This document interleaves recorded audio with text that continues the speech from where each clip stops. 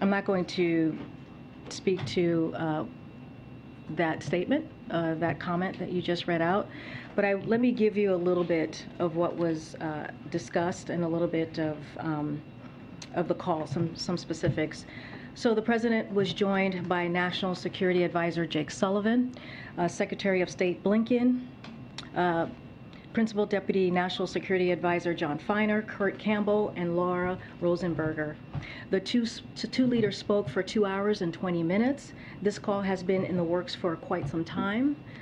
National Security Advisor Sullivan proposed this call in June during his meeting with his PRC counterpart as part of our efforts to maintain open lines of communication and management the relationship responsibly. I'll say this, they had a very direct conversation, and that they've known each other for some time. President Biden has known President Xi for about 4 decades. This is a relationship that they've had for some time, and again, it was a direct, straightforward conversation. This is something you hear from the President all the time, and the importance of having leader-to-leader conversation. But again, I'm not going to speak to or characterize what was just stated. And on one domestic question, the President said repeatedly in recent days that if Congress does not act on climate, that he would. So if the Manchin-Schumer deal gets signed into law, does that mean that the President would not declare a climate emergency? So I'll say this. The last time the President traveled, as you all know, some of your colleagues traveled with him to Somerset, Massachusetts, and he was at the coal-powered facility that shut down back in 2017.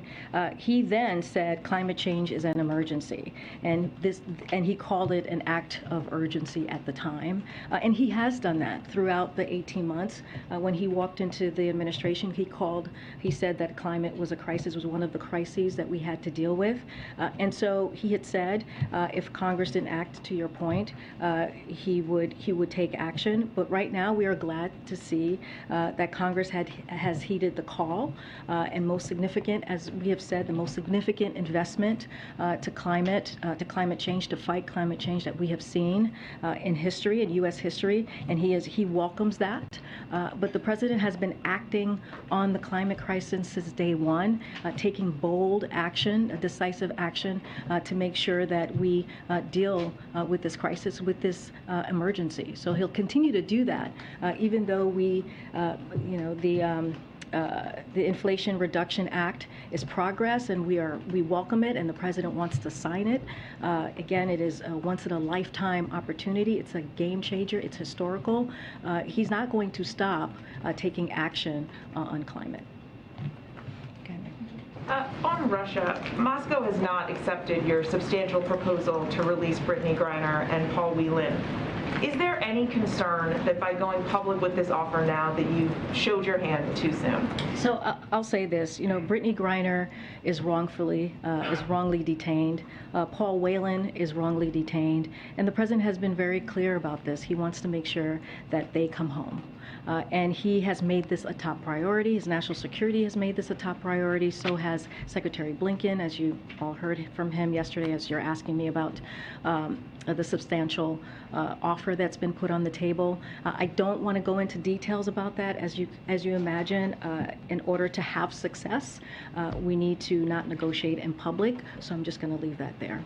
Just so I understand, is this still a negotiation, or is this your best and final offer that you all have put out there? I really cannot go, just for the privacy and the safety of the process. I cannot say more. But we are sharing that we did put a substantial offer on the table. We wanted to be, we wanted to show that this President is taking it very seriously, just like he did with Trevor Reed. And but we're not going to go into details from here. Let me try one more way then.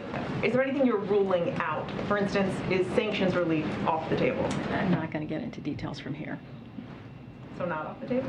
I'm not going to get into, I'm not going to negotiate from here. We just cannot negotiate from here.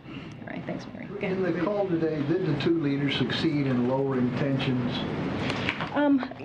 I'll say this. Let me just share a little bit about what they covered, the 3 issues that they covered.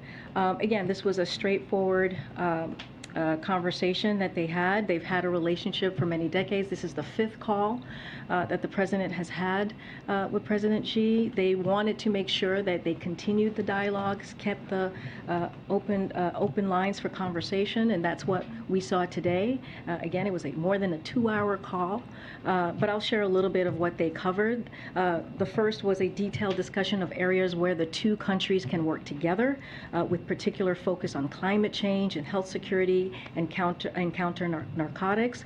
The two teams will be following up on these areas. President Biden also raised the need to resolve the cases of American citizens who are wrongfully detained or subject to exit bans in China, as well as longstanding concerns about human rights. Second, they exchanged views on Russia's war in Ukraine and the global impacts it is having.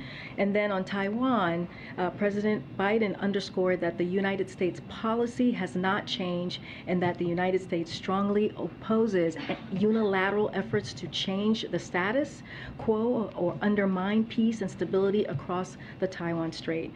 President Biden also raised the need to resolve the cases of American citizens who are wrongly detained or subject to exit bans in China, as well as longstanding concerns about human rights. So those are the three components that they discussed. We were told they discussed the possibility of a face-to-face summit meeting. Is that something you'd like to do before the end of the year? Is there any sort of time frame on that? We don't have anything on the president's schedule to share. As you know, and I just stated this, the president really truly appreciates leader-to-leader interaction. He's been a senator, he's been a vice president, he knows, and now president, he knows the importance of having that. I don't have anything to share more than that. Just one more on that call. Yeah, sure. On President Biden raising, you said, long-standing concerns about human rights with President Xi. Can you tell us anything more about that specific portion of the call, and specifically whether he raised the issue of the treatment of Uyghurs in the Xinjiang region? So I can tell you that he raised genocide and forced labor practices by the PRC. That is something that he raised. And about the human rights, as he always does. This is, as we've said, that anytime the president has an opportunity, he raises that when he meets with another leader, and called on PRC to cease its ongoing human rights abuses across China. Can you tell us a little bit about how President Xi responded to that? They would have to respond on their own. I cannot speak for President Xi. And just one more on a separate topic. When President Biden was talking about the Manchin-Schumer deal earlier, he mentioned that there were some similarities there with Build Back Better, but this obviously wasn't a deal that had everything that Democrats initially wanted. Are there pieces of Build Back Better that are not in this new deal that the president plans on actively pursuing going forward? So right now we're going to focus on the deal that's in front of us, the Inflation Reduction Act. The president said this. It is now is the time. We believe now is the time to act. It is historic.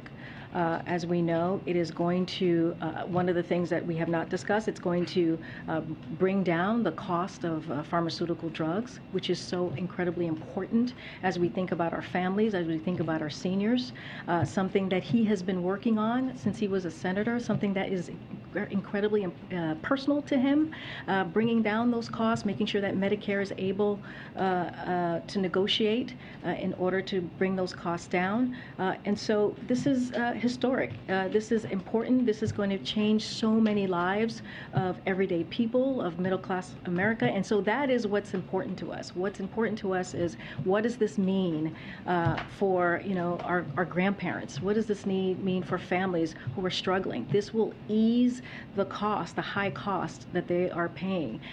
This will really have an effect on their health care. And so that is the president's focus. Once we have anything more to add to what could be next, we'll share that. On that note, this is being called the Inflation Reduction Act, but I think when people think about inflation, they're thinking about the high cost of rent, of housing, of groceries, gas. What does this bill do to address those concerns? Because as you mentioned, the president's been working on those other issues for a long time, which suggests that those prices have already been high for a long time. What about the immediate concerns right now? So one thing I would say is, you have heard the president have talk about his inflation plan. You've heard him talk about how he understands the anxiety that families are feeling about the economy, what they're feeling about the high cost, which is why he's taken action on gas prices, which is why we have seen gas prices come down in a historic fashion. If you look at the last decade, and it's at 70 cents per gallon. That's about a little bit more than $70 per month for families who have two cars in a household. That means a lot. I know that there's a lot more to be done, and we're going to we believe more of a decrease. But what families pay at the pump does matter. What families pay at the drug pharmaceutical companies matter. I mean, we have Americans here who are paying for a drug 2 times, 3 times more than folks in another country. I mean, that should not be. So that does matter, lowering costs for millions and millions and millions of people. And so experts have said that and they will tell you that when you look at this bill, this act, it will indeed help fight inflation. It will indeed help reduce the deficit. So the experts are saying that as well. Okay. Thank you, Corinne. Today, the president argued that the economy is not in a recession. And it was a year ago that the president said that inflation would be temporary. So the question is, why should Americans take his word for it now when the president got it wrong on the economy a year ago? So here's, when we talk about recession and we talk about where we are currently today, what we look at and what we speak to is the facts, is what other experts are saying and what the textbook definition is of recession. And if you look at the pre-recession years in our history, you see that the thing that happens during a pre-recession is that you lose jobs, and we're not seeing that currently. It is not what is happening. The labor market, it has gained jobs. If you look at the first 6 months, 2.7 million jobs have been created under the president's watch. 9 million new jobs have been created. The last quarter, 1.2 million jobs. And we're seeing the resiliency of business investment. We're seeing the resiliency of consumer buying power, and that matters. Those are the broad factors that we look at. But Corinne, what do you say to Americans who say, this is really a discussion about semantics? Whatever you want to call it, you have Americans all across the country who say it is harder for them to make ends meet every month. They're hurting. And this is a president who understands that. We have talked about that. We have talked about how we understand what the American people are feeling. We understand what that conversation they are having around the kitchen table about how they're going to deal with cost. But that is why we're asking Congress to act on this Inflationary Reduction Act. And let's not forget, I just talked about chips and how that is going to make difference and lower costs. When you think about the semiconductors, right? You think about how the prices of automobiles shot up during the pandemic, and now we're going to be able to make that here. That is a big deal. That is incredibly important as well. Does the president run the risk of looking out of touch in this moment by digging in on this definition that this moment is not a recession, if in fact at some point it's determined that that's exactly what I have to tell you, Kristen, I don't think we're digging in. We're being asked. We're being told, and every day I've come in here, I've been asked, so Corinne, is this a recession? So we're answering the question. We're using the facts to answer the question. We're using economists who have said, hey, this, for example, Chair Powell has said, I do not think the U.S. is currently in a recession. There's just too many areas in the economy that are performing well, and that matters as well as we are trying to explain to the American people. And just very quickly, has the president spoken to Senator Sinema? Is it his expectation that she is going to support this piece of legislation? So I refer you to Senator Sinema. The negotiations, I to read out to you at this time. I would refer you to her and also Senator Schumer, who's doing the negotiations. Not to have her as a part of these negotiations? Again, I would refer you to Senator Schumer, who's been leading the negotiations. Okay. Thanks, Corinne. On the phone today, did President Biden ask President Xi anything about getting to the bottom of the origins of COVID? So, on the origins of COVID, the two presidents did discuss the health security, and transparency is key part of that. As we have repeatedly said, the PRC is not living up to scientific and public health norms for data and information sharing. We have said this before, so that is nothing new. And we are, the international community, we've said this needs more data, they need more information to make clear the determination on the origins of the pandemic. We continue to work with our partners around the world to press China to fully share information and to cooperate with the World Health Organization. So this has come up many times I know it's come before. up before, but it came up today. I'm just saying that the two presidents did discuss health security. That did come up. Okay. Did the president ask Xi about the findings of that congressional investigation that the Chinese were trying to infiltrate the Federal Reserve over the last couple of years? We don't have anything to share on that. Okay. Beyond the readout that you all got. On a different topic, the D.C. mayor sent the White House a letter asking for National Guard help with migrants that have been bused here from Texas and Arizona. Is the president going to approve that request for the National Guard? So, as to your question on the National Guard, I refer you to the Department of Defense. They will have that answer for you. We have been in regular touch with Mayor Bowser and her team. And I said this before. I said this last week about Republicans using migrants as a political tool, and that is shameful, and that is just wrong. There is a process in place for managing migrants at the border. This is not it, what they're doing currently. That includes expelling migrants as required by court order under Title 42, transferring them to ICE custody, or placing them in the care of local NGOs as they await further processing. Again, so what Republicans are doing, the way that they're meddling in the process and using migrants as a political pawn is just wrong. So the White House's preference would be for small towns in Texas and Arizona to have to take care of these migrants rather than a large metropolitan city like Washington, D.C. That is not what I said. That is what you said. No, You said you not. think that I people are said that using there is. migrants. Yeah, they are. They're sending migrants to big cities on purpose, So using them as a political ploy. So if they don't go to big cities, where should they There's go? a process. I just laid it out. There's a process, and they come to a big city, and now the mayor says she needs the National Guard. That's because Republicans are using migrants who are coming here for who knows, because they're dealing with humanitarian issues back in their country. They're coming here for a better life, and they are being used. Peter, they're being used by Republican governors. That is what's happening. Does any of this just make the president want to say this is causing a lot of burdens on small cities, big cities? Maybe I should just close the border. What I'm saying is what Republicans are doing is wrong, and there is a process in place, and we should follow the process. There's a legal process in place, and they should follow it. Okay, thank you. Go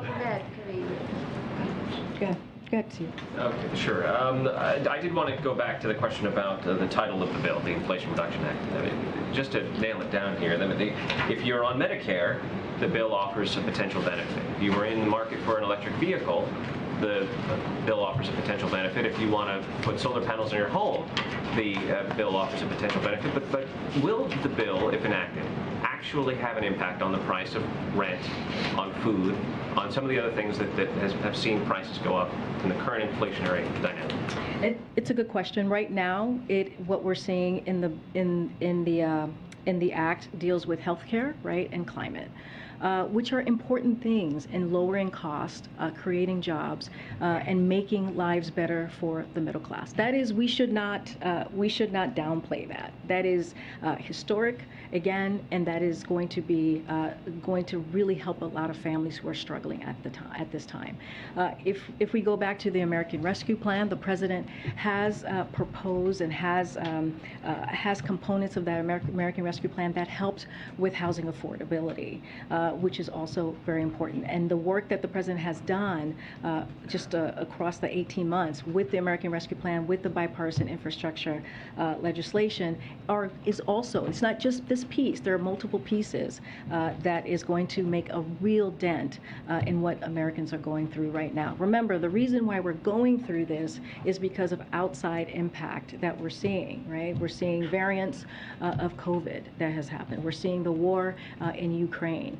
So there are outside factors that have led to the inflation that we're currently seeing. So one quick other question on this topic. Can you shed a little bit more light on the White House's involvement in the crafting of the bill? Senator Manchin this morning said that he went out of his way to avoid involving the president directly.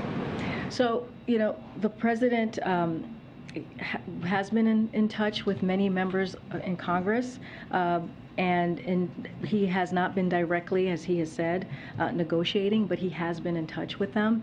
We have a whole White House team here who have had direct communication with folks on Congress about what they needed with this legislation, and that continues, and that has been happening these past several months. I'm just not going to go into further detail on private conversation. Go ahead, Nancy. Just two questions. What did President Biden tell President Xi about Pelosi's trip to Taiwan, and how has he personally asked Speaker Pelosi not to go on that trip? So I can tell you this. Look, there's a separation of power, right? There is two co-equal governments. The president was a member of Congress for 36 years. He understands what that means, and he knows that this is not. He cannot tell a member of Congress what they can or cannot do. So that is something that the president gets very well. Now, secondly, there has not been a trip that has been announced. I cannot speak to the speaker's schedule. She has to speak to her own schedule. Again, as we have said multiple times, when a congressional member thinks about having a trip or wants to go on a trip, an international trip, we give them the advice on the geopolitical assessment, on national security assessment, and it is up to them to make that decision. Just one more thing. Based on today's GDP report, China now will have a faster economic growth than the U.S. this year. I'm wondering how the White House feels about that. Look, I'll say this, and I'll quote Secretary Yellen on what we saw today with the GDP. So and she said this earlier during her press conference, there are a variety of risks ahead, like Russia's war, COVID lockdowns in China, and more.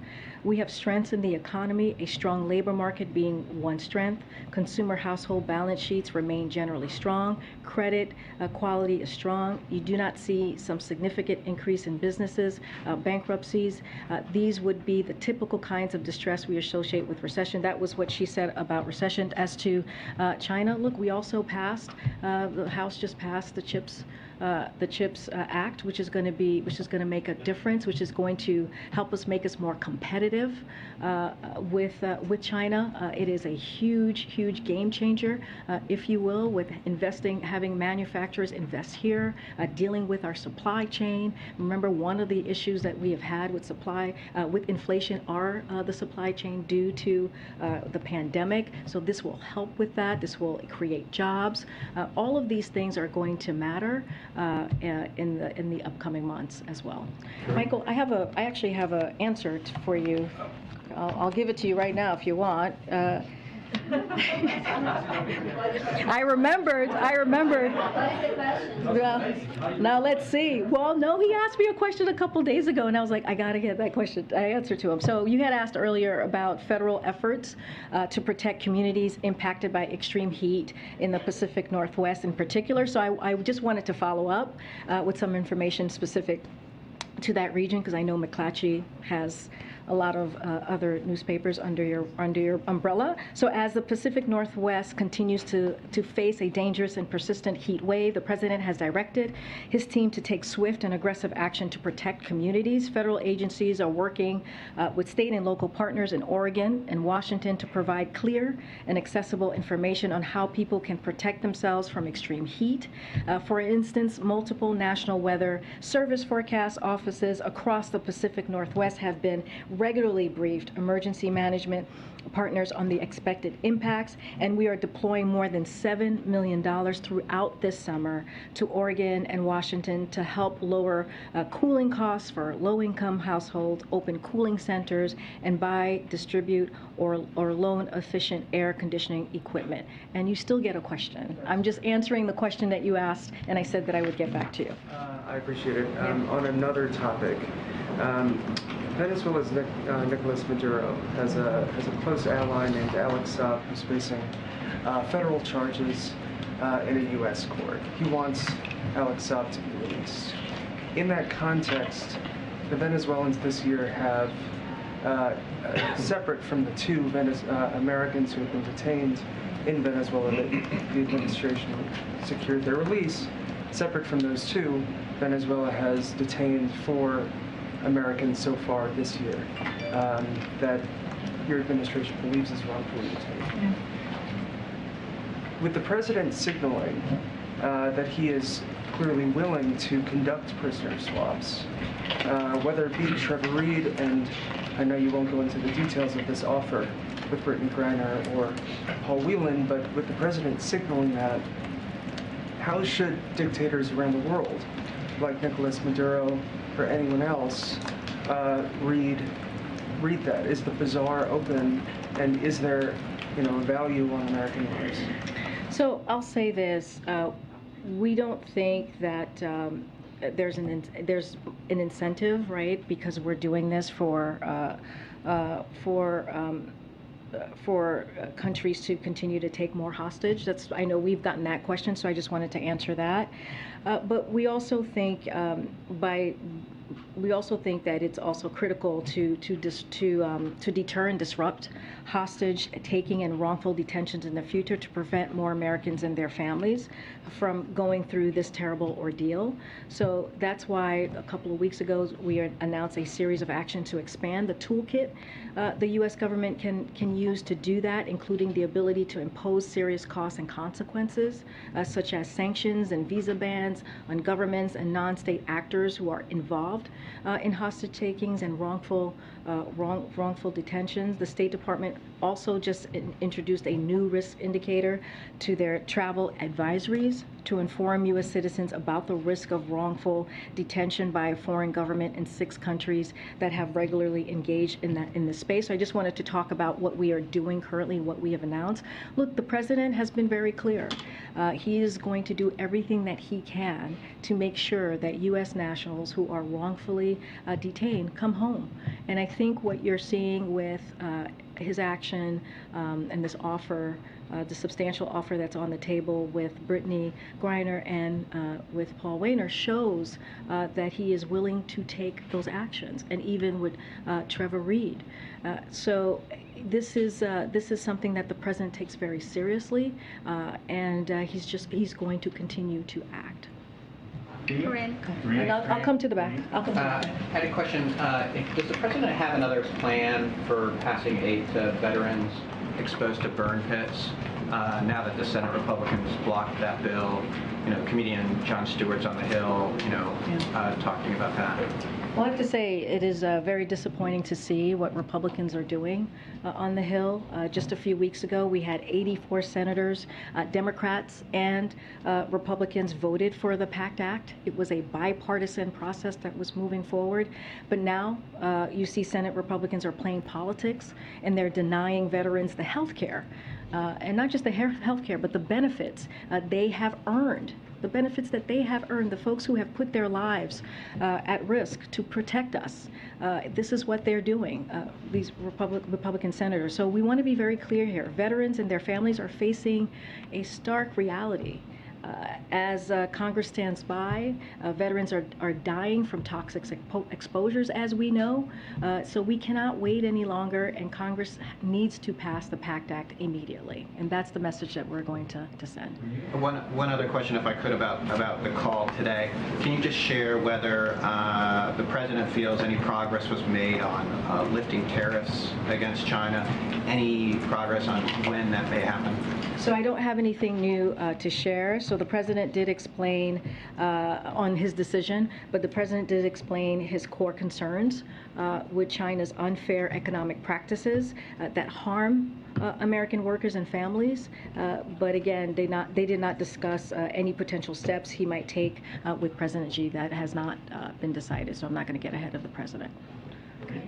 I'm sorry. I'm sorry. I'll go to the back after. I'm so sorry. Yep, we'll get there. The Manchin-Schumer deal announced last night does away with the president's proposed Buy American tax credits for electric vehicles, and it expands the idea to include vehicles assembled in Canada and Mexico. Does the president support this change, considering how important it was for him to prioritize vehicles assembled in the U.S. with union labor? Well, let's not forget the bipartisan infrastructure law that also addresses electric vehicles and is also a big historic investment. Look, the way that we see this, you heard from the president this earlier today, this is it's a lifetime opportunity. This is going to be a game changer for many Americans, and so he supports this piece of legislation, and he wants to see it pass so he can sign it. All right, go ahead, Chris, and then I'll go back. There's some concerns on the Hill among Republicans who feel like they were sort of blindsided by this announcement yesterday afternoon, and that it could make it more difficult for them to get the votes together to do things like, working in a bipartisan fashion, things like codifying same-sex marriage. Does the president share any of that concern that now that announcement is out, after getting the gun bill done together, after doing chips, that maybe now that we've moved beyond that phase and they won't be able to get things? So I'll say this, I'm not going to speak to the mechanism or the decision of which bill comes first, how it was decided. That is something that I would refer you to Senator Schumer in the Senate. What I will say is that the president has been like the tip of the spear when it comes to marriage equality. And he very much supports it. We put forward a SAP just last week saying that we support the marriage equality bill that has been put forward, and he is going to continue to encourage Congress to pass it. It's not over. I think negotiations are still happening, and we'll see where this lands. But again, this is something that he strongly supports. He was out ahead of so many people during his days in the Senate, and also as vice president, and so he's going to continue to fight for it and speak out. Corinne. Thank you. Thanks, Corinne. So just to follow up on my colleague's questions on the Speaker Pelosi's trip, I know that you don't speak for the Speaker, and you've also mentioned several times that the White House has no control over the travels of lawmakers. But if you could please speak to help us understand, why is there such a public disagreement between the President and the Speaker on this very sensitive foreign policy issue that pretty much everybody in Washington is now weighing on? If you could just help us understand what's going on and the dynamic between the two of them. Well, there's no dynamic. There is no public disagreement between the President and the Speaker. There is none. We have been pretty clear, and we have said there's no trip that has been announced, and we have said that we leave it to the Speaker to make that decision. That's what I just said. The President has been a senator for 36 years. He understands how this process works, and it is not up to him to make that decision for where the Speaker goes. So there is no public disagreement. That is not something that you have seen from here.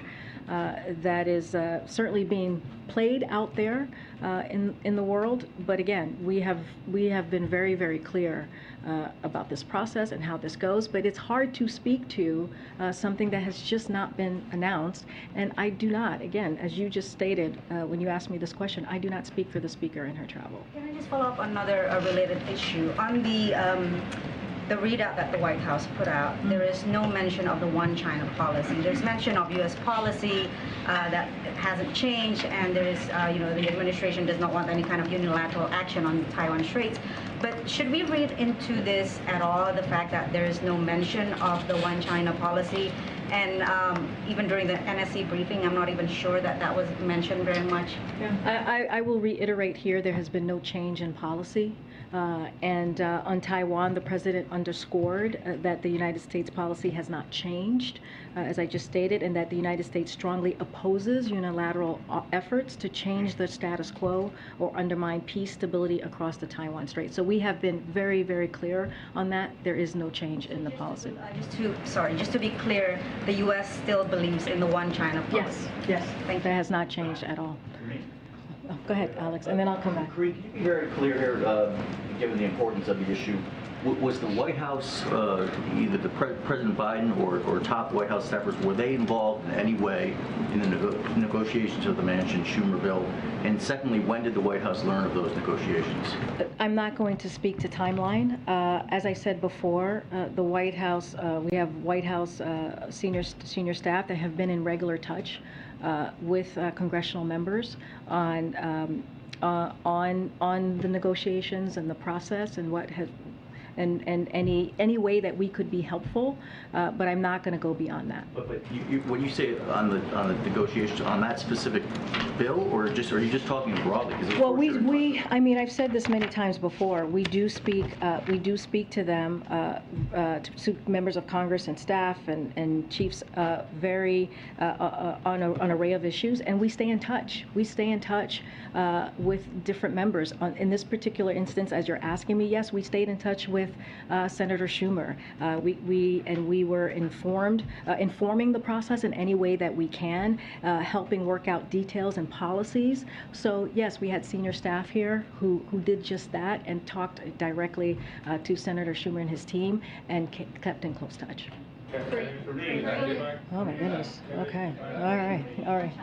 Thank you so much, Karine. One quick question and then another on foreign policy. Why President Biden didn't wear a mask today during his meeting with the CEOs after his doctor said he would? So he was. They were socially distanced. They were far enough apart, so we made it safe for them to be together, to be on that stage. And honestly, he participated and had conversations with them. So he's going to continue to follow CDC guidance recommendation that individuals who have tested positive wear a mask when around others for 10 days after symptom onset. But when he's at the podium, as you've seen him a couple of times since he's come back from his isolation or similar circumstances today, we have ensured that there is sufficient distance between him and others to allow him to safely remove his mask in order so that he can actually engage and have a conversation. So we actually took protocols today to make sure that that occurred. Okay, and on Ukraine war, I interviewed President Zelensky this week, and he did not rule out coming to the U.S., leaving Ukraine for the first time and meet President Biden. At the time, he is very concerned that people are getting tired and forgetting the war. Did the White House extend such an invitation to President Zelensky? I think this is a good idea for him to come here. And does the White House also think this is a problem for Ukraine, people forgetting the war?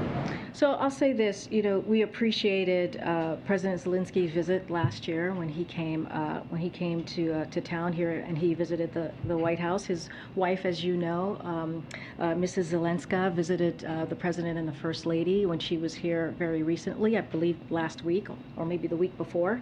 We maintain regular touch with the Ukraine government. The President stays in regular touch and regular communication with the President himself. We don't have any plans to read out to you of travel and his travel to the U.S. But I'll say this: the President is committed to making sure that Ukraine has what it needs to protect its sovereignty, to fight for its sovereignty, to fight for its democracy. And it's not just the President. We have seen NATO come together more unified than they've been before because of the leadership of this President. You saw that when he went to the G7. You saw that when he went to NATO, and that is going to continue. We regularly announce military assistance that we're providing to Ukraine. We announced a tranche last week, and you will be hearing more from us about that. And so we are very much committed to making sure they are fighting against Russia's brutal war. Now remember, this is Russia's war. Russia can end this today if they wanted to. But in the meantime, we're going to continue to support Ukraine. And does the White House think it's a problem that people are forgetting, getting tired of the war?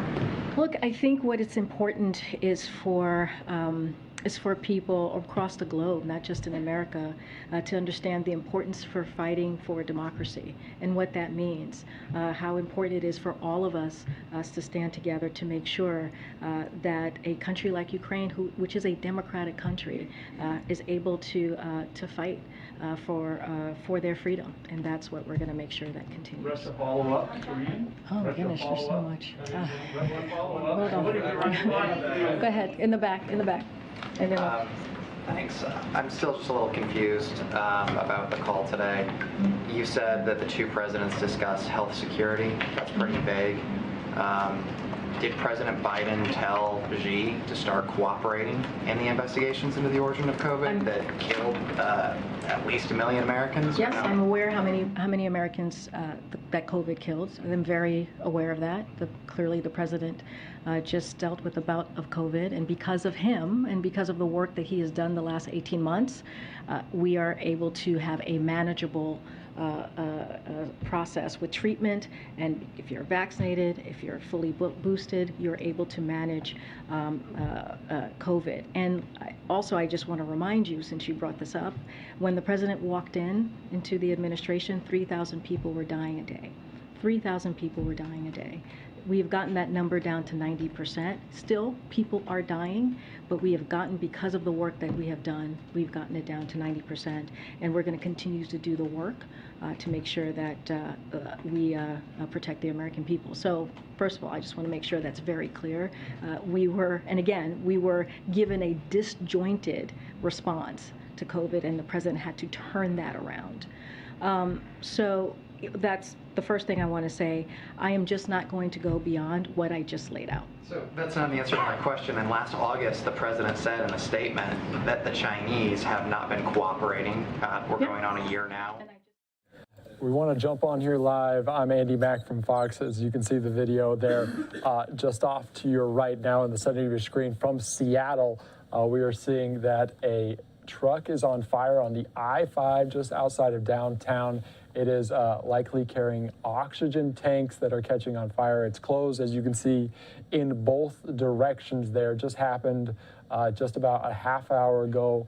Washington State Patrol says drivers are asked to avoid the area as a backup was growing. But obviously, you can see that firefighters are not going too near that as explosions continue. We've seen 5 or 10 in the last few moments. So a scary scene out there in Seattle.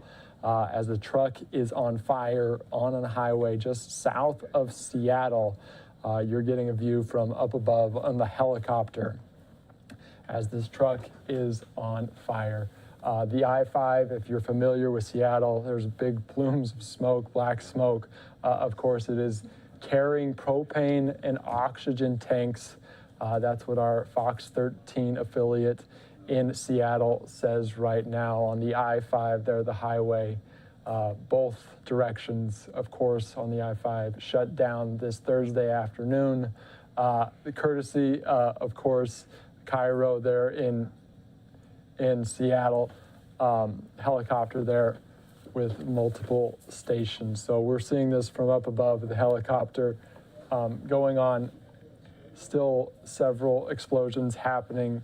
You can see a fire truck just off to the right there, kind of letting this fire die down as we get going. So something to keep an eye on throughout this day, this afternoon in Seattle, as this fire continues to go on the I-5 there in Seattle.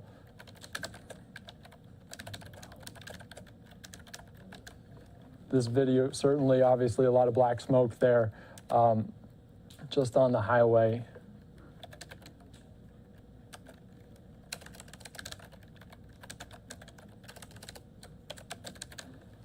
We're still waiting on reports from out there in Seattle as we keep getting going.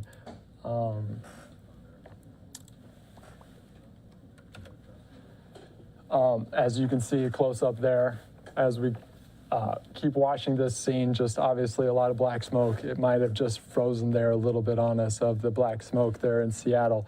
Obviously the scene, we'll try to put this out as soon as it is safe to do so. But for now, we're going to take a quick break here on Live Now from Fox.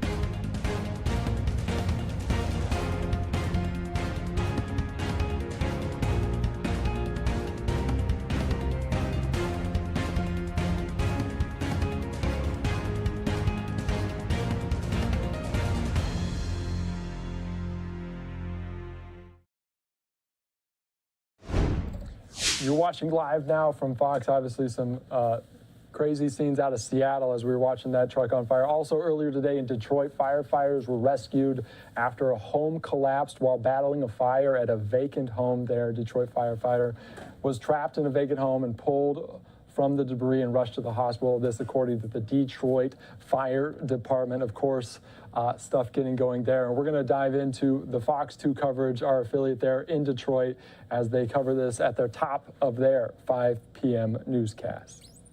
Firefighters, 2 of them got out quickly. The third took about 40 minutes or so. But in that process, firefighters just rushing to the scene, and heat exhaustion became quite an issue. 8 of them in total taken to the hospital. Now, we talked to Chief James Harris a little bit ago about rescuing these firefighters and what it's like when they're trapped. You rush, but you don't rush, because you don't want to do anything sudden. You don't want to add to injury. You want to cut that person. You don't want to injure that person. Like I said, we have some serious heavy tools and equipment. And we take our time, and it's always strategic.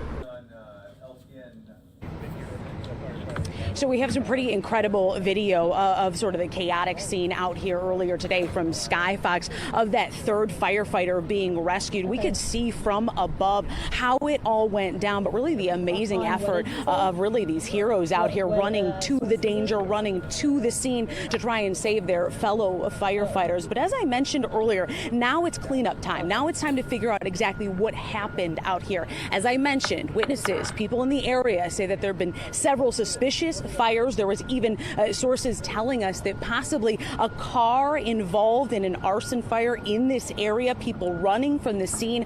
All preliminary information at this point, and higher-ups within the Detroit Fire Department not confirming that quite yet. But we did talk to a neighbor, a witness. Let's listen to what they had to say. I'm going to work to Madison Heights. I come through this way every day, and having to look up and seeing this house on fire. And right across the street, there was another house on fire. And I was like, what's going on over this way? I think it was like 2-alarm fire or something going on, because there was fire trucks coming from everywhere. And that gentleman right there referring to when he went to work early this morning. When he came back from work, more fires in the neighborhood. Now, I want you to take a look at some heavy machinery that the city of Detroit has brought in very quickly. And they're starting to demolish some of these kind of dilapidated homes, possibly homes that have been on fire before. They're trying to get those leveled and cleared out, so possibly we don't have another issue like this if it is, in fact, an arson fire. We're staying out here on the ground. We'll have another update for you right at the top of the 6 o'clock, but happy to report at least that the 3 firefighters that were trapped are all out safely. All 8 of them are doing okay. Reporting live on Detroit's east side, Jessica Dupnack, Fox 2 News. Well, thank goodness, Jessica, and great job out there reporting. Obviously, arson can be a very serious crime, but when people are injured, firefighters are injured trying to battle that arson fire, it gets to be an even bigger deal. Absolutely, and you might have seen some T-shirts behind me with ATF on the back. That's alcohol, tobacco, and firearm. Now, those guys, those are the feds. They're coming in to assist with fire investigators. And we are going to hop away from that coverage there because we want to go out to a pursuit in Dallas. This right here, Sky Fox is overhead at, and as always, we like to jump from one breaking news situation to the next. We haven't had a pursuit as of late here, but Fox 4 in Dallas is giving us some details about this. We're going to stay over this live look here, try to get some of that for you, and then we'll report it to you over the air. But once again, it looks like a Dodge Challenger. You can see in the center of your screen, a pursuit is underway.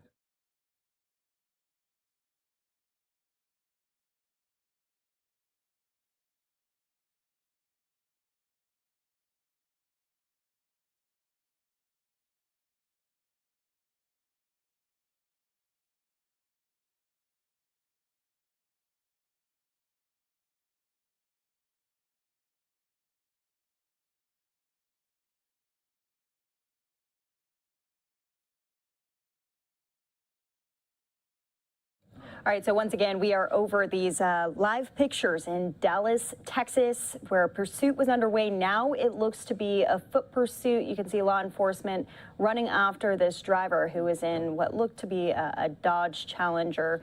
As we caught this kind of on the end there of the actual pursuit itself. Now they are in this, what seems to be an apartment area, definitely a residential area. The person took off inside of the car, started running. Some officers in the center of your screen, they're searching all of these apartments for this person. As of right now, we think it's maybe just one person, maybe other people were in the car as well. More officers are now showing up to the scene, just pulled up here within the last couple of minutes. We're going to stay on this shot as we try to get you new details on this. We're also tracking many stories from across the country. We'll give you the latest out of New York as we're learning more about a family of 4 dead. A mother and her 3 children dead after she allegedly strangled them and then hung herself. We'll be hearing more about that from our New York affiliate in just minutes.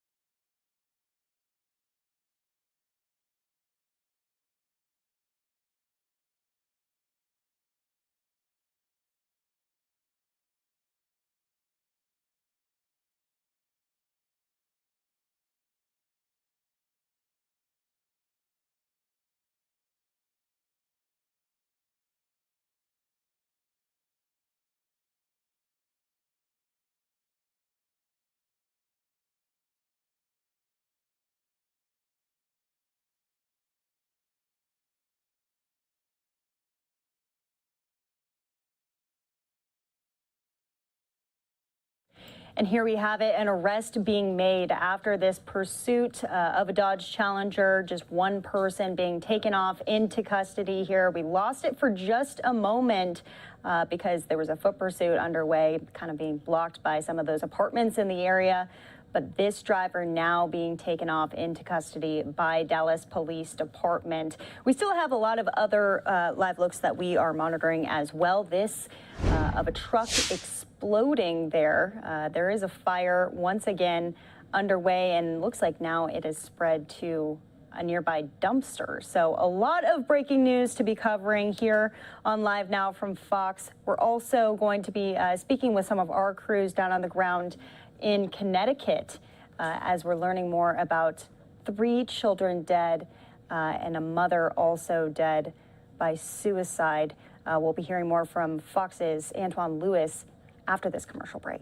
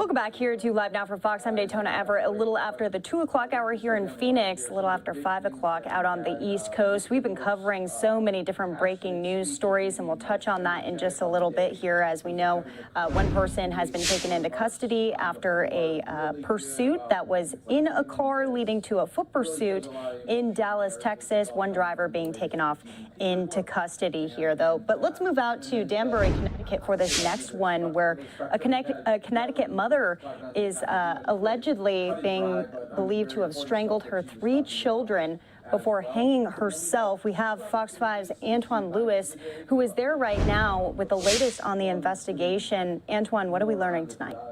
The CHIPS Act that happened. We can tell you just off the bat, Daytona, that there is nothing but shock and sadness all along the block here.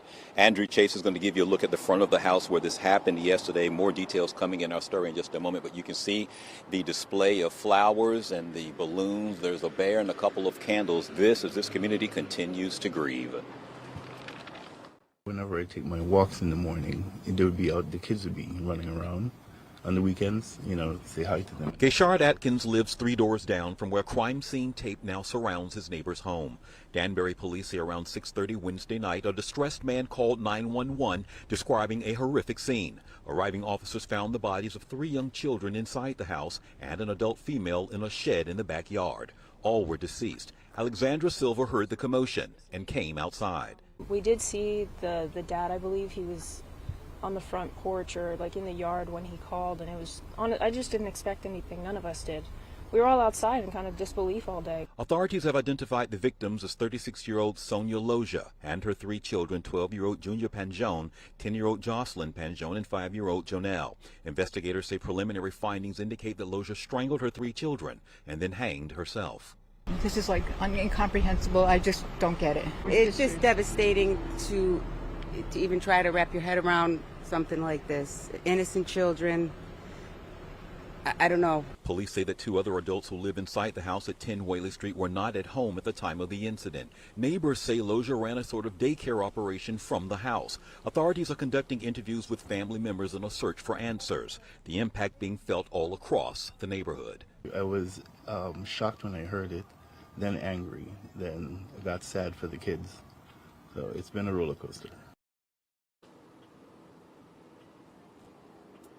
It has been a roller coaster. People are continuing, even in the short time, just to either stop and look or stop and drop some things off. Mental health services are being provided by the city to family members of the victims, to friends of the victims, and even to law enforcement and first responders who came here to the scene yesterday and detectives that were here earlier today. We're hearing from neighbors also that the city may have sent Sonia Loja some sort of cease and desist type letter in regards to the babysitting operation that neighbors said that she was running inside. But just, again, like we said at the top, shock and just sadness all up and down this block. Antoine, have we been hearing from any other family members about this?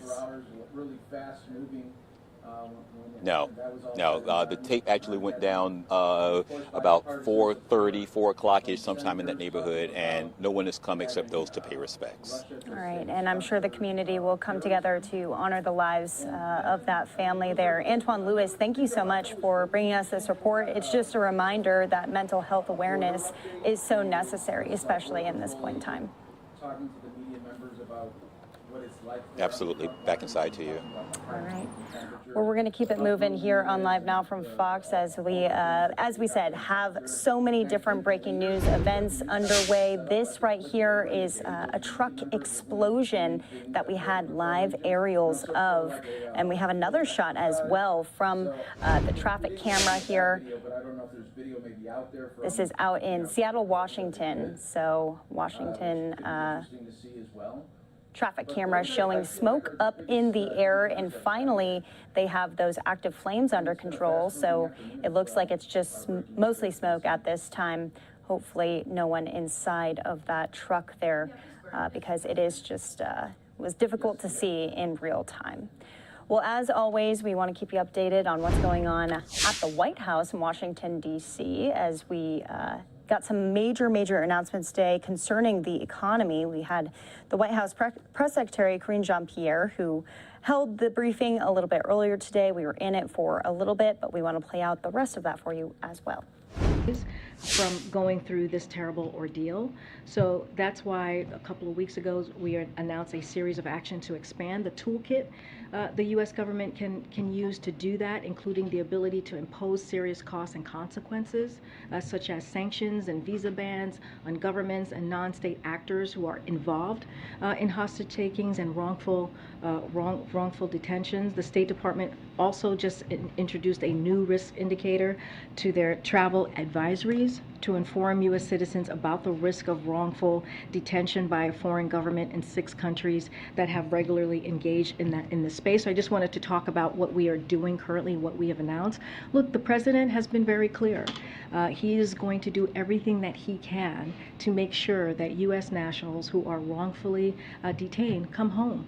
And I think what you're seeing with his action and this offer, the substantial offer that's on the table with Brittany Griner and with Paul Wehner shows that he is willing to take those actions, and even with Trevor Reed.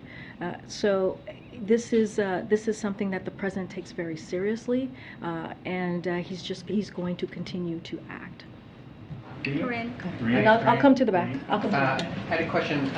Does the president have another plan for passing aid to veterans exposed to burn pits? Now that the Senate Republicans blocked that bill, comedian Jon Stewart's on the Hill, talking about that.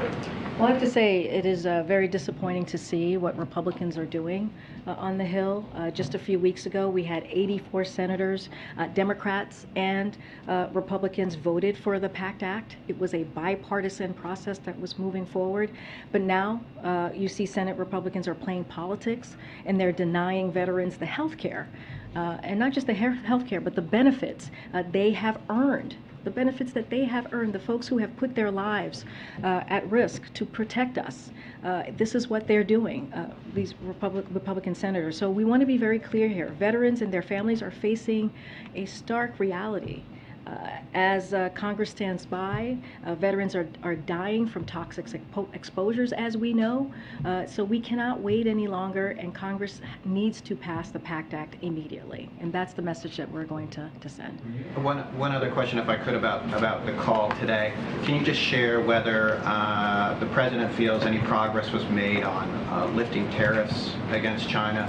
Any progress on when that may happen? So I don't have anything new to share. So the president did explain on his decision, but the president did explain his core concerns with China's unfair economic practices that harm American workers and families. But again, they did not discuss any potential steps he might take with President Xi. That has not been decided, so I'm not going to get ahead of the president. Okay. I'm sorry. I'm sorry. I'll go to the back after. I'm so sorry. Yep, we'll get there. The Manchin-Schumer deal announced last night does away with the president's proposed Buy American tax credits for electric vehicles, and it expands the idea to include vehicles assembled in Canada and Mexico.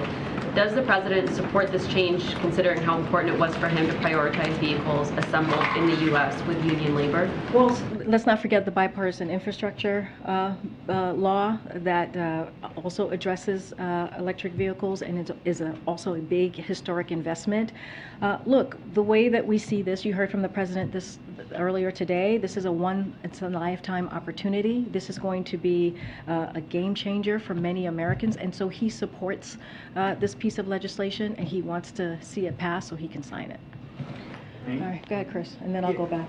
There's some concerns on the Hill among Republicans who feel like they were sort of blindsided by this announcement yesterday afternoon, and that it could make it more difficult for them to get the votes together to do things like, working in a bipartisan fashion, things like codifying same-sex marriage. Does the president share any of that concern that now that announcement is out, after getting the gun bill done together, after doing chips, that maybe now that we've moved beyond that phase and they won't be able to get things? So I'll say this. I mean, I'm not going to speak to the mechanism or the decision of which bill comes first, how it was decided. That is something that I would refer you to Senator Schumer and the Senate. What I will say is that the president has been like the tip of the spear when it comes to marriage equality. and he very much supports it. We put forward a SAP just last week saying that we support the marriage equality bill that has been put forward, and he is going to continue to encourage Congress to pass it. You know, it's not over. I think negotiations are still happening, and we'll see where this lands. But again, this is something that he strongly supports. He was out ahead of so many people during his days in the Senate, and also as vice president, and so he's going to continue to fight for it and speak out. Corinne. Thank you. Way back. Thanks, Corinne. So just to follow up on my colleague's questions on the Speaker Pelosi's trip, I know that you don't speak for the Speaker, and you've also mentioned several times that the White House has no control over the travels of lawmakers. But if you could please speak to help us understand, why is there such a public disagreement between the President and the Speaker on this very sensitive foreign policy issue that, you know, pretty much everybody in Washington is now weighing on? If you could just help us understand, like, what's going on and the dynamic between the two of them. Well, there's no dynamic. There is no public disagreement between the President and the Speaker. There is none. I mean, we have been pretty clear, and we have said there's no trip that has been announced, and we have said that we leave it to the Speaker to make that decision. That's what I just said. You know, the President has been a senator for 36 years. He understands how this process works, and it is not up to him to make that decision for where the Speaker goes. So there is no public disagreement. That is not something that you have seen from here. That is certainly being played out there in the world. But again, we have been very, very clear about this process and how this goes. But it's hard to speak to something that has just not been announced. And I do not, again, as you just stated when you asked me this question, I do not speak for the Speaker in her travel. Can I just follow up on another related issue? On the readout that the White House put out, there is no mention of the one China policy. There's mention of U.S. policy that hasn't changed, and there's, you know, the administration does not want any kind of unilateral action on the Taiwan Straits. But should we read into this at all, the fact that there is no mention of the one China policy? And even during the NSC briefing, I'm not even sure that that was mentioned very much. I will reiterate here, there has been no change in policy. And on Taiwan, the President underscored that the United States policy has not changed, as I just stated, and that the United States strongly opposes unilateral efforts to change the status quo or undermine peace, stability across the Taiwan Strait. So we have been very, very clear on that. There is no change in the policy. Just to be clear, the U.S. still believes in the one China policy. Yes. That has not changed at all. Oh, go ahead, Alex, and then I'll come back. Very clear here, given the importance of the issue. Was the White House, either the President Biden or top White House staffers, were they involved in any way in the negotiations of the Manchin-Schumer bill? And secondly, when did the White House learn of those negotiations?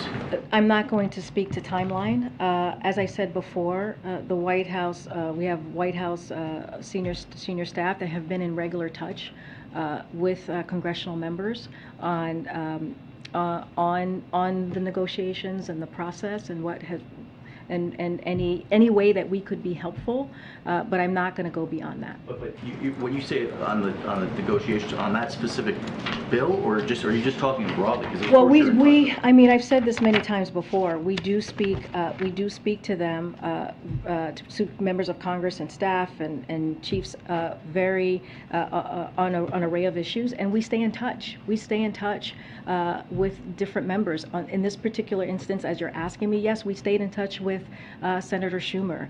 We were informing the process in any way that we can, helping work out details and policies. So yes, we had senior staff here who did just that and talked directly to Senator Schumer and his team and kept in close touch. Oh my goodness. Okay. All right. Thank you so much, Corinne. One quick question and then another on foreign policy. Why President Biden didn't wear a mask today during his meeting with the CEOs after his doctor said he would? So he was they were socially distanced. They were far enough apart, so we made it safe for them to be together, to be on that stage. And honestly, he participated and had conversations with them. So he's going to continue to follow CDC guidance recommendation that individuals who have tested positive wear a mask when around others for 10 days after symptom onset. But when he's at the podium, as you've seen him a couple of times since he's come back from his isolation or similar circumstances today, we have ensured that there is sufficient distance between him and others to allow him to safely remove his mask in order so that he can actually engage and have a conversation. So we actually took protocols today to make sure that that occurred. Okay, on Ukraine war, I interviewed President Zelensky this week, and he did not rule out coming to the U.S., leaving Ukraine for the first time, and meet President Biden. At the time, he is very concerned that people are getting tired and forgetting the war. Did the White House extend such an invitation to President Zelensky? I think this is a good idea for him to come here. And does the White House also think this is a problem for Ukraine, people forgetting the war?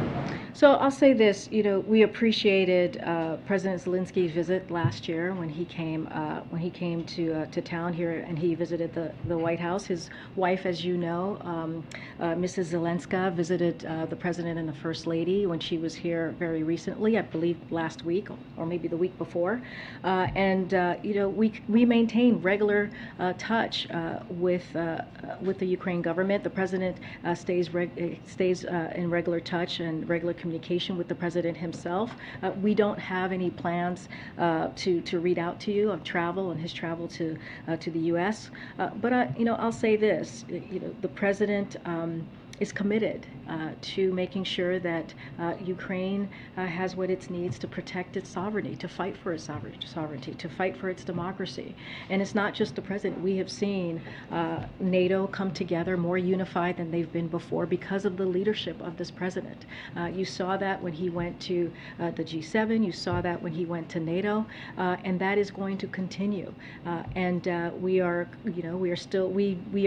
We regularly announce military assistance that we're providing to Ukraine. We announced a tranche last week, and you will be hearing more from us about that. And so we are very much committed to making sure they are fighting against Russia's brutal war. Now remember, this is Russia's war. Russia can end this today if they wanted to.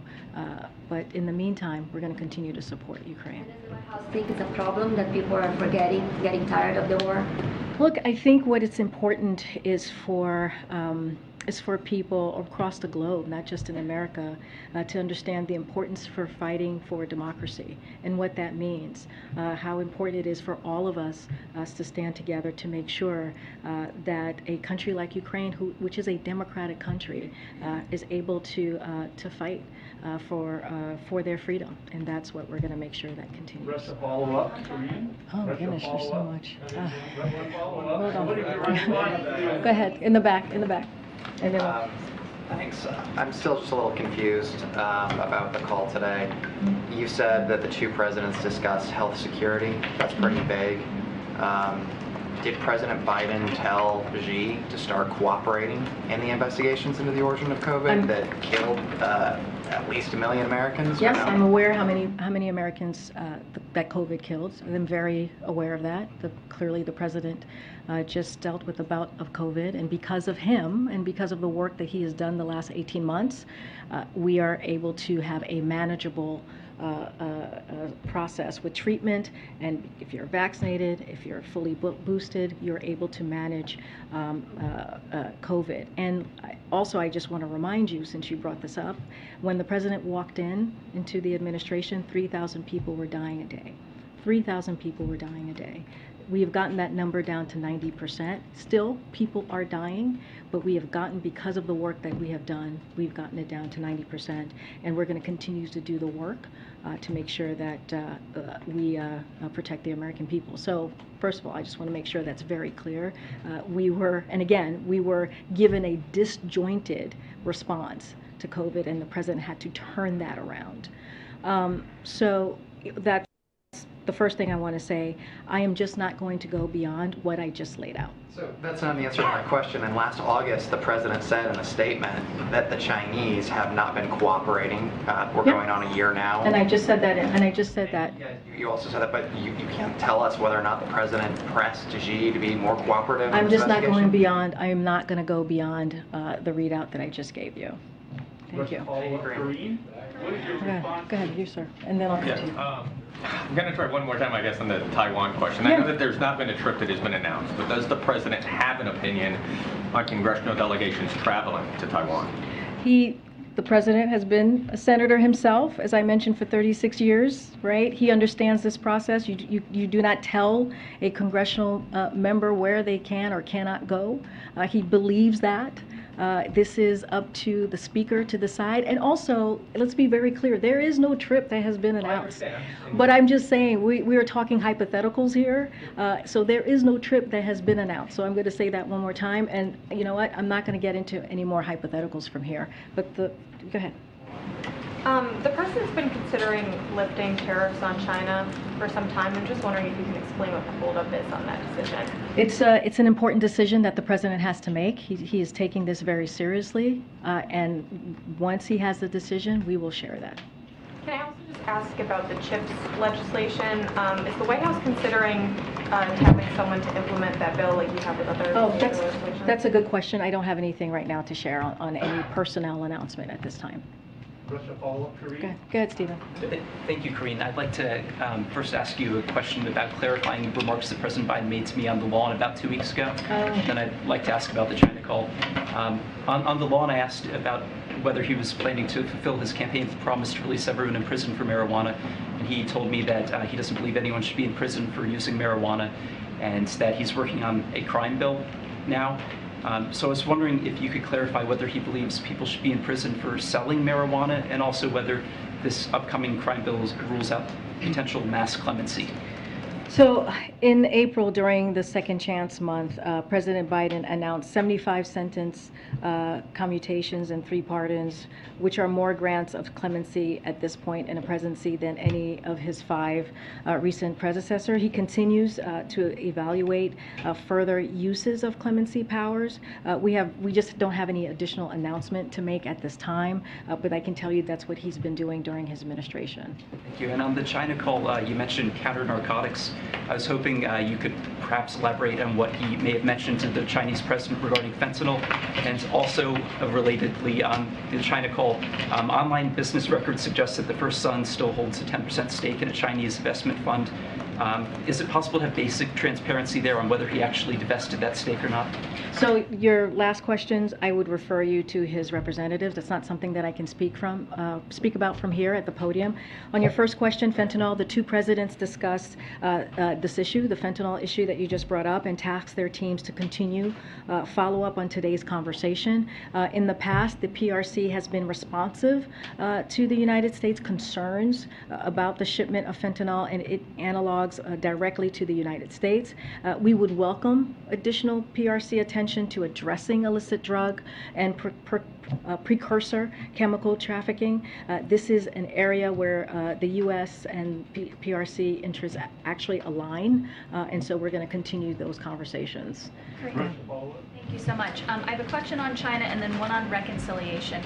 The official who briefed reporters on the Biden-Xi call today said that the 2 teams were going to follow up on a potential face-to-face meeting. I'm wondering what we should expect the conditions for such a meeting to be and when it might take place. There's a lot of talk about maybe G20, APEC in November.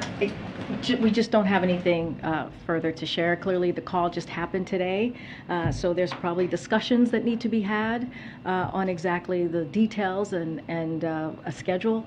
I mean, it's just too soon, really, for me to speak to that at this time. And on the Inflation Reduction Act, it was reported that Senator Manchin sought the counsel of former Treasury Secretary Larry Summers to assess the impact of the bill on inflation before titling it that.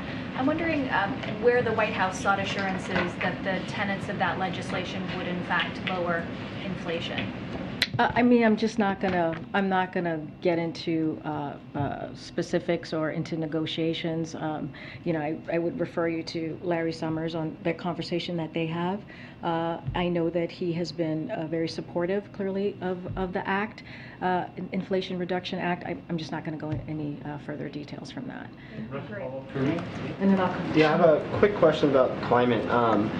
What's it going to take for the president to declare a climate emergency? I mean, we've had record heat waves across the country, record flooding. There's fires in California. We haven't even hit fire season or hurricane season yet. So what's the threshold for the president? So let me just say, from day one, the president did not hesitate to harness the tools he has to tackle the climate crisis and reduce costs. This is something that when he walked in, as I mentioned, he called it a crisis last week when he was in Somerset, Massachusetts. He said we are in a climate change, this is a climate change emergency. He was very clear about that and went there to talk about the climate crisis. So he's never been shied away from it. He's always been a fighter for it and spoken out. So he invoked the Defense Production Act to make more clean energy in America. He jump-started the offshore industry, and he set the strongest ever emission standard. Under this president's leadership, we are now on track to triple domestic solar manufacturing capacity by 2024. Supplier contracts to provide materials and services to offshore wind projects have more than doubled. Electric vehicle sales have doubled. There's more than 2 million EVs on the road, and we have 100,000 chargers across the country. A lot of that is also because of the bipartisan infrastructure law. So the work that he has done has led to improvements and moving forward with dealing with the climate crisis that we have not seen from any other president. So he's going to continue to do that work. I think it is important. He has said how important the bipartisan infrastructure, I'm sorry, not the bipartisan infrastructure, the Inflation Reduction Act. There's so many, you have to keep up with them. And he has said the investment that we're seeing for climate change in that act is historic. And so we're not going to stop there. The president's not going to stop there. He's going to continue to take bold actions. Go ahead, Francesca. A couple follow-ups. So first, on chips, does the president plan to sign that legislation tomorrow? I don't have anything on his schedule to announce. As soon as we have something to announce, we'll be sure to share. And then on the budget bill, does he want the House to stick around to pass that bill this next month? So we want that to happen as soon as possible. The president wants it on his desk to sign so we can deliver for middle-class Americans, for the American people. He leaves that process to the speaker.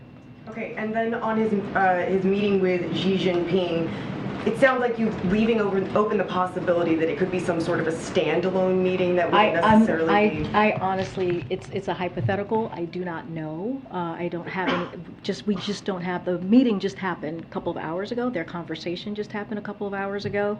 We just don't have anything to share at this time. Sure, and finally, did the president propose that they meet in person, or was that the Chinese leader? I don't have anything to share at this time on any travel, anything on his schedule, if there is travel, what it's going to look like. A lot of hypotheticals right there. What is your response to Russia? One, back on the PAC Act, did the president speak to Senator Schumer about how quickly they could potentially bring that back up, and is the president going to get involved in trying to get that passed? So I think he mentioned this in his statement yesterday. He has spoken to Senator Schumer. I don't have any specifics on what they spoke about. All I can tell you, this is personal to the president. This is incredibly important to the president. I'll just reiterate that it is not the time to play politics with our veterans. They deserve this. They are owed this from us to make sure that they have the health care to take care of themselves and their families, and we should not be playing politics with this. And do you have any updates for us on when the president will first travel now that he's tested negative for COVID? Is he itching to get out of the White House? I can tell you, well, you know the president. You followed him over the years. Yes, of course, he wants to get out there and connect with the American public and see them and speak to them and talk about the work that he is doing here for the American public. We don't have anything to share with you at this time. When we're able when he's able to go out, he will continue to follow CDC guidance now.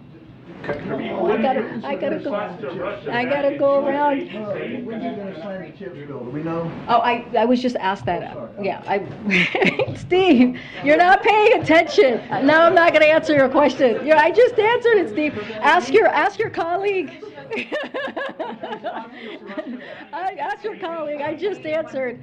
Okay, I'm going to go further back. Go ahead. Green. So Naomi Biden today said that she was going to have her actual wedding ceremony on the South Lawn.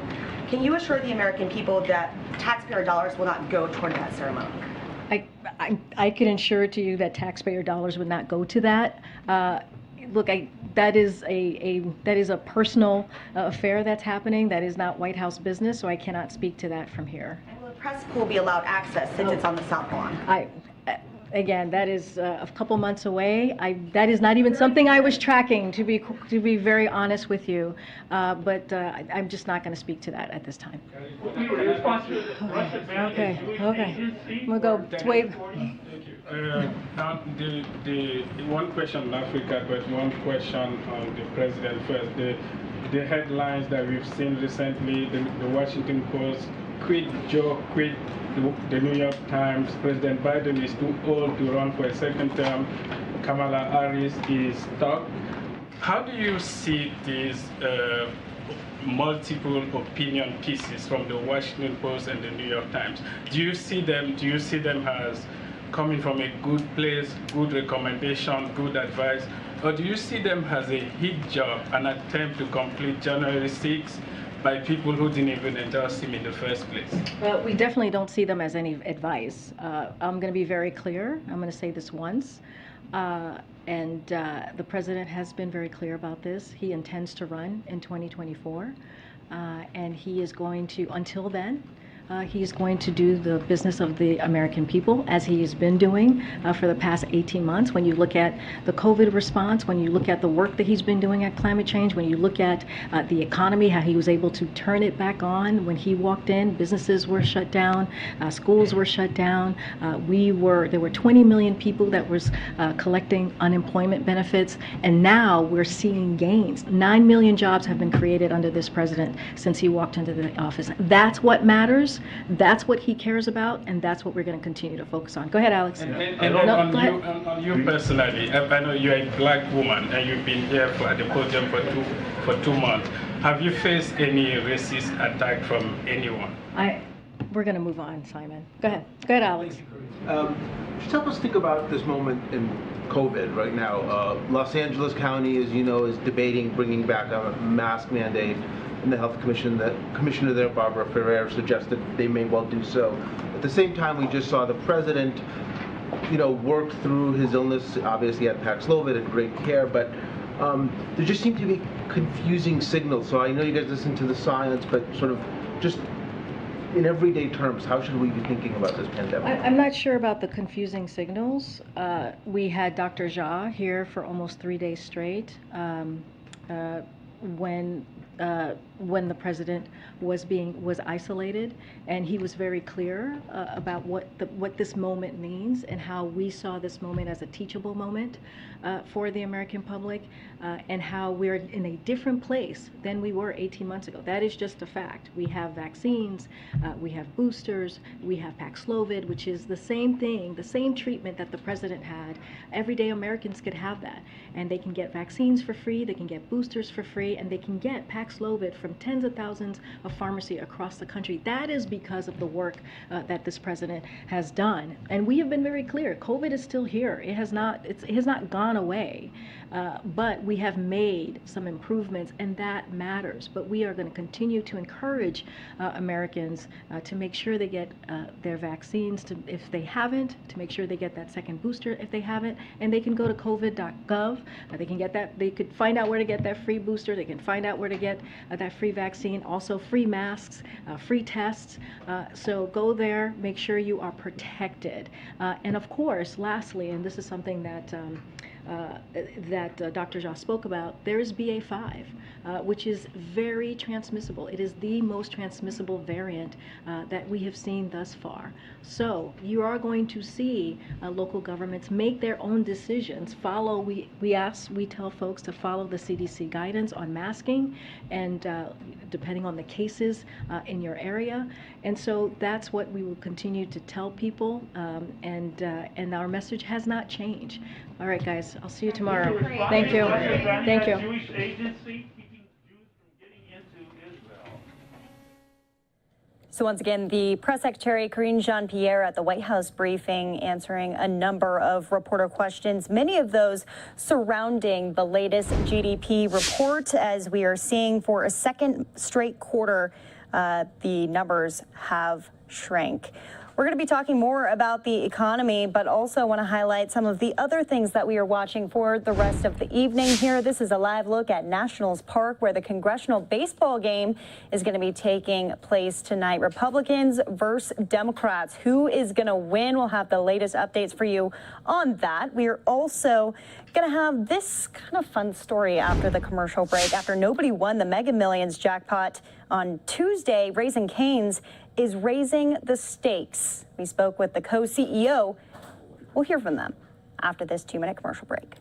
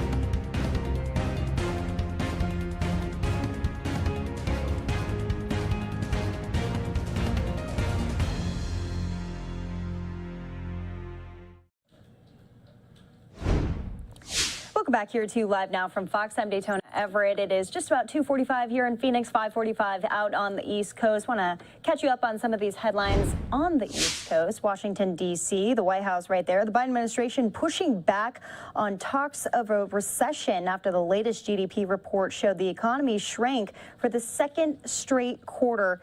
That typically indicates a recession. We'll be talking more about that into the evening. Also a live look at Capitol Hill, where most lawmakers are not going to be tonight because they'll be at Nationals Park here for the Congressional baseball game. Republicans versus Democrats. Will be bringing you all of the latest on that through the rest of the evening. Let's go into this story, though, which is what you all are concerned about. Nobody won the Mega Millions jackpot yesterday. Well, Raising Cane's is raising the stakes. The fast food chain is buying 50,000 lotto tickets for every employee again. Their CEO and co-CEO chatted with Andy Mack about why they're doing this and what they'll do with the money if they win the $1 billion prize. Here's that conversation. Live now from Fox, I'm Andy Mack, and we have a very special guest joining us, Raising Cane's co-CEO, AJ Kumaran. Obviously, you put up a lot of money to put those Mega Millions tickets in. Well, we get another chance at it in a couple of days. So kind of what went into the first process, and are we doing it again? Yes, sir. Yeah, we are doing it again. It's a lot of fun for $2 a piece, right? So so look, the first time when we saw the Mega Million was getting to this large number, we always want to have fun with our crew members. We always want to do the right thing. And honestly, we want to do all we can for our crew members. We love them. We are one big family. So when it came about last Friday, in fact, we wanted to get a ticket each for every crew member and put it in a big, large bundle, and whatever we win, we split it evenly. That was the idea.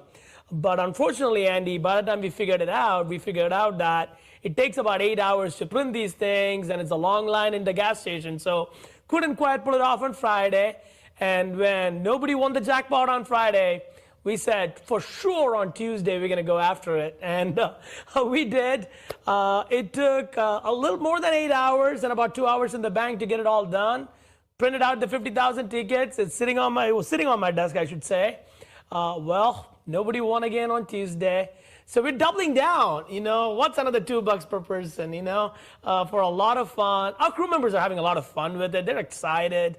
You know, things are tough out there, right? I mean, it's whether it's looking at your grocery bill or pumping a little bit of gas to come to work, everybody's feeling the pinch. And we're doing all we can. We've invested over $200 million in wages for our crew members. You know, this is like hey, this is a lot of fun.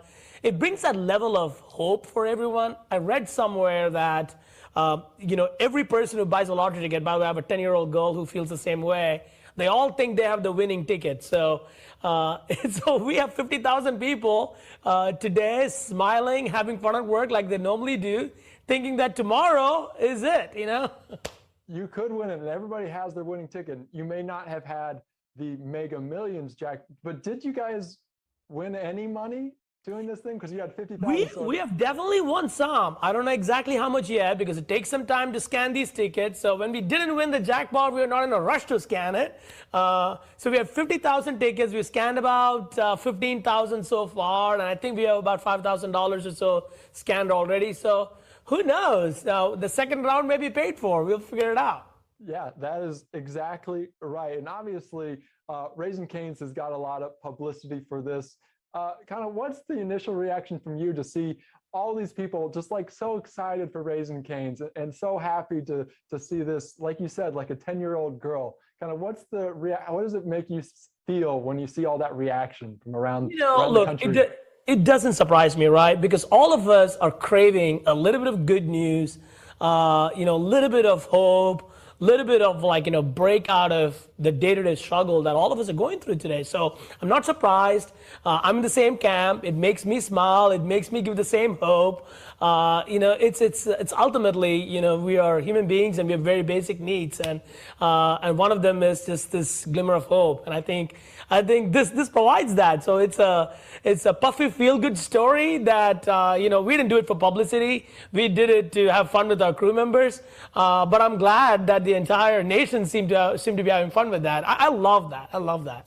Everybody was rooting for Raising Cane's. And I remember reading a story how a lot of people in management like yourself, you got on the front line and you worked for Raising Cane's. Kind of what kind of mentality, what kind of family company is Raising Cane's, especially with this lottery and especially with people like yourself, a co-CEO, getting down there and working a line at a Raising Cane's right in front of the customers? You know, co-CEO, fry cook, and a cashier, right? So all of us are also fry cooks and cashiers. Look, everything that you just gave examples of, whether it's working in the front lines, jumping in and doing whatever it takes to get through times, it all goes through one theme, which is, you know, we are one large family. In fact, Andy, I'll tell you a quick story. When pandemic hit, obviously everybody was talking about, you know, look, things are going to be shut down. We need to lay off people. The first thing that we said was that whatever we do, we're going to do it together. You know, we're either going to all of us make it together or we don't, you know. We called it No Crew Left Behind. We did not lay off one single person. We never took any money from anybody. And, you know, some of us gave a little bit of hours to the others who needed it the most, but we made through it together. We were very fortunate. We had drive-thrus. I feel it for those smaller businesses. But the spirit of these lottery tickets is exactly the same. Beg, borrow, steal. We're gonna drag each other through the finish line is the whole idea. And on Friday night we may not win anything, Andy, and that's okay. We had a lot of fun, and that's all that matters. Teamwork makes the dream work there, AJ. And I got to ask about Joey Chestnut, because obviously you didn't win the lottery, but then we got Joey Chestnut eating all those chicken fingers. Take me through that and just give me a little bit of breakdown of what Joey Chestnut did for Raising Cane's. So look, we were fascinated by, a true American hero eating all them hot dogs, right? So we wanted to see how many chicken fingers can he eat. So we reached out to him. Again, there is a common theme here. We love having fun. So this is the same thing. So we opened up our flagship restaurant in Las Vegas Strip. It's beautiful. It's got some largest Elvis in the world. It's got the biggest disco ball in the world, etc. So we invited Joey Chestnut over. It's just a week-old restaurant now. Yesterday was the National Chicken Finger Day. We celebrate it every year. We've been doing it for 12 years. So we wanted Joey to set a record. Man, I could not take my eyes off for 5 minutes of the screen watching it live, him eating chicken fingers. Now, I eat a lot of box combos, and I struggle after about the 5th finger, and he almost made it to 50. 44 chicken fingers in 5 minutes. Wow, that was, we had so much fun with it. Our crew members, customers, everything was blowing up talking about it. He almost ate 50 chicken fingers in 5 minutes, and he was still hungry afterwards. That was one of my favorite parts. He was dipping that one more last time. I'm like, man, I don't know if I can do that. All right, AJ. And my last question for you about the Mega Millions lottery. It's up to $1.something billion. What is your reaction if Raising Cane's has the winning ticket? Man, I'll be very happy for our crew members.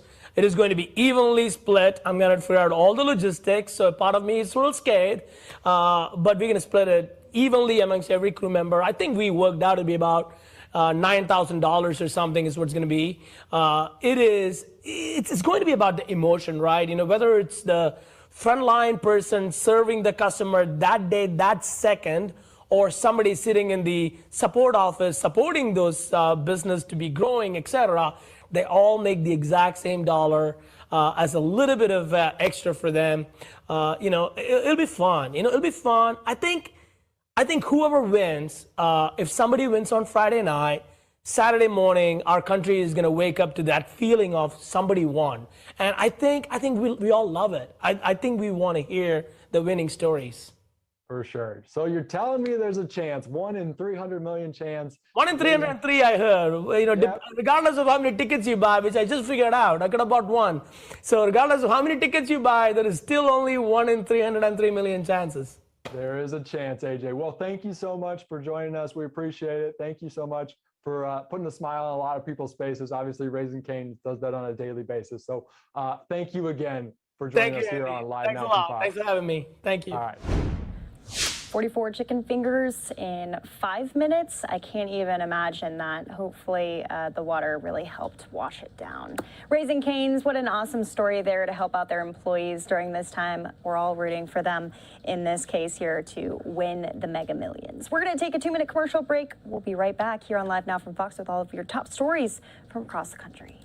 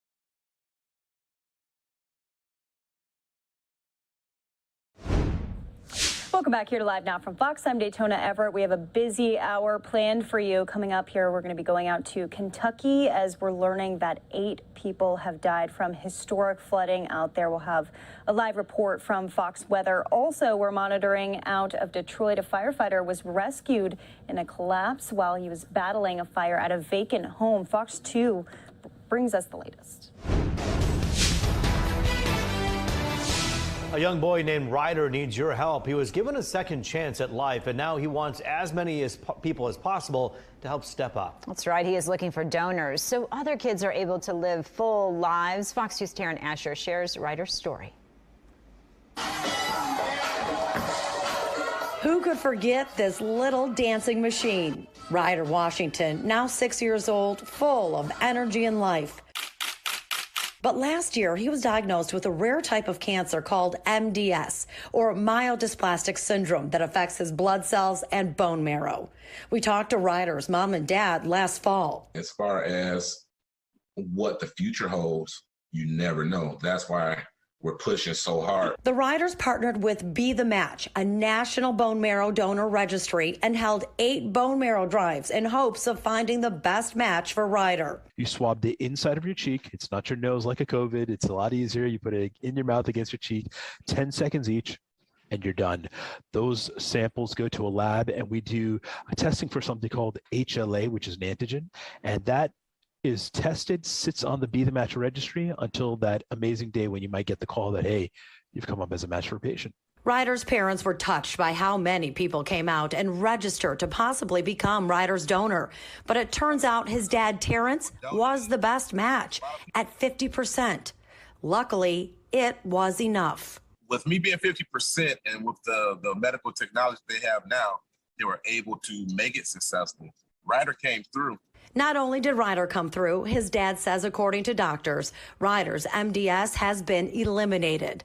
Now he can play sports and play tough. There are no limitations for what he can do. I'm ecstatic that my son has the opportunity to live a thorough life like any other child, which he deserves. The Washingtons want other children to be given a fighting chance. On Saturday, along with Be the Match, Michigan Crusades for Kids, and the Southfield Police Department, they are hosting another bone marrow drive in Ryder's honor at the Southfield Civic Center from 10 a.m. to 1 p.m. So I encourage anybody, everybody, come out. It does not hurt. If you are a match because of medical advances, in 85% of cases, all it takes to donate bone marrow is basically as easy as giving blood. Just think, you could be saving a life like Ryder's. Be the boy that he is supposed to be able to play sports. He can be rough. He can be tough. It's anything. There's no limitation of what he can do. I'm Taryn Asher, Fox 2 News. Working for you. Fox 2 News at 6 starts now. A burning house comes crashing down on top of Detroit. Firefighters battling the flames. 3 of those firefighters were trapped and had to be rescued from underneath all that debris. In all, 8 firefighters were taken to the hospital. Fox 2's Jessica Dupnecht is live. And Jessica, we're really relieved to hear that they're all going to be okay. But wow, some really, really frightening moments there. Yeah, tense moments out here. I don't even want to say moments. It really went on for a couple of hours. That one firefighter trapped for more than 40 minutes in the debris. I want to cut out, take a look behind me. This is the house that we've been focusing on all day today since this fire started about 1:30. And it went out after the call initially went out. It went out as a Mayday call. And what that means is there were firefighters trapped inside. Now, right now, what you're looking at, crews are demolishing the home. It was a vacant home. And that was just after ATF investigators with those are the feds and fire investigators here in the city were digging through the rubble to figure out how this fire started. Now, once firefighters got out here earlier today, like I said, around 1:30, it collapsed in on them, and 3 firefighters got stuck under the debris. A couple of them were able to kind of pull themselves out with the help of fellow firefighters, but one was stuck inside for, like I said, about 40 minutes, and you could see from Sky Fox some video we shot from above. of all of his fellow coworkers pulling him out of there. We're happy to report that 8 were taken to the hospital, but of those 8, everybody seems to be okay. That last firefighter that was trapped was in temporary serious condition, but I'm hearing and I'm told that he's up. Everybody's walking around, so good news to report there. But as far as what started this fire, there have been some suspicious fires in the area over the last 24, 48 hours. We're talking about in the area of 7 Mile and John R. Now, we asked firefighters about those suspicious fires, meaning is that pointing to arson here in this specific case off Hollywood? Now, they wouldn't commit and say arson at this point. However, investigators have been all over the neighborhood canvassing to see if anybody's seen anything. But as soon as we asked that question, they couldn't say arson. The fire chief said this. Right now, we just want to put a message out to the citizens. Please don't start a fire. Don't set any fires. If you see anybody setting a fire, speak up and say something. We heard about that no snitching rule, but come on. Your lives at stake. We put our lives on the line every day for the citizens of Detroit. All we want is everybody to help us.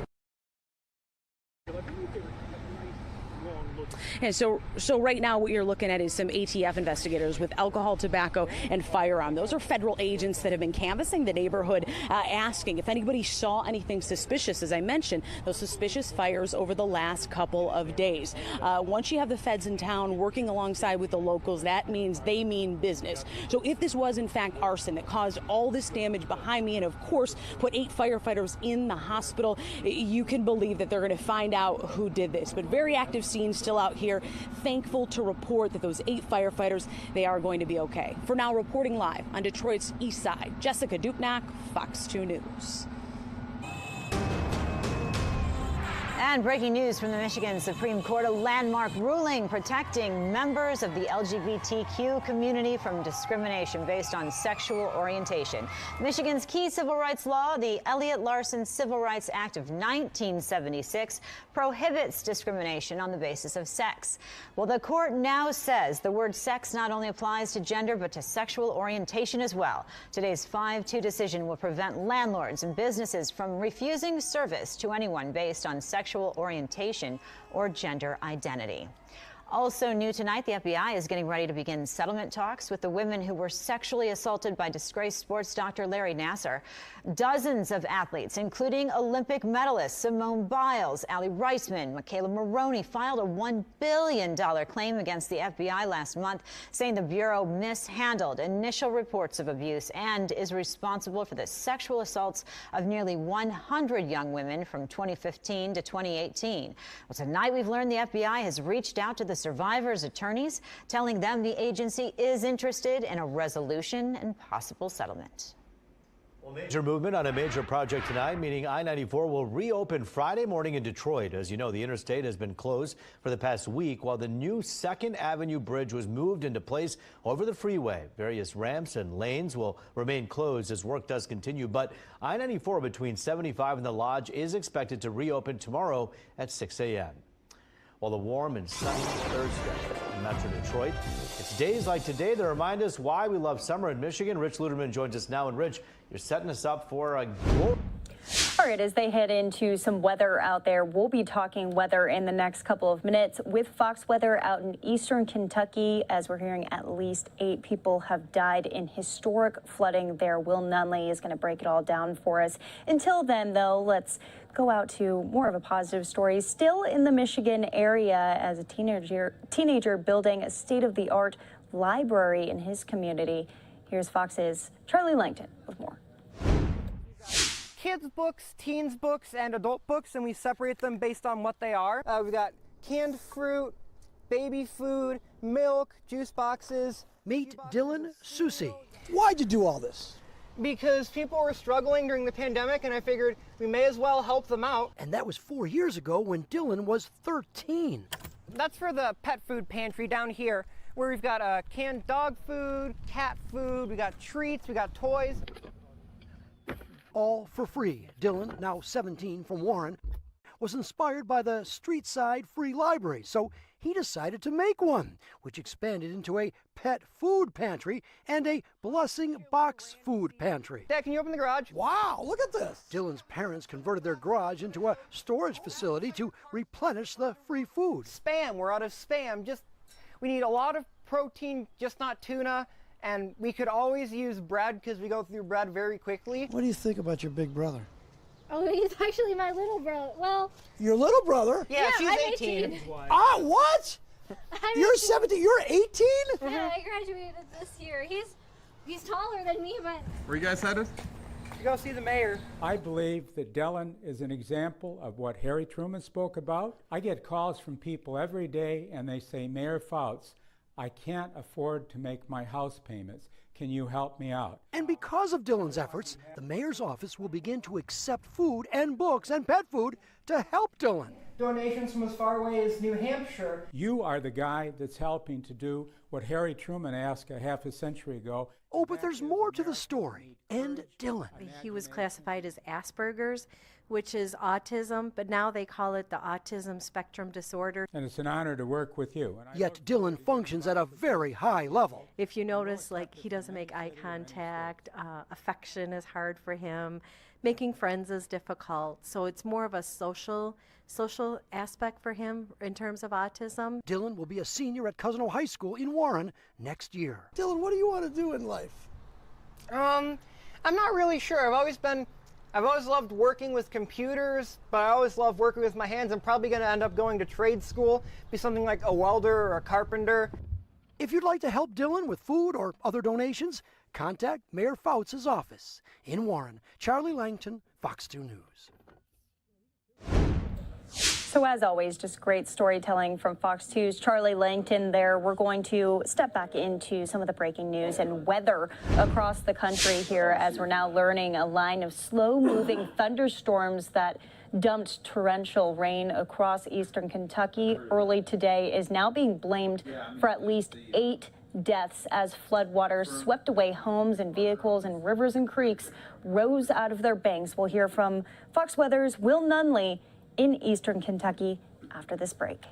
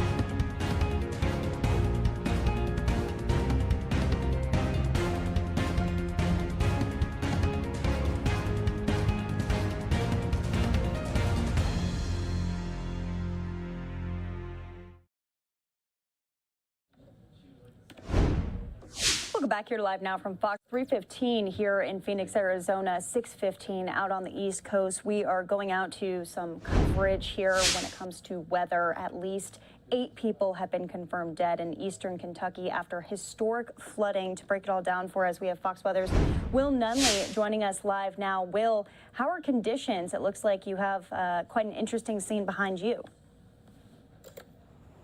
Yeah, a raging river here that is the result of all of these creeks spilling into it. Daytona, I'll tell you, this is an ongoing emergency situation. Even though a lot of the evacuations happened overnight, right in the middle of the night, about 1:30, 2 o'clock in the morning, the rescues continue at this hour. And now rescue workers are up against losing daylight once again. Oh, and more rain is on the way. And as you just mentioned there in the opening, unfortunately, we understand within the past hour that the death toll has risen from 3 people to 8 people. We know at least 2 of those people are from Perry County, Kentucky, in Hazard, which is where I'm standing right now.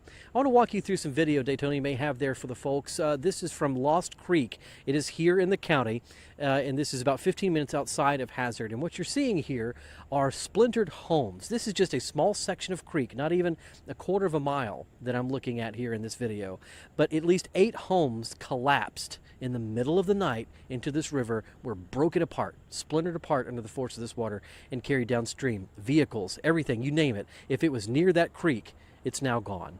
And you have to hope in these situations that the people that were in those homes made it out, that were alerted by their phones or by rescue workers or neighbors, and were able to get out in time, because this water came up fast and with force and has done an incredible amount of damage. In Daytona, this is one of numerous roads that rescue workers are trying to go through here tonight. It's a lot of rural, one way in, one way out roads, right, that have been washed out from this. We have at least 12 to 15 bridges in Hazard alone, not the whole county, but just in this town that have been washed out. And so you can understand just this incredible rescue effort that is taking place. That's why the National Guard is here. That's why helicopters are here, to try and really get their arms and their minds around how many people are still unaccounted for, on top of the 8 fatalities that we've had. Meanwhile, let me show you this. This is the eastern fork of the Kentucky River. Just one of the big river arteries out of this community. You can see this thing rocking and rolling. I have seen it increase feet since I've been here covering it this afternoon. And the debris you're seeing float by, yes, a lot of this is logs and sticks, but I've seen refrigerators, I have seen parts of people's homes, I've seen a rooftop or two, children's toys, people's belongings, their lives, just washing down this river. And it's all coming from those creeks tucked in between these mountains and hills here, where a lot of these homes have been washed away. And just Daytona, watching this site and watching people's belongings just float around and disappear like this is just heartbreaking. And you then have to attach, someone's life and their livelihoods to each one of these things, and you have to wonder where their house is and if they're okay. And those are all some of the questions that are going on here tonight. Meanwhile, in town, schools are opening up for shelters. They're cooking, they're feeding everybody. Church is doing the same thing, as now some resources continue to pour into the area. Yeah, it's really frustrating to see Kentucky get hit so hard once again. How much warning did many of these residents have before they saw the floodwaters creeping up? Minutes, if not about an hour or so. We knew that there was going to be heavy rain in this area. Fox Weather's been telling folks about that for a while. But what is a little bit of an unknown in some of these situations is how significant is the training effect going to be when the rain just stays over one area? And so we're talking about 8-9 inches in a matter of hours. And when you have that much rain rushing down these hills into these valleys where people live, this is the combination that you get. So it was a tremendous amount of rain in a short amount of time, but affecting multiple counties. We have at least 3 or 4 counties here that are all in this same scenario, still trying to locate their neighbors in need. So you're saying this is historic flooding, but has anything close to this happened in the past? Has that area flooded before?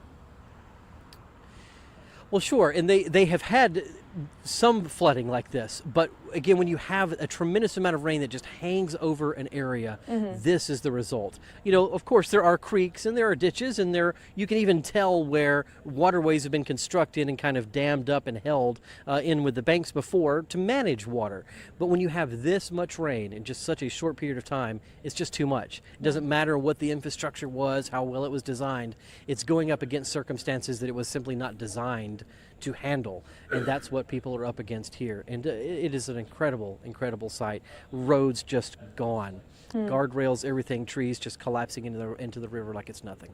Yeah. So what now, Will? What's the forecast? Is there any more rain that's expected going into the weekend? Yeah.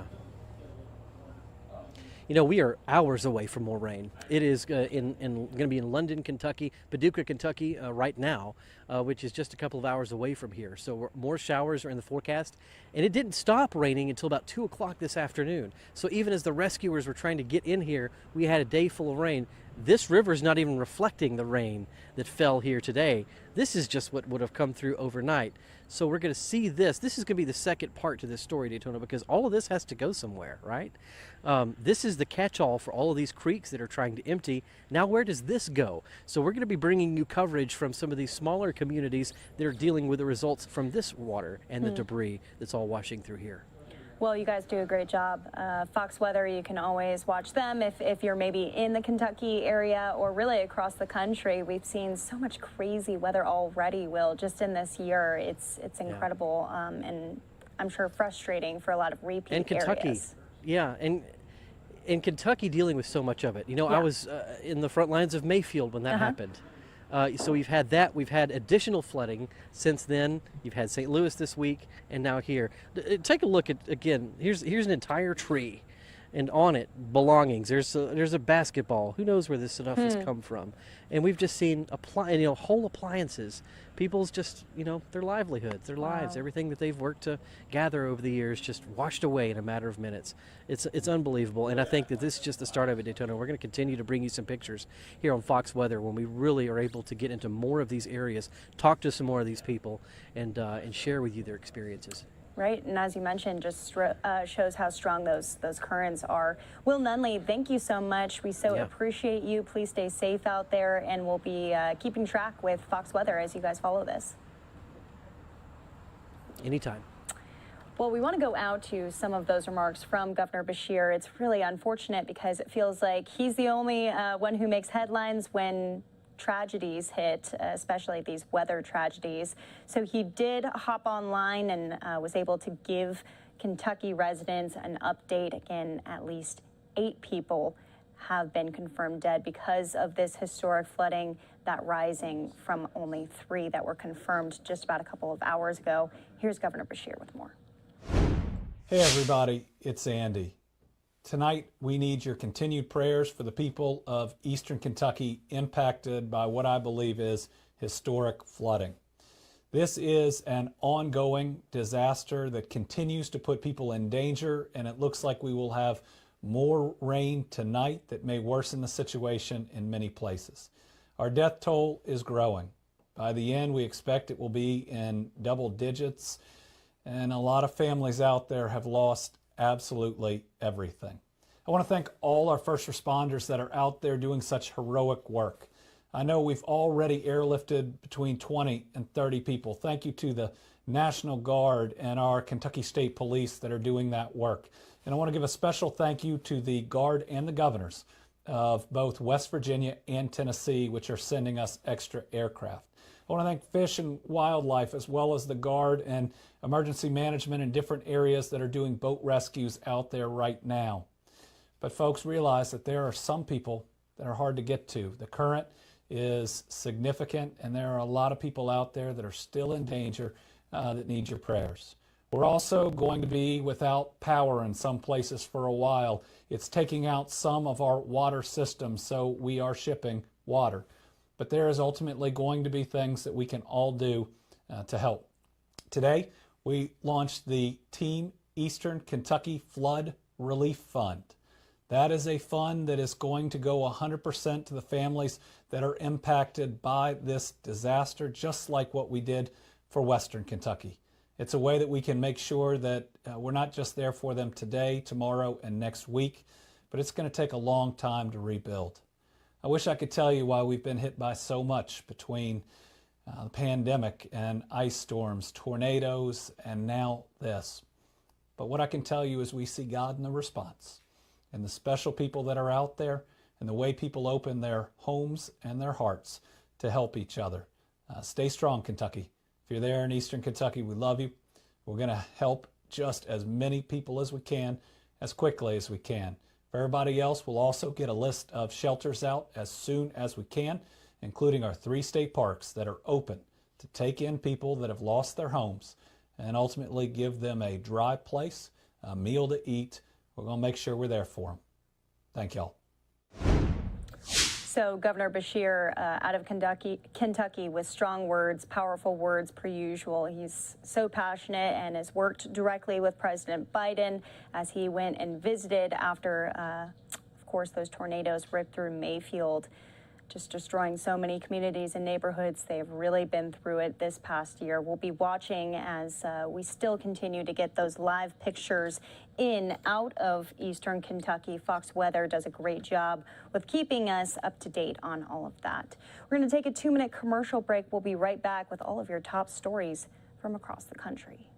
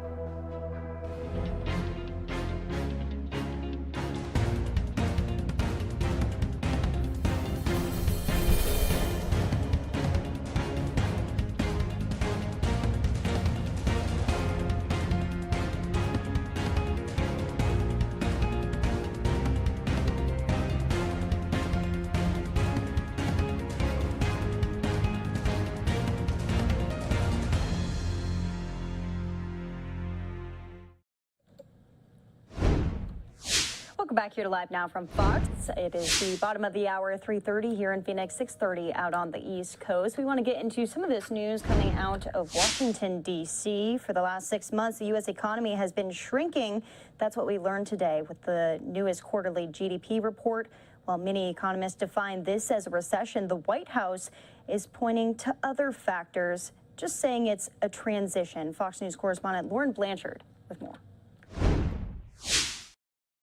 There's no doubt we expect growth to be slower than last year. Despite that slowdown in the economy for a second straight quarter, President Biden and his team are avoiding the term recession.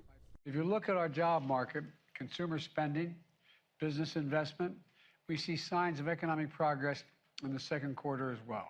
The gross domestic product report estimates a 0.9% decrease in the economy. Last quarter dropped 1.6%. This report indicates an economy that is transitioning to more steady, sustainable growth. Republicans accuse the administration of playing with definitions. You rather redefine a recession than restore a healthy economy? If you're not willing to be honest to the American people, get out of the way and let somebody else lead. From the White House, the president threw his weight behind a bill to fight inflation. It also allocates money toward climate issues, lowering healthcare costs and energy security. It's a big deal. This bill will reduce inflationary pressures on the economy. However, Republicans say too much government spending is hurting the economy. This is a terrible bill, and we have to stop it. This bill is going to fuel even more inflation.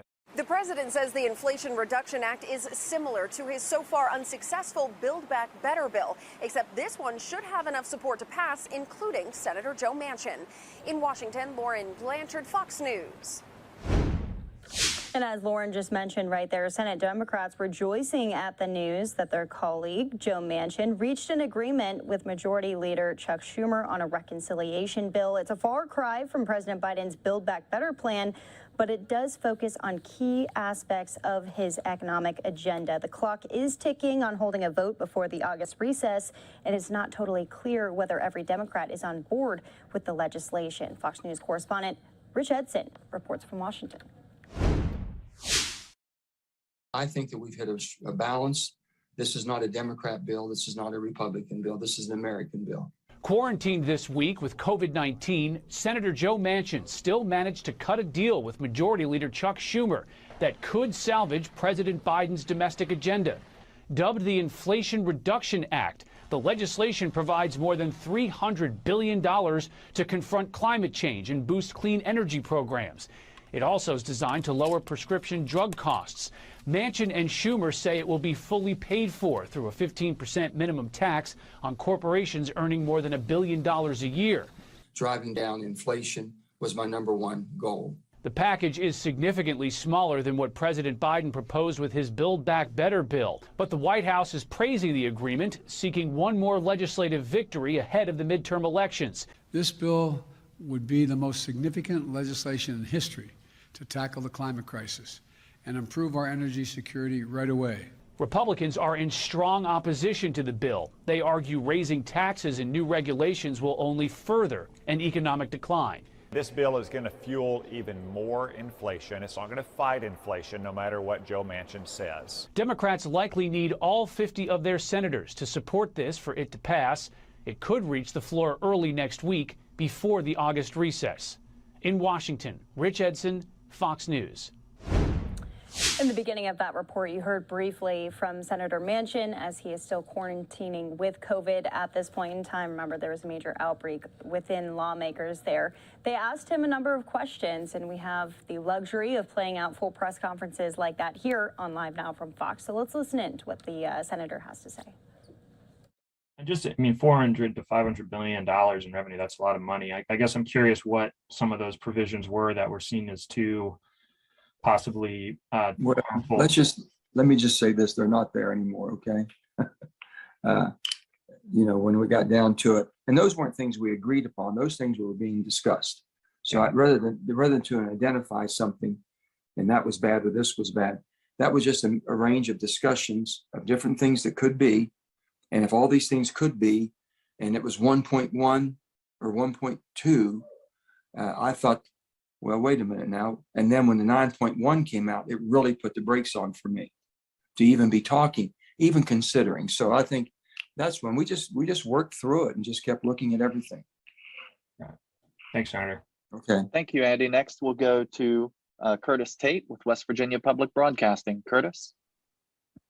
Yeah, thanks, Marcus. Hi, Senator. Glad to see you're feeling better. I just wanted to ask you about the full permanent extension of the Black Lung Disability Trust Fund excise tax that's in this legislation. Can you tell us a little bit about how that helps a lot of people in West Virginia and Appalachia? Well, first of all, there's an awful lot of people who've worked and energized this country for a long time that depend on that, and really this debilitating disease of black lung has been absolutely horrendous on them and their families' lives. So it's something I've been committed to for a long time. I've tried to put legislation, tried to do everything I could. And this is a proper way to do this, and we did it, and it's in there. Doesn't harm. My God, fossil prices are at record high right now. So hold on.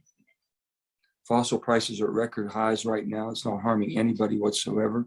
And it's something we have an obligation and responsibility as a country to make sure that the people who provide the energy that kept this country what it is today, made us a superpower of the world, or at least we fulfill our promise to take care of them. Yeah, thank you, Curtis. Next, we'll go to Manu Raju with CNN. Hey, Senator, thanks for doing this. When the June easier on your legs, you chase me around the hallways.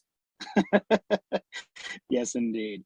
When the June inflation numbers came out earlier this month, I mean, you were alarmed by those numbers, and this was what you said that these spending provisions just simply could inflame things, as you're saying. So, what exactly convinced you, and what evidence do you have that this bill would actually reduce inflation, and why do you think that spending this amount of money on climate and energy issues and raising taxes would actually reduce inflation? Well, first of all, when negotiations started with my staff and informally with Schumer's, okay, back in April, people still were looking at they were pretty concerned about what happened with BBB, and looking at me as a nemesis of that not taking effect. So there were still some concerns, and there were still some desires that people wanted, and everybody was coming, hey, how about this, how about that? So there's a lot of negotiations going on considering everything. And I just said, we got to get this thing down to where it's something that we can live with, and we do what we have to do. You have to have an energy policy in this country that works. And I really got upset when I saw that our country was looking at different countries around the world to do what we would do for ourselves. And especially when somebody was talking about Venezuela, then Iran, then over in Saudi Arabia, and on and on and on. And we have our best trading partners, Canada, with 62% of our imported oil comes from them. And we stopped, the XL pipeline was something we could have used. And so we need to build these relationships and the trust we have with our North American allies, and also with our trusted partners around, relied upon nations such as Australia and our allies overseas. So when all this was going on, the prices, and they were just talking, well, how about this? How about this? We looked at everything. And then the inflation went from 6 to 8.1, then to 9.1. And that was the Thursday, went to 9.1. And we've been talking in good faith and having good talks and considerations, but there was nothing final, but the prices were higher, okay? In a perfect world, maybe you could look at some of that stuff. When that 9.1 came in, I just can't do it. Nope. I said, and then that's when Chuck got upset. He said, well, will you at least do this, which is basically the Medicare pricing, the reduction, and let them negotiate. And I said, Chuck, we could have done that 6 months ago. We can do it tonight. We can do it tomorrow. Sure, I'm for that. Count me in. Well, that's when they turned the dogs loose that night, saying I was against all this stuff. I walked away. I didn't walk away. I just told them I can't do what we've been doing at that level, or even thinking about discussing. There's no use to even further discuss at that level. So things, how our tempers get a little bit ahead of us at times. And by Monday, we passed each other and said something. Hi, how you doing? You still upset and this and that? And I said, I haven't walked away. I said, this is ridiculous. I said, we can recalibrate and see if there's something that can be done. And to his credit, he says, okay. And he put his staff back with our staff, and we started talking and told him what we thought could work, what we thought we could support, and what we would do, and how we got it to the price we did at $7.39.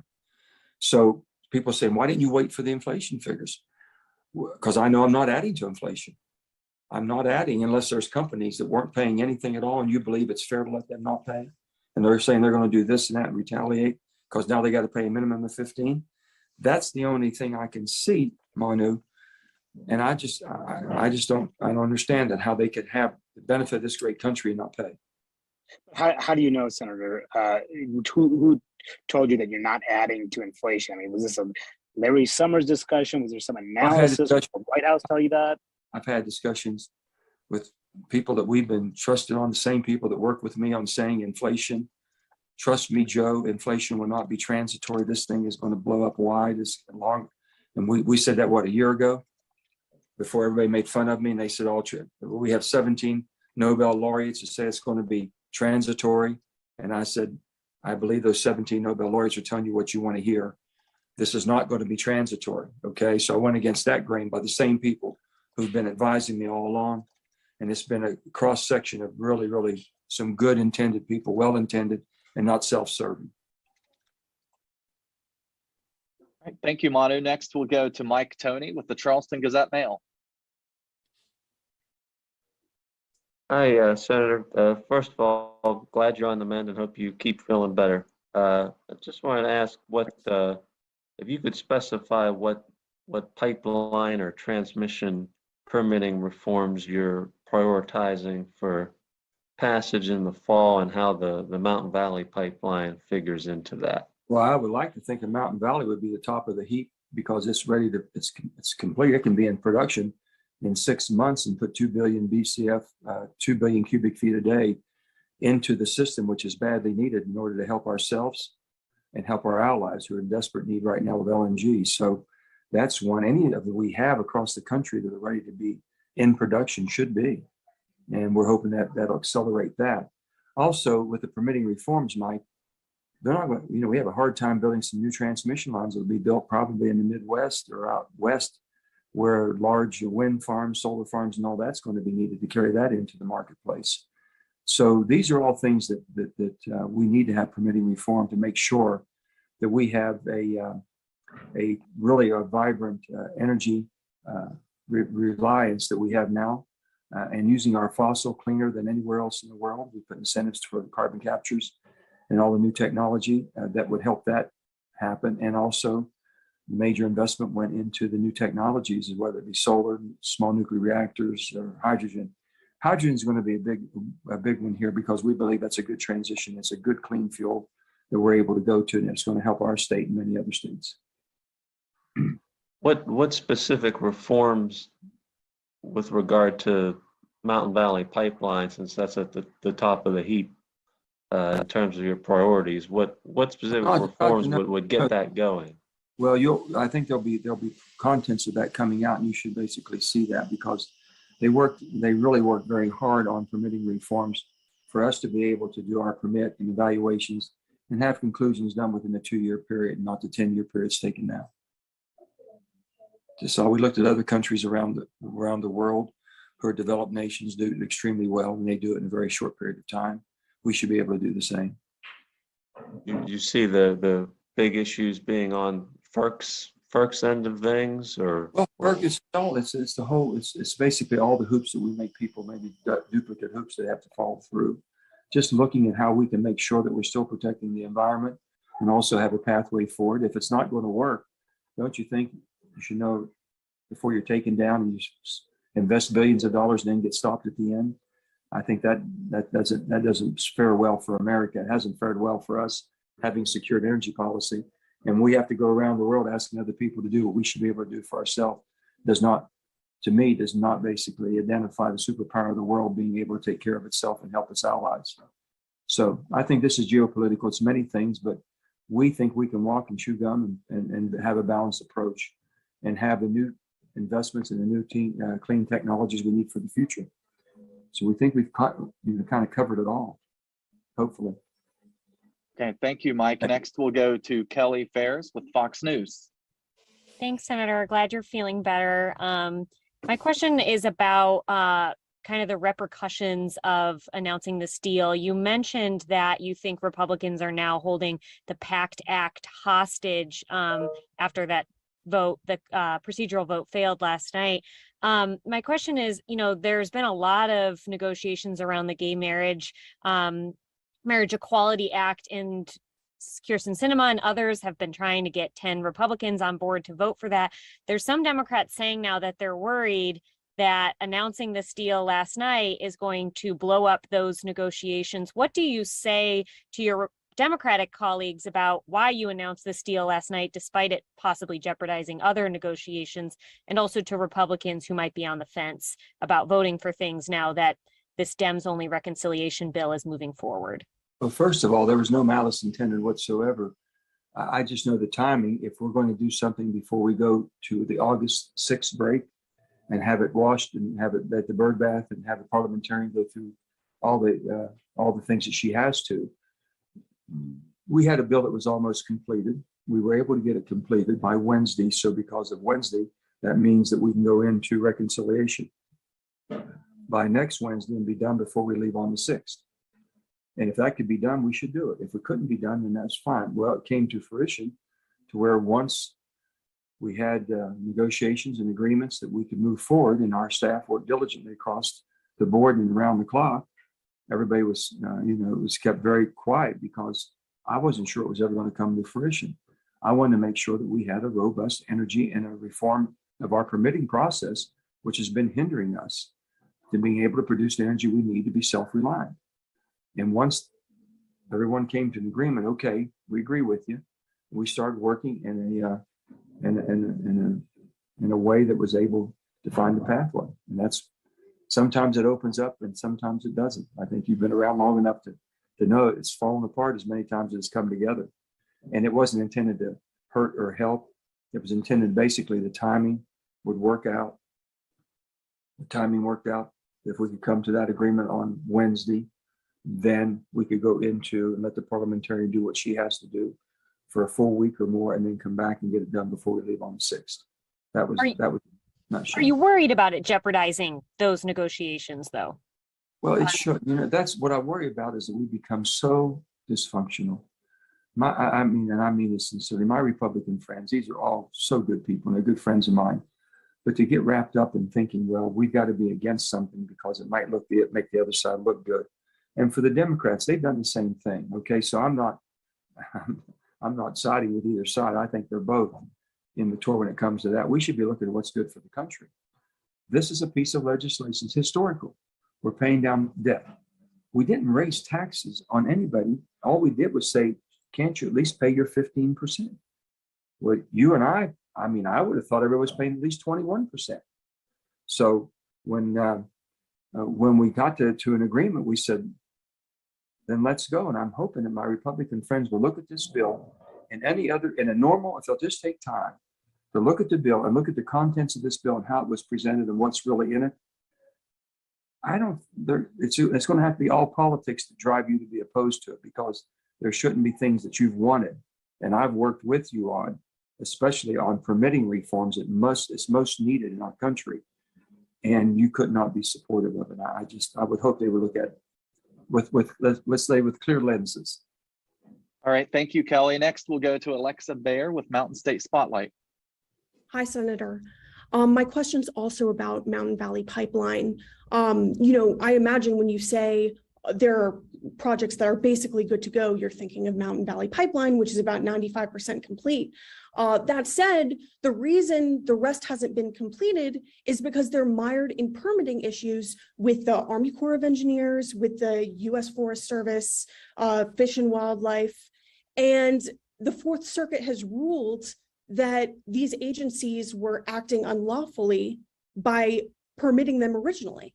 And so I just want to press you a bit on how these easements to pipeline permitting are going to affect these agencies specifically in their capacity to approve Mountain Valley Pipeline and other pipelines. What's that going to look like? And also, will this move the Mountain Valley Pipeline litigation from the Fourth Circuit to the DC Circuit, as you previously said, voiced your support for? Well, I'm not going to speak on the specifics. The bottom line is permit reform's been on the board for a long time. There's been bipartisan support for permitting reform for a long, long time. And we finally brought it to fruition. So this is something that the United States of America should be able to do without getting bogged down in litigation after litigation after litigation, and be able to move the things that are necessary for us to defend ourselves as nation and be in defense of our nation, be able to defend ourselves and help our allies who are in a war. And energy has been made part of that war. It's what caused that war. And that's what they're using as a tool against us. So we have to be able to defend ourselves, help our allies, and be able to do what we need. And that's what we're going to be able to do. But you're not going to say what you're going to do to the agencies or if it's going to No, I think basically you have to read the contents of the bill and see that. There's time for you. We'll have all that coming out. Okay. Thank you. Thank you. Thank you, Alexa. Now we're going to our last question, and for a reminder to all the media, we will be sending the recording of this out to everyone once we conclude. So we'll be emailing that out shortly. But our last question is for Emily Cochran with the New York Times. Hi, Senator. Thank you for doing this. I'm also in COVID quarantine right now, so I'm sorry for my voice. Well, I'm sorry that you're having the same thing I'm having. I hope you're feeling better. How long are you in? How long do you have? We tested positive on the same day. So Monday? Yep. So I hope you feel better. Tell your I saw your New York Times article about a reversal. Yes. The only thing about reverse, you go backwards. I've never reversed anything in my life. I don't know why they won't print the facts. So if you could tell some of your people who wrote that article, I'd respect it if they would just print the facts. Duly noted, sir. And we always, that's what we always strive for. I know, but the article is very misleading. I mean, the headlines is very misleading. I wanted to clarify, when did you strike the deal with Senator Schumer? When did the two of you say, pens down, this is it, this is what the Inflation Reduction Act is going to look like? And then secondly, can you just talk about the decision to extend the ACA subsidies to 2025? Because I know you've had concerns about, making sure things are extended for the full duration of the bill. Yeah. Well, first of all, I don't think inflation is going to go away anytime soon. Okay, I'm just hoping that we can relieve it and get people relief. And right now, it's crippling. It's really crippling. And to throw these higher prices on people, and there's a lot of small businesses that are affected by the ACA extension. So it was brought to my attention. We looked at it very diligently, and we felt a period of time of what it would take to get back to normal is going to be in the 25, 26 area. And that's how we got to 25. On the other thing is basically by Tuesday evening, it looked like we were able to come. I'm just trying to think. I'll make sure I'm accurate on the time as best I can. By Wednesday morning, our people have been working around the clock for a long time. People, and I just never gave up. I just thought, I'm concerned that we don't have energy security in our country. Our adversaries, especially Russia, is using it against us. Xi Jinping is watching us, knowing that he has a noose around our neck with critical minerals. And here we are going down the path of where we need batteries, and we want to go to this new EV, all these EVs. And he knows that we can't produce it ourselves because he captured that market. And I'm just thinking, that's not who we are as a country. We got to do something. We really got to do something bold here. And we've got to fight back, and we've got to have a robust fossil energy that does it better than anywhere in the world until we transition with the new technology, and that'll happen. So you have to invest robustly in that also. So by Tuesday night, everyone there wasn't that many of us, but those of us who might have had some disagreements and we're finally come to agreement, it's got to be a balanced approach. And pretty much we had the text pretty much lined up in that arena. And that's why the text was finished on Wednesday. So Wednesday morning was confirmed that it was a go. The text was almost just being wrapped up to make sure we got it to you all by Wednesday night.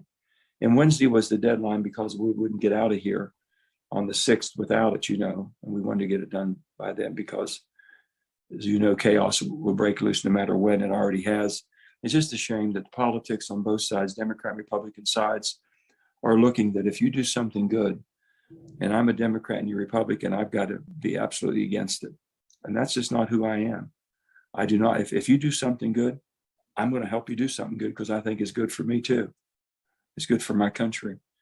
And it's just a shame that we have gotten so split and so divided when you can do good things like this. And then in normal, rational times, this would have been a bipartisan bill. Okay? It really would have. All right. Thank you, Emily. And thank you, everyone. Again, we'll send this recording around shortly. Thank you all. I really appreciate it. Thanks, Marcus, for a good job. Thank you. So there we have it. That was the virtual press conference with Senator Manchin, as there are questions about him reversing his views when it comes to pushing forward this reconciliation bill, which is looming in the background of these new GDP numbers. There's frustration from the Biden administration that analysts are saying we're already in a recession, although 2 quarters in a row with, unfortunately, down numbers is the definition of a recession. But Yellen pushing back on that today. And we'll be getting into what the president had to say about that report. Before that, though, let's look at this live look. The Congressional baseball game to take place at Nationals Park. It does look like maybe the national anthem is underway here as they're set to play ball here at about 7 minutes at the top of the hour. We'll have all of the updates for you. Republicans first, Democrats don't know if they need any more competition at this time, but they're going to do it anyway. This is all for charity, and there is security for this game as well. The United States Capitol Police Chief saying they're aware of demonstrators planning to protest political issues at the baseball game for charity. They say our mission is to protect the members of Congress during this family event, so they have a robust security plan in place. He says, we urge anyone who's thinking about causing trouble at the charity game to stay home. We will not tolerate violence or any unlawful behavior during this family event. So they have a pretty stacked security presence there for the Congressional baseball game, which is all being done for charity. We're going to take a 2-minute break. We'll be right back. You're on Live Now from Fox.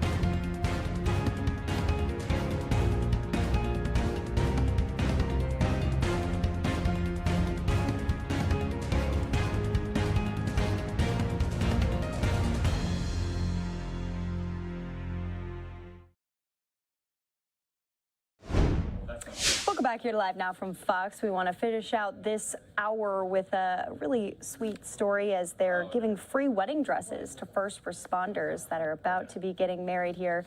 Here's this report. A little lace, a big sparkle, and something new as these lucky ladies find their perfect I do. All right, here comes your bride. But finding the perfect dress is even easier for these brides-to-be. Military and first responder brides get to pick out a bridal gown for free. A beautiful dress to call their own. without a price tag to bring it home. We are honored to do this again with Brides Across America because our military and first responder brides have been through so much, and it's so joyful to be able to give back to them. Since 2008, Brides Across America has donated 27,000 dresses for military and first responder brides-to-be across the country. And Something New Boutique has helped them with their mission for the past 4 years. It is so special to be able to give someone a free wedding dress for their wedding because that's a huge cost in wedding planning. And with some of the military brides having their partner deployed or vice versa, it's just a special way to touch them in their wedding planning. About 30 brides-to-be able to find the dress of their dreams. Amazing, it's surprising. I didn't think it would happen, but my expectations have been exceeded, so I'm excited to show up on the wedding day in the dress. From meeting their personal stylist to having family and friends close by. The full try-on experience without the stress. It definitely makes life a lot easier in regards to there's enough to plan and enough to worry about financially that this makes a big difference, and we're very grateful. From the smiles to the happy tears to finally saying yes to the dress. My beautiful bride Terry just said yes to her wedding dress! A moment to remember before their special day. It's like she knew what I was looking for, and yeah, it's perfect. I can't wait. In Colorado Springs, Ashley Nanfria, Fox 21 News. A little late. So such a special moment for all of those brides to be there. We want to thank the service of all of our first responders across the country.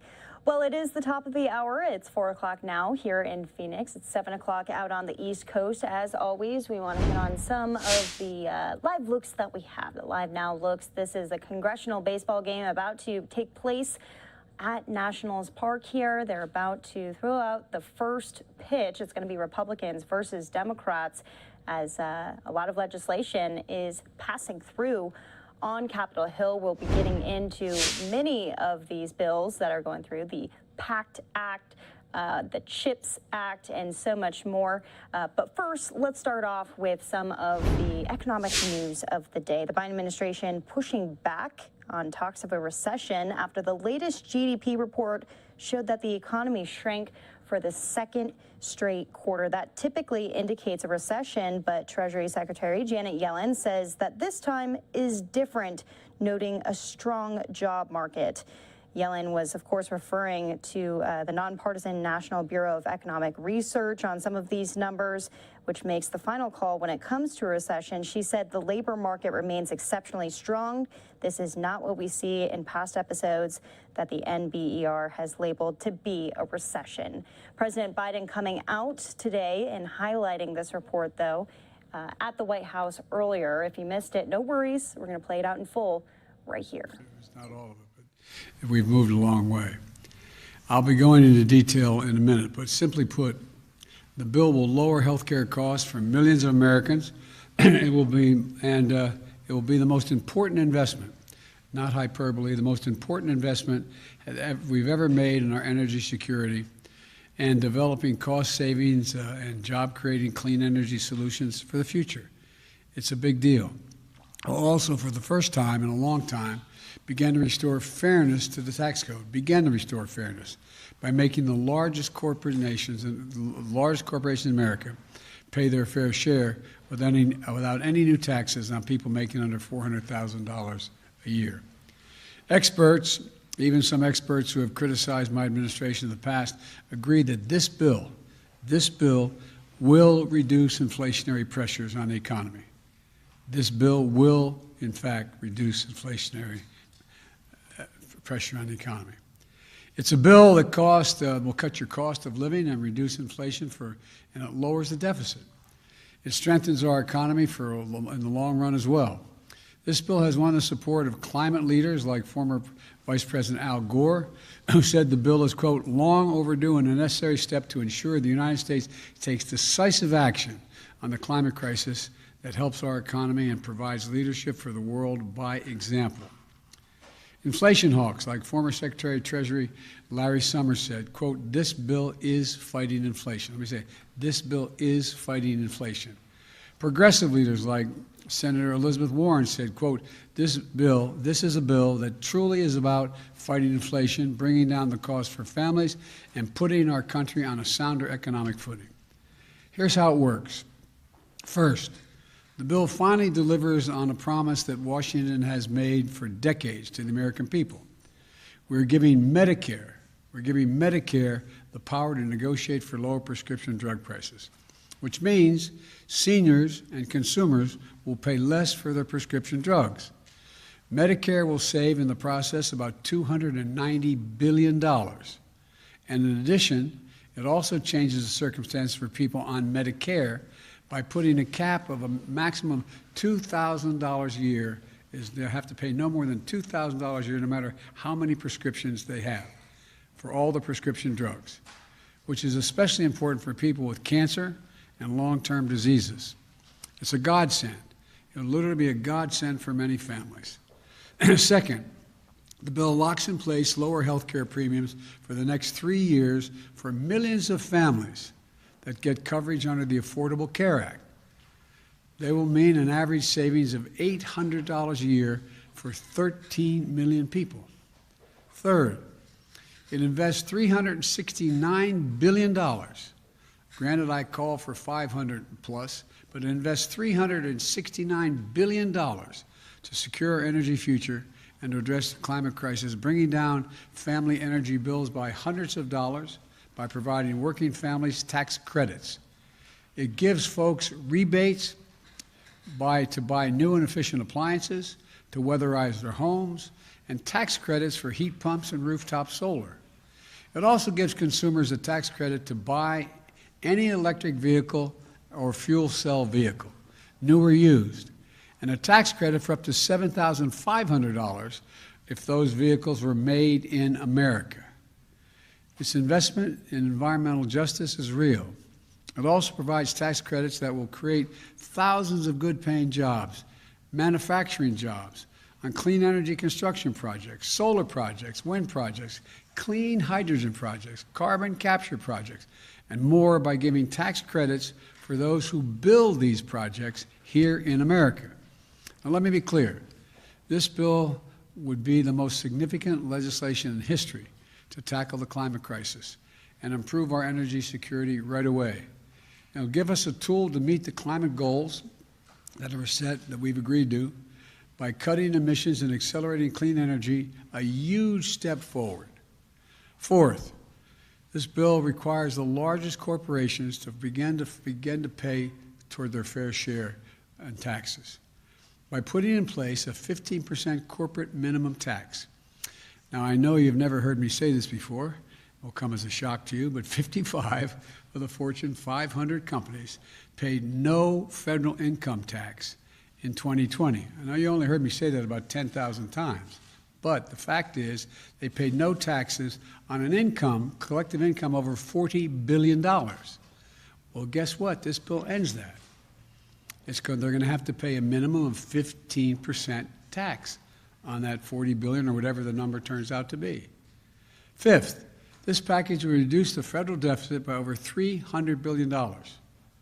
Already on my watch, deficits come down my first year by $350 billion and a record $1.7 trillion at the end of this fiscal year.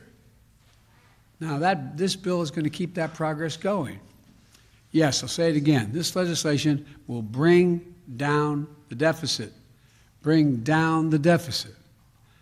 The sixth point I want to make is this bill will not raise taxes on anyone making less than $400,000 a year.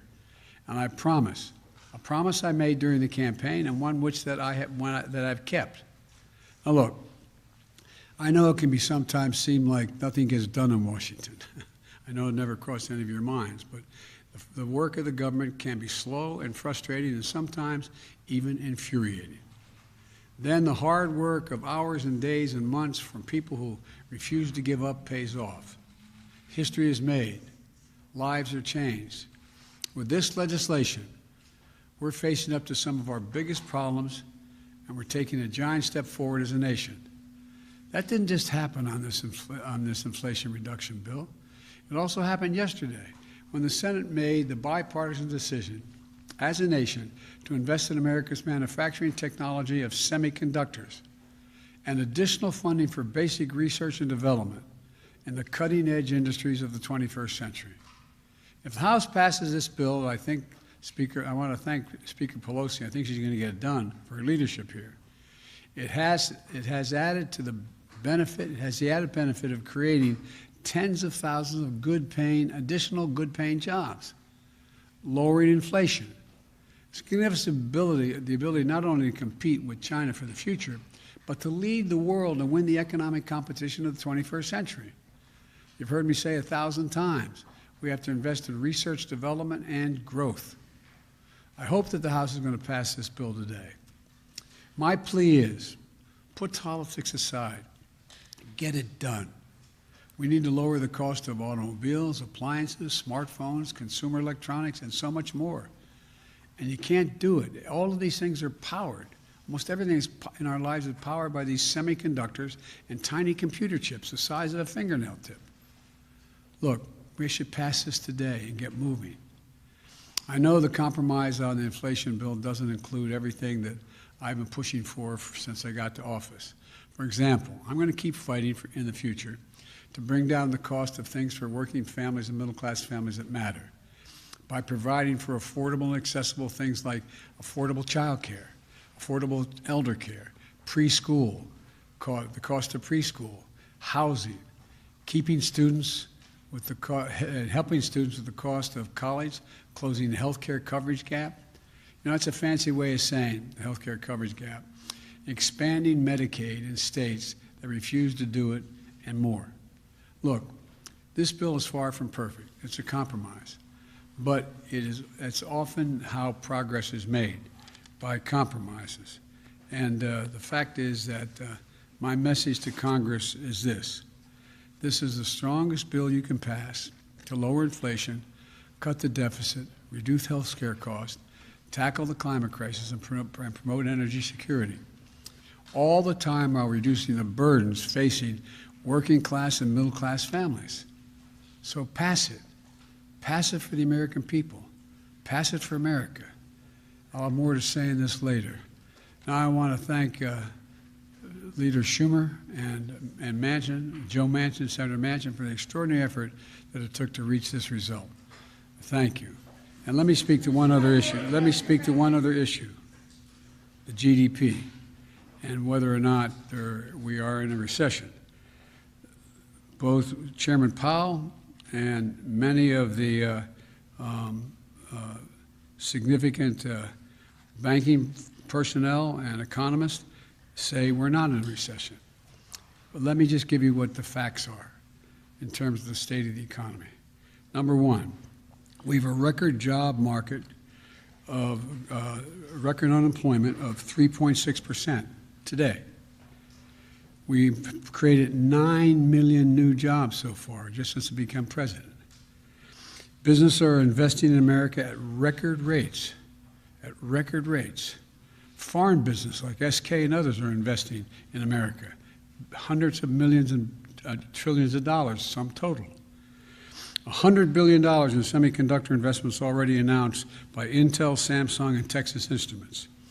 More than $100 billion in electric vehicle battery investments by Ford, General Motors, Hyundai, Tesla, and more. And just last week, as I said, SK Corporation of the Republic of Korea announced $22 billion in new investment in semiconductor batteries, chargers, and medical devices, creating another 16,000 jobs here in America. And this is powering the strongest rebound in American manufacturing in over 3 decades, creating 613,000 manufacturing jobs. Passing the CHIPS bill is going to put another $72 billion for incentives and tax credits to expand semiconductor production. And the Inflation Reduction Act will add another $370 billion in clean energy tax credits in reconciliation, including incentives to accelerate domestic production of solar panels, wind turbines, batteries, and critical materials processing. That doesn't sound like a recession to me. Thank you very much. It was not all of it. Okay, so those were the remarks from President Biden as he didn't take reporter questions at the very end there. He is thankfully not sick and not quarantining. He has a lot on his plate, though, even though he just had COVID-19. But it's not just COVID-19 that is a frustration right now. There's also that monkeypox outbreak that continues to be a global emergency, according to the World Health Organization. We'll be talking about that and hearing from Fox correspondent William Lajeunesse after this commercial break.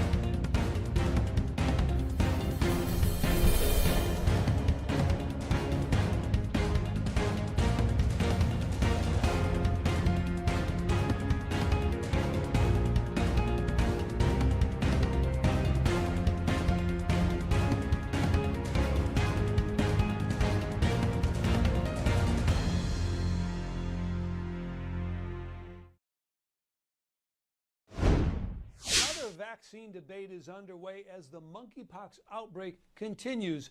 Health officials say about 800,000 doses of the monkeypox vaccine will soon be sent to hotspots like San Francisco, LA, and New York. Health departments in major cities say they're already running out of the vaccine due to high demand. But major international organizations are recommending against mass vaccination, claiming education and outreach are the best ways to stop the spread. We are also working to alert at-risk groups about monkeypox symptoms. That stance not sitting well with lawmakers in a number of states, including California, where the Assembly Speaker sent a letter to HHS Secretary Javier Becerra earlier this month, demanding faster action and more containment measures.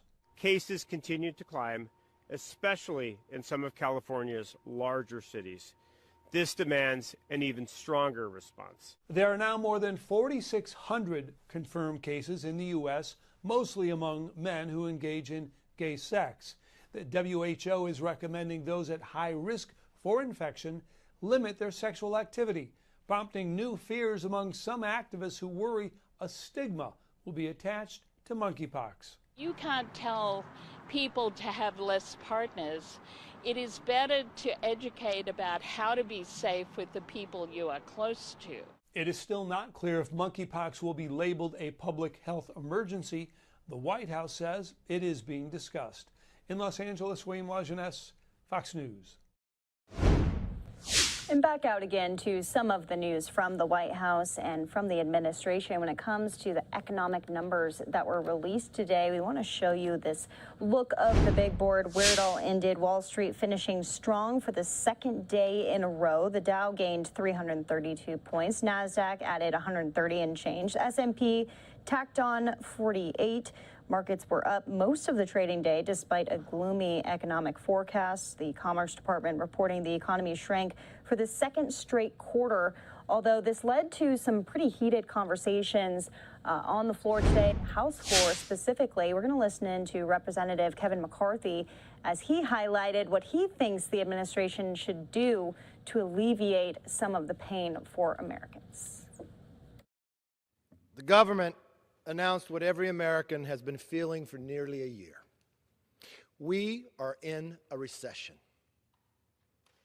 This news is a grim milestone that points towards more hardship, more suffering, and more pain for the American people.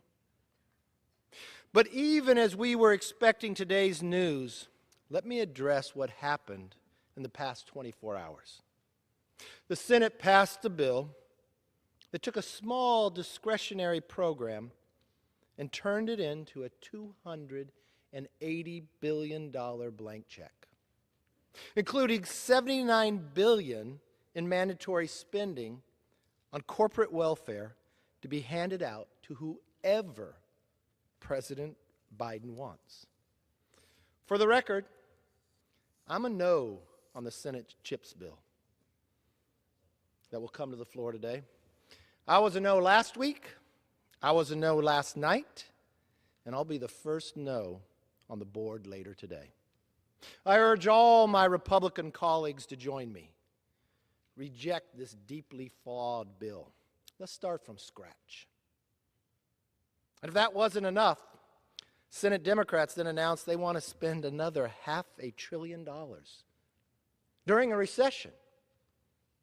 Democrats say they want to lower inflation. But you know what their new bill does? It gives you a $7,500 tax credit to buy an $80,000 electric vehicle for people making up to $300,000. They say they want to restore growth, but their new bill adds $700 billion in new taxes, including a $300 billion Made in America tax that punishes anyone who wants to build, manufacture, or invest in America. They say they want to help struggling families. But you know what their new bill does? Who do they hire? They hire 87,000 new IRS agents to audit them and spy on their bank accounts. That's what the Democrat majority wants. They say they want to lower prices, but their new bill will allow bureaucrats to decide what drugs seniors can access and destroy the hope of any new cures or treatments for diseases like cancer. And you know what? They're not done yet. Mr. Speaker, do Democrats really believe that spending hundreds of billions of tax dollars right now while pursuing and punishing productive investments in the long run will lower inflation? Policies like that don't lower inflation. They cause inflation. You're going to spend more dollars chasing the same goods with fewer jobs and lower income in the long run, all during a recession. But I know what you're going to say. It's okay, because you changed the definition of a recession now. You know, Einstein once said, and we all know it, the definition of insanity is doing the same thing over and over and expecting a different result. So what you really should do, just go with changing the definition. Maybe people won't hear you or understand it. We all know across this country what caused inflation. Democrats winning the House, Senate, and the presidency. And now you're doubling down on the same failed policies. Was the worst inflation in 40 years not enough? Are they trying to see how high they can get it? All while forcing the American people to pay the bills for your failures? Democrats just can't help themselves. They simply don't care about the consequences. Which brings me to this morning's news. The Bureau of Economic Analysis announced the GDP fell by 0.9 in the second quarter. I'm not sure, Mr. Speaker, if everybody's lined up to talk about that today. This comes after a 1.6 decline in the economy in the first quarter. So half of this year, our economy shrank. It is no wonder an overwhelming 8 in 10 Americans feel the economy is heading in the wrong direction. And the National Federation of Independent Businesses, this is a survey of small businesses, found that the confidence is at its lowest level in 48 years. But I guess that's Putin's fault. Consumers and businesses are losing hope And there's no secret why. Every week, the American people know we are able to buy less with the money we have. Every week at the gas pump, we're paying nearly twice as much to fill up our tanks. Every month, the American people know when they get their pay stubs, they're making less in real wages. And every day, the American people understand the simple truth. We cannot afford Democrats' failed policies, but we are certainly paying for them. Of course, President Biden and Speaker Pelosi won't admit it. Their response to rising prices has been to issue dismissals, denials, distortions, and a little deceptive spin. Remember when President Biden told us last July that inflation was temporary and expected? Remember that right there? Then he told us in December that inflation had peaked. No more fear. It's peaked. That was at 7.0. Democrats tried to convince us that inflation was a good thing. Remember, Secretary Yellen said this week that a recession isn't a recession, but rather our country is in a period of transition in which growth is slowing. That's weird, huh? We all learned that a recession is really easy. You take 2 quarters in a row and you have negative growth. But it's weird, beginning this week, the White House told us, I don't know, I looked in every book, but we're changing the definition now. We changed each and every place of where we went. We started, it was temporary. First, it was COVID's fault. Then, don't worry, it's transitory, it's not going to stay. Then we found out corporate greed is doing this. Then it's just a high-class problem. It's their problem, nobody else's. Then it's okay, it's peaked. But then when it went a little higher, it's the supply chain's fault now. No, now it's Putin's fault. Eventually, America may believe something. Then it's just out of date. Now, no, it's not a recession. The economy is just slowing. You rather redefine a recession than restore a healthy economy? You know, the American people know that inflation was not temporary. Inflation hadn't peaked, and now we're in a recession. But the Democrats continue to talk down to American families, no matter the increased cost of nearly everything. But you know the worst part about all of this? And Mr. Speaker, I see people here ready to speak. Mr. Speaker, I wonder, Madam Speaker, I wonder if anyone's going to speak and show us your plan. Show us your plan to get us out of recession. Show us your plan to make our streets safe again. Show us up your plan that you're going to produce more and lower the gas price. I guess your plan is just redefine and blame something else. Their failed policies have not only made inflation worse, you created it. Democrats have increased total government spending by over $9 trillion in less than 18 months. For every American, if you wonder, do elections have consequences? Yes, they do. Oh, yes, they do. $9 trillion in 18 months. The Democrats control the House, they control the Senate, they control the White House. This is what they brought us. We have not felt this in more than 4 decades. 60% of every American has never lived through inflation above 4%. They halted energy projects, slowed down pipeline construction, and took every step to discourage American oil and gas production. You know, when they had the majority like they do right now, they brought in all the energy companies. Not one Democrat asked, how could we lower the gas price? You know what they made every CEO do?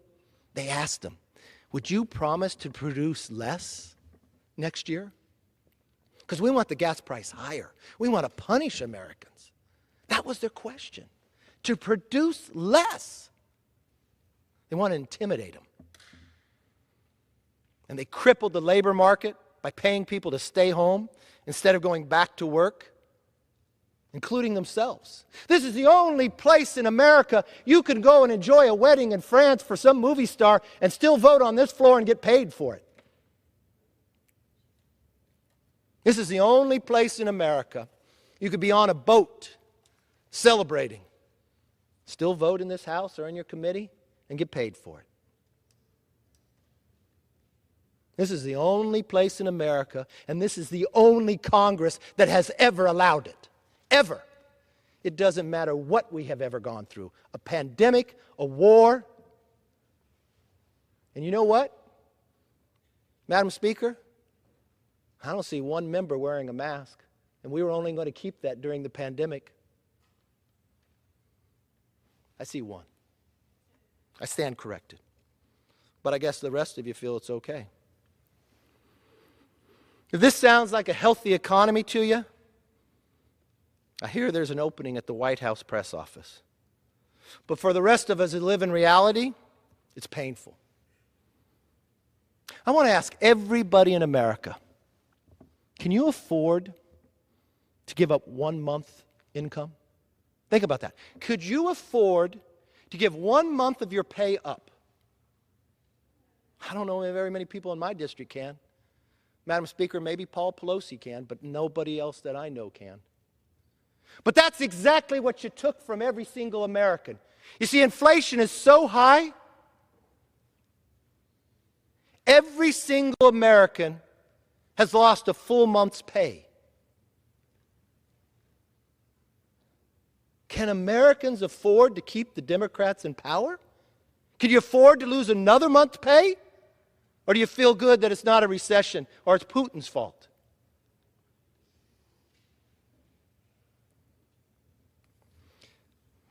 If you had a constant salary, like everybody in this body, 1 month is 8.3% of those 12 months. Inflation is higher, so you just lost the full salary. So you have less money, but you pay more at the gas pump. But it's okay. Tell everybody to go buy an electric car at $80,000. I wonder what your answer is to the homeless. Buy a house?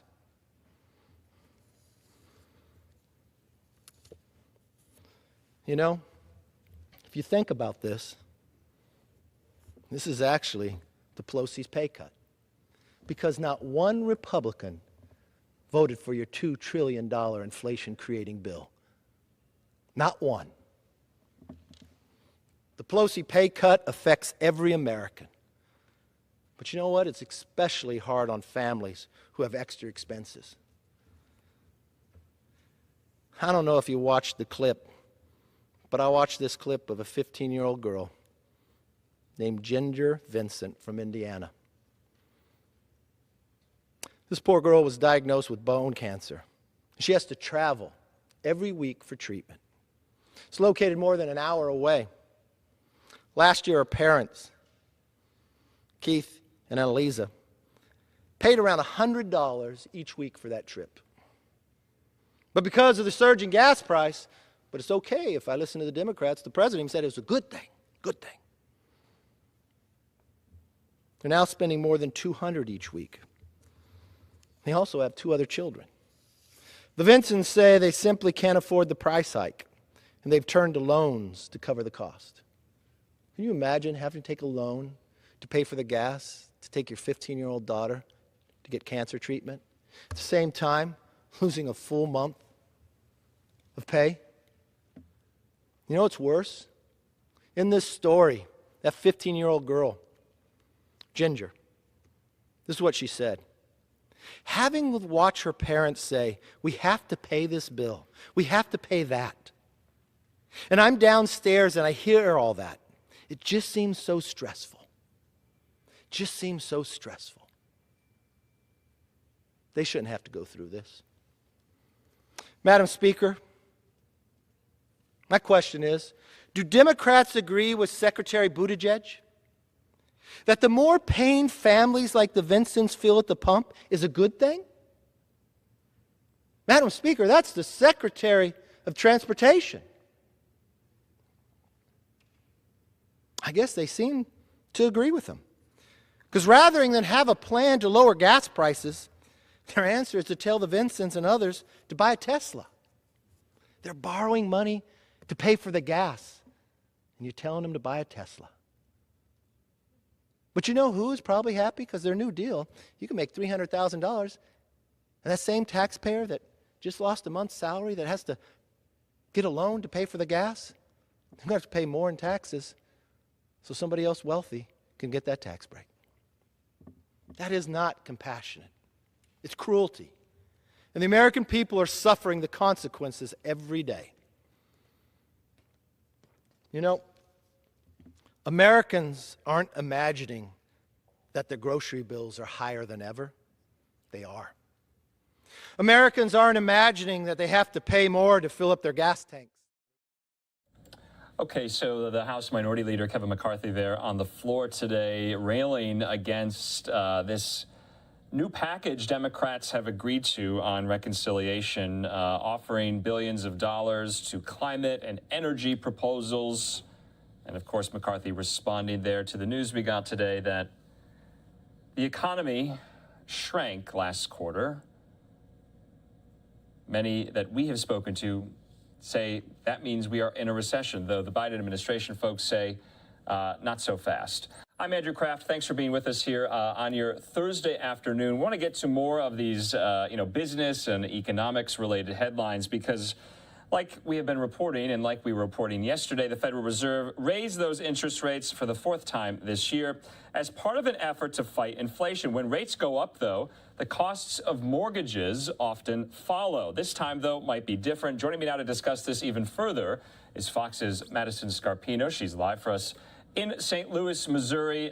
Madison, what did you learn and are soon-to-be home buyers grappling with this? So Andrew, interest rate hikes make borrowing more expensive, and that tends to slow spending and limit inflation. But the silver lining for home buyers is yesterday's interest rate hike might not affect mortgage rates. And it's because the market was kind of expecting this increase, and it's already priced into mortgage rates. In fact, the average 30-year fixed mortgage rate peaked at 6% in June, but it has been declining ever since. Of course, it is still double what it was last year, and with the rate as high as it is, fewer people are buying homes. And the National Association of Realtors chief economist says that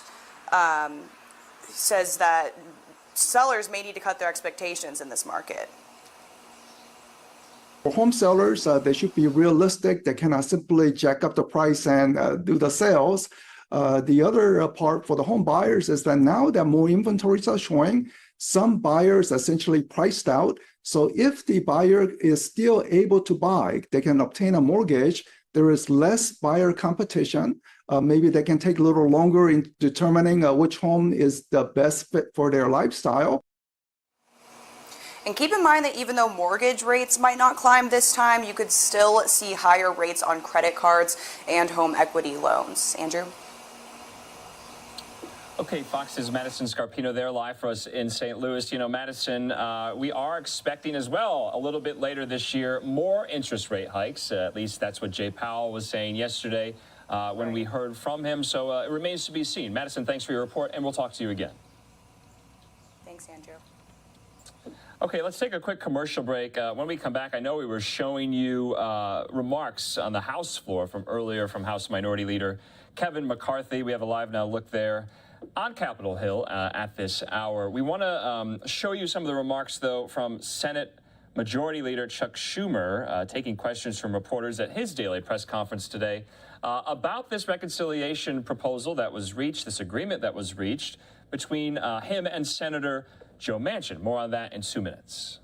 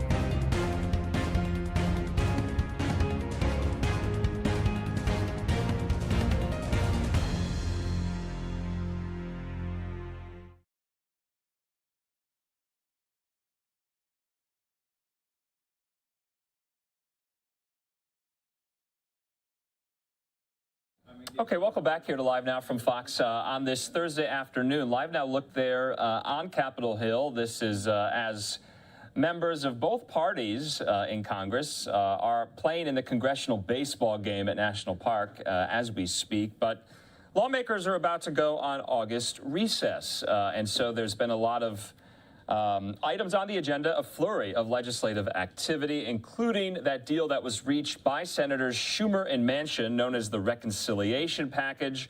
It's a new proposal of, massive spending. They're calling it the Inflation Reduction Act. Let's hear from Senator Schumer earlier this morning as he took questions from reporters and explained what is in the reconciliation package.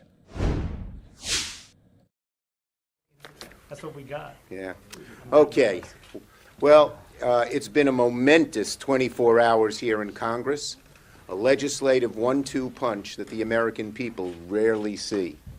A little while ago, the House voted to approve the largest investment to lowering costs, increasing manufacturing, investing in science, and helping fix our semiconductor crisis. The CHIPS and Science bill, after 3 long years, now goes to the President's desk.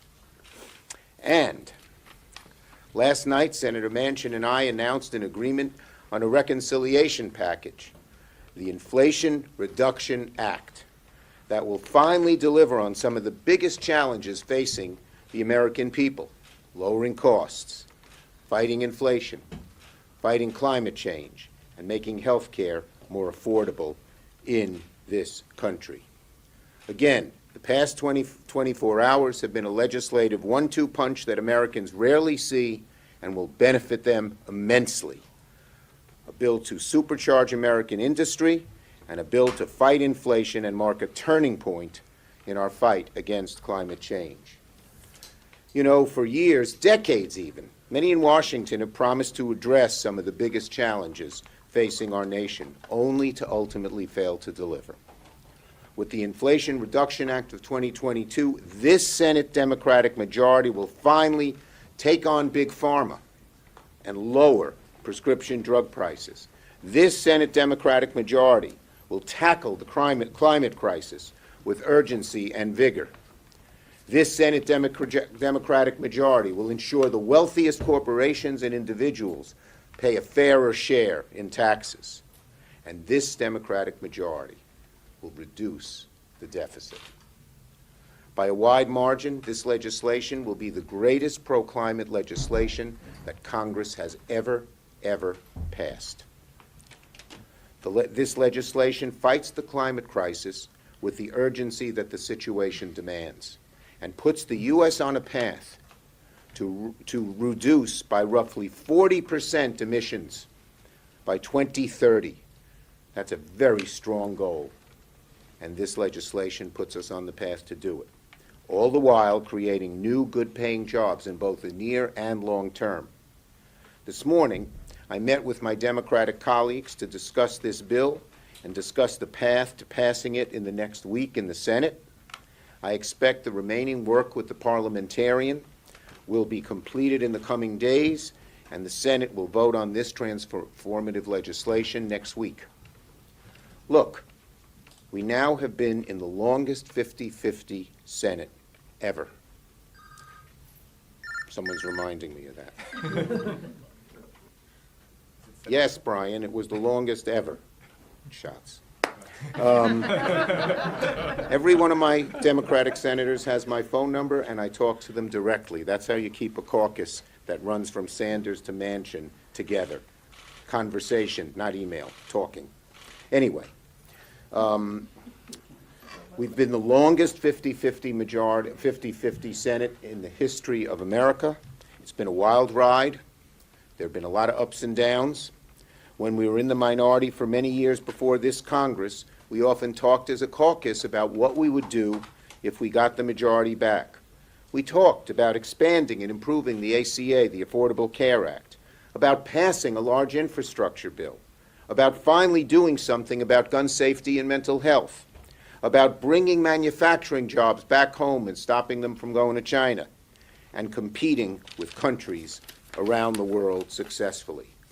But at the top of the list, we regularly talked about two things that the party and the country have been fighting to do for over a decade.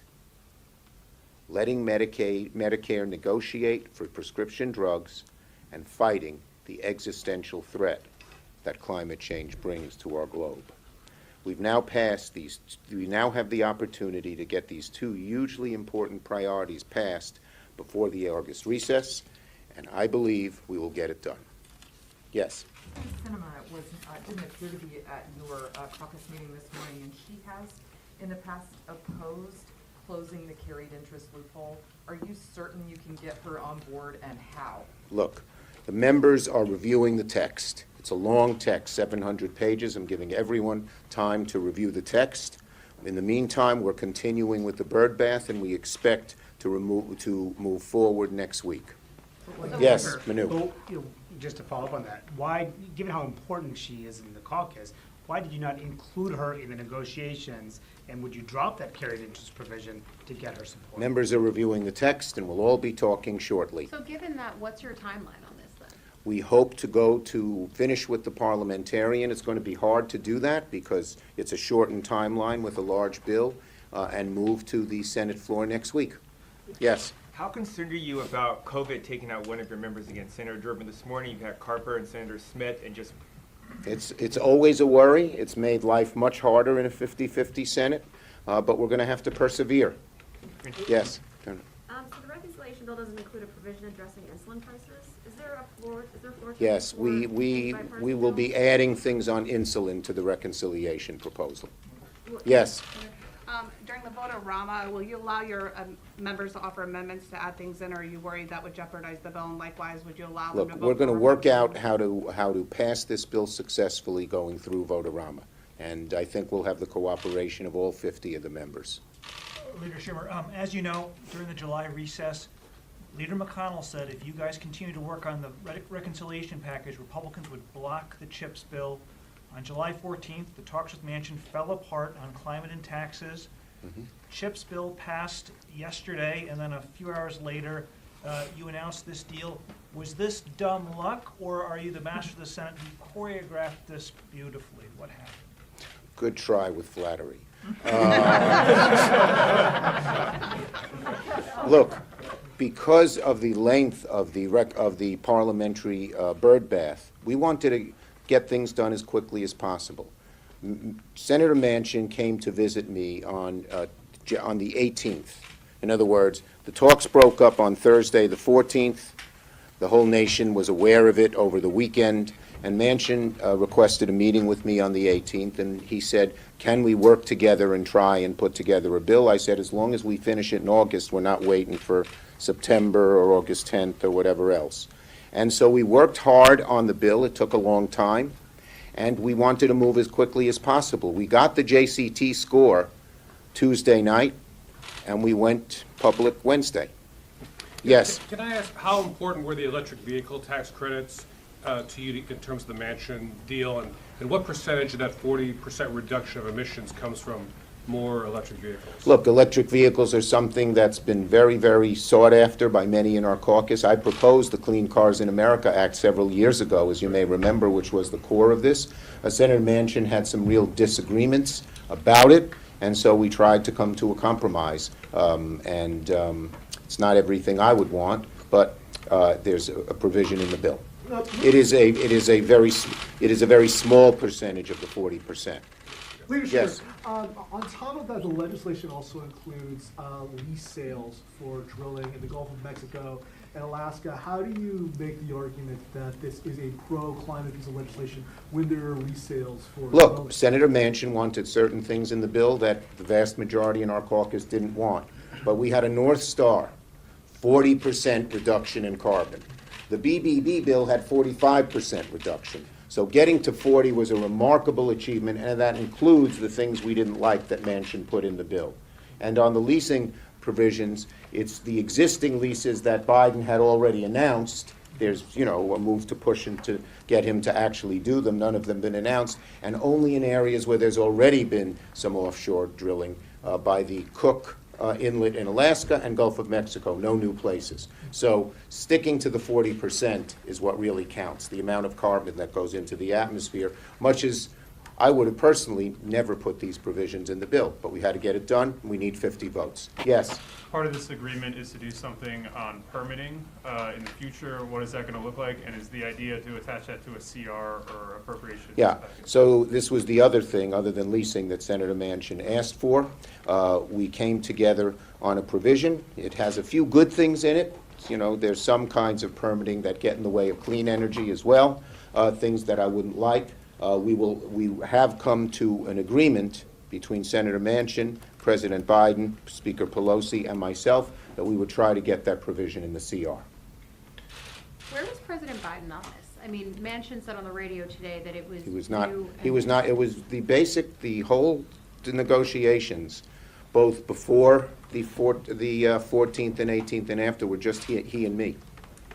Okay. That's yes. right. Last one. Leader, can you share a little bit more about your conversations with House progressives and any concerns about that they or House moderates, Democratic moderates, could potentially stymie this bill even if? Well, I talked to the CPC today.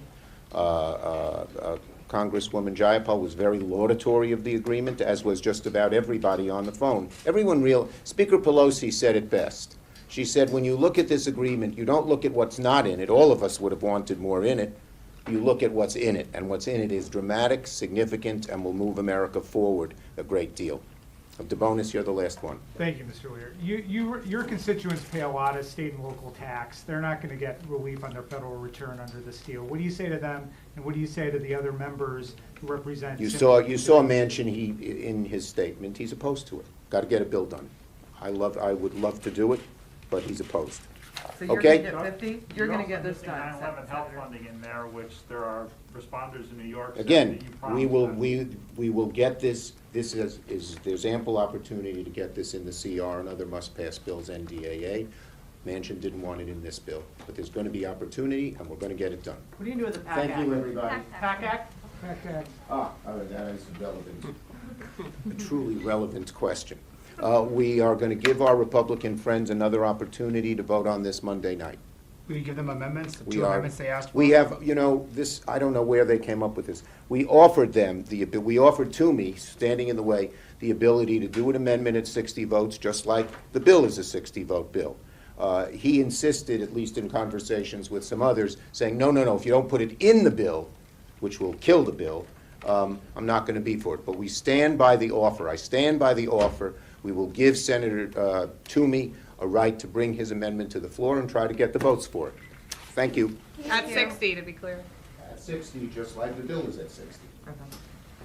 Okay, we were listening there to Senator Chuck Schumer talking to reporters on Capitol Hill today about this agreement reached between his office and Senator Joe Manchin, and they released some of the preliminary details of the bill to address climate change, taxes, health care, and inflation. It will now be called the Inflation Reduction Act of 2022. So what this would do, essentially, it would continue expansions to the Affordable Care Act. It would allow Medicare to pursue lower drug costs by negotiating directly with drug companies. Democrats say the plan avoids any new taxes on families making $400,000 or less a year, and it does not include any new taxes on small businesses. You heard there, though, from Senator Schumer that this taxes the wealthiest of the wealthy in the United States. And so there are a lot of climate provisions in this bill. And also it would reduce the deficit by approximately $300 billion over the next 10 years. So this is deficit neutral. And so Senator Manchin coming out in favor of it. We are still waiting for one of these other moderate Democrats to weigh in on the proposal. That, of course, is Arizona Democrat Kyrsten Sinema. We don't really know what she thinks about this just yet. I'm Andrew Kraft. We're going to take a quick commercial break. Remember, here on Live Now from Fox, we go out to our reporters who are standing by at many airports across the country as they track some of the pilot shortages, some of the delays that so many travelers are experiencing. When we come back, we'll find out which are the worst airports experiencing delays. We'll have it in 2 minutes.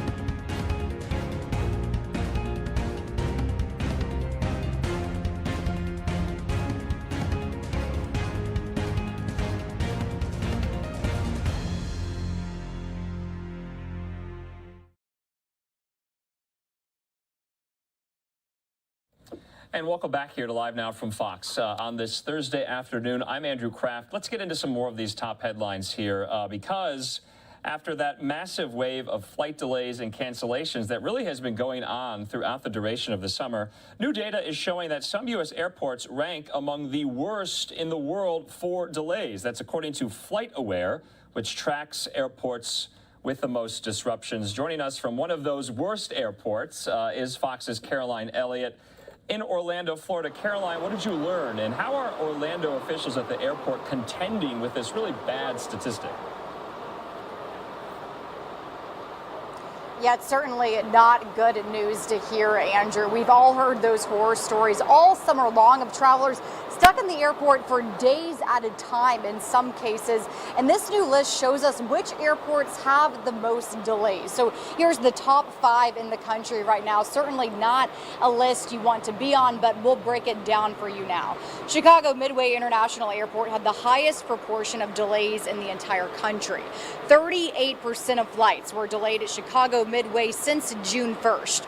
And not too far behind, Orlando, JFK, Baltimore, Washington, and Newark Liberty all report more than 30% of flights delayed in June and July. Experts say staffing shortages are still the problem. Even though we're moving the same amount of passengers as we were in 2019, we're seeing a drastic reduction in the amount of regional airline flights as the regionals simply don't have enough pilots to staff their airplanes. And we know many airlines have cut flight schedules trying to manage those flight disruptions, but FlightAware tells us the 100 busiest airports in the world still are reporting about 20% of flights delayed in recent weeks. Now, one good thing travelers can look forward to, though, as experts tell us airports should see some relief by Labor Day. Back to you. All right, Fox's Caroline Elliott there live for us at Orlando's airport. Yeah, hopefully some of these problems are rectified a little bit later this summer, this fall as well. I know I have some travel plans. Hopefully I won't experience some delays. We can only hope. Me too, Andrew. All right, Caroline, talk to you again. Have a good night. Okay, we want to get to some of these other top headlines, especially out of Seattle. Remember, we were showing you these pictures live from this truck explosion that caught on fire earlier this afternoon here.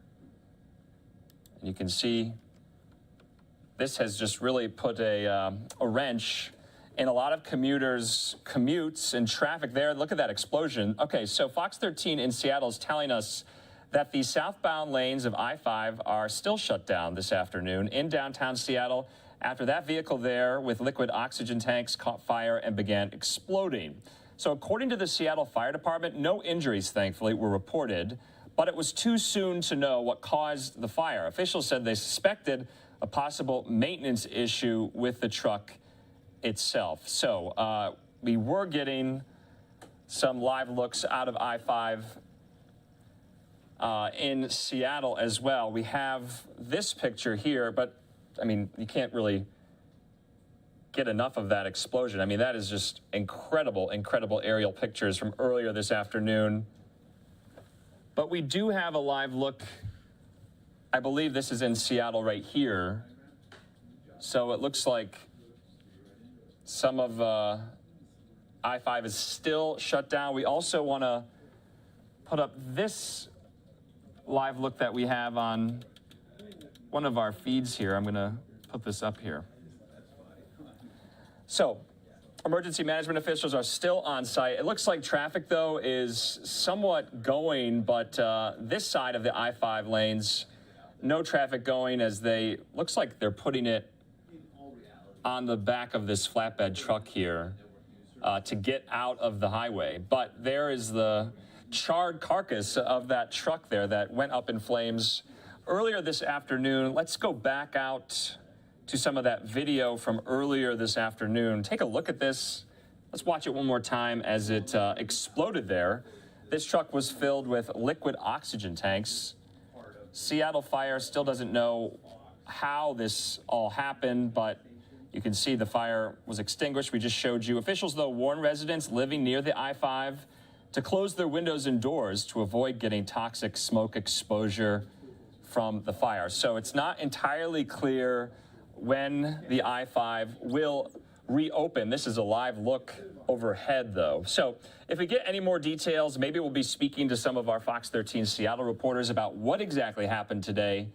But you can still see I-5 is closed in this direction here as authorities try to get that hollowed out, charred carcass of a truck off the expressway. We'll be back in 2 minutes.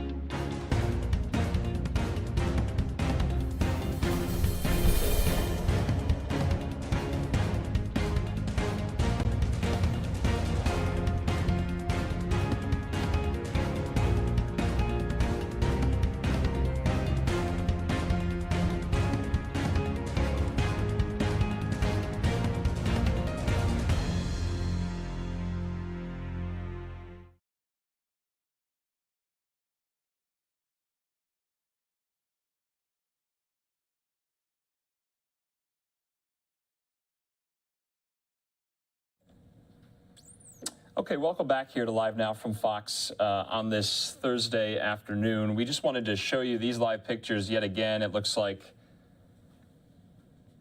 this tow truck is trying to get this charred truck out of the expressway on the I-5 in downtown Seattle. We want to go out to Fox 13 in Seattle. They are covering this story. Remember, the expressway is still closed, but we saw live overhead, just the extreme explosions that took place. Let's go out to Fox 13 in Seattle. I-5 right outside of downtown Seattle exits. The flames coming out of this truck. What officials are saying is something caused this truck to start exploding. The truck had liquid oxygen canisters on it. For 30 minutes, officials say those canisters continue to blow up. Concerns for the people on the road, concerns for the people who live in the area. Warning went out for people living in the surrounding area to close their window as a caution to the fumes that were coming from this truck fire. Eventually, crews were able to get on scene and put the flames out with foam, but the damage has been done. We're going to take a live look now at the interstate, and what you're looking at is the charred exit sign for exit 167. That's Mercer Street. You can see the other signs next to it, the green. That black sign used to look like that earlier, and you're going to see the effects of what this incident is going to do to the people who are now commuting. This happening earlier in the afternoon around 1:32. Now it's rush hour. Now people are trying to get home, and you're looking at East Lake right here and just backed up traffic all the way up to Mercer. This is going to be a concern for anyone that's trying to get home this evening. You see that video. You see all of the effects it's had on this community. There are a lot of questions that we're going to continue to work throughout the evening. I'm going to send it back to you guys reporting live here in Seattle. I'm AJ Janavel for Fox 13 News. AJ, thank you. Let's send it now to Fox 13 News reporter Alejandra Guzman. She's also live in Seattle. Alejandra, we know this is going to take a while to clean up. What are officials telling you about the process? Jamie, David, I can tell you this is still very much an ongoing situation. Right now, we know that the fire is under control, but now that that's happened, this is where the real work begins, because as Seattle Fire says, the tow truck has arrived, but now it's going to wait for them to fully determine that it's safe to approach that vehicle that we've continuously seen blow up over the last couple hours. Now, we did see that this all started shortly after 1 when the driver to a truck carrying a flatbed full of liquid oxygen reportedly had a mechanical issue. A fire started on the undercarriage. According to that driver, he quickly ran out, and in seconds you can see the oxygen tanks exploding, which were heard for miles. The flames seen as high as those exit signs, as AJ mentioned. But for some folks driving down the interstate, these were really scary moments as those tanks were seen spiraling out into the highway right next to where people were driving. Now the situation quickly escalating after one of those tanks did fall over the highway, landing on a construction site. Fortunately, everyone there is okay, but there were some issues getting water to the scene because, as officials say, fire hydrants are very spread apart on that stretch of the highway. Several agencies came in to assist. Now, let's take a listen to how firefighters are tackling the scene now. We upgraded this to a hazmat fire response due to concerns that the tanks of oxygen can explode. As more crews arrived on scene, we did witness that several of the oxygen tanks did ignite. One of them fell down just below the freeway to ignite a nearby construction site. Firefighters also were dispatched to that particular scene. That fire is now under control. The fire that is on southbound I-5 is currently under control, and our hazmat crews are investigating the area to make sure that the truck itself has cooled down and that it's safe to dismantle the oxygen tanks on that truck. For folks who live in the area, they were asked to shelter in place due to the amount of smoke in the air. However, that's since been lifted. Now, as you saw from AJ, that traffic is a complete gridlock right now, and it could be some time as officials are now trying to get in there and actually tow that truck away. But again, their warning is for drivers, if you don't have to go anywhere, if you're at home right now, to stay there, because these drivers could be stuck there for some hours. As WSP has already mentioned, they do have investigators assessing the integrity of the bridge. Now, technically, in speaking with them, they say normally things are okay and there's no damage caused to the bridge, but right now that's what they're trying to make sure, that drivers can fully get through without having another catastrophe happen after this truck, after those liquid oxygen tanks did explode. So right now the warning is for everyone, again, to stay home. We're going to continue to update you as soon as we learn more, just to ensure, if you guys are listening, or maybe as you're stuck in the highway listening to us report on what is going on around you. I-5 going northbound is fully open. Going southbound I-5, those main lanes are completely shut down. The express lanes, though, are open. So, of course, we're going to stay on top of this and bring you the very latest, both on air and online. Back to you guys. Okay, we thank Fox 13 in Seattle there as we continue to follow this story overhead on the I-5 in downtown as that truck exploded today, caught fire. It's finally out, and they're working to tow it away to get traffic moving yet again. I'm Andrew Kraft. We're just a little bit after the 5 o'clock hour here on the West Coast. Live Now look there.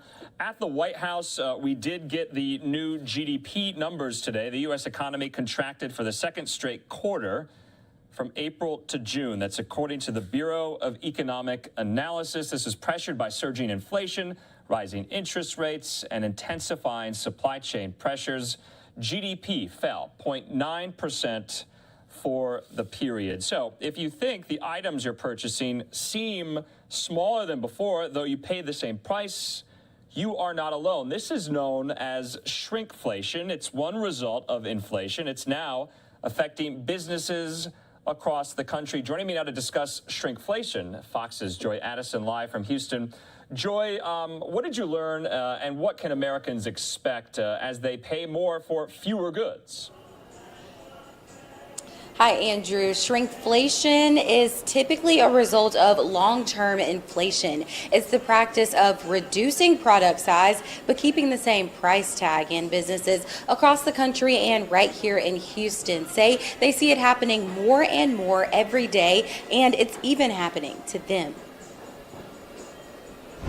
A group of entrepreneurs gather at Houston's Harold's in the Heights restaurant. They agree that one hardship is affecting them all. Inflation and supply chain overall. Patrick Amante owns a sign and graphic solution business. He says as inflation continues, he's noticed a difference in products received from suppliers. Sometimes they do shrink the size and keep the price the same.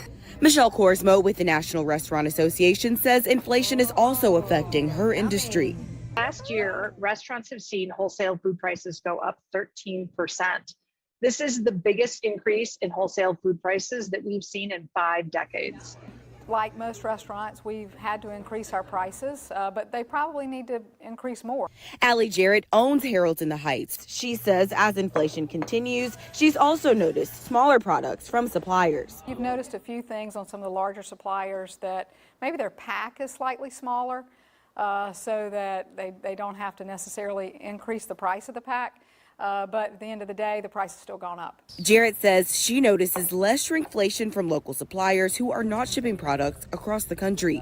Using them has helped her, in turn, not shrink the size of the food she serves. The National Restaurant Association says keeping customers happy with manageable prices and portions is what will help restaurants and other businesses beat shrinkflation and inflation altogether. As a consumer, we can all be hopeful that our love of going out and eating restaurants is going to be the thing that keeps the menu prices low. So in a report, the food review website, sorry, that's a tongue twister, Yelp, says that customers, for the first time ever, are citing shrinkflation in their reviews. So that means that it's becoming more noticeable, and this is more common at restaurants that sell more affordable items like hot dogs, hamburgers, and pizza. In Houston, Joy Addison, Fox News. Andrew? Joy, thanks so much for this report. I know there's been so many of these economic headlines, a lot of this data released this week, and we'll talk to you again. Thank you, Andrew. Okay, we do want to hear from President Biden now, reacting to these GDP numbers. In the second quarter, the economy contracted. That is the second consecutive time that it has done so. Many people that we have spoken to here on Live Now from Fox believe we are in a recession, although President Biden, Treasury Secretary Janet Yellen, even Federal Reserve Chairman Jay Powell say we are not. Here's Fox's Lauren Blanchard with this report. There's no doubt we expect growth to be slower than last year. Despite that slowdown in the economy for a second straight quarter, President Biden and his team are avoiding the term recession. If you look at our job market, consumer spending, business investment, we see signs of economic progress in the second quarter as well. The gross domestic product report estimates a 0.9% decrease in the economy. Last quarter dropped 1.6%. This report indicates an economy that is transitioning to more steady, sustainable growth. Republicans accuse the administration of playing with definitions. You rather redefine a recession than restore a healthy economy? If you're not willing to be honest to the American people, get out of the way and let somebody else lead. From the White House, the president threw his weight behind a bill to fight inflation. It also allocates money toward climate issues, lowering healthcare costs, and energy security. It's a big deal. This bill will reduce inflationary pressures on the economy. However, Republicans say too much government spending is hurting the economy. This is a terrible bill, and we have to stop it. This bill is going to fuel even more inflation. The president says the Inflation Reduction Act is similar to his so far unsuccessful Build Back Better bill, except this one should have enough support to pass, including Senator Joe Manchin. In Washington, Lauren Blanchard, Fox News. Okay, Lauren Blanchard there for us in Washington. We appreciate that report. We want to hear from President Biden now as he reacted in real time to these GDP numbers, speaking from the White House earlier today.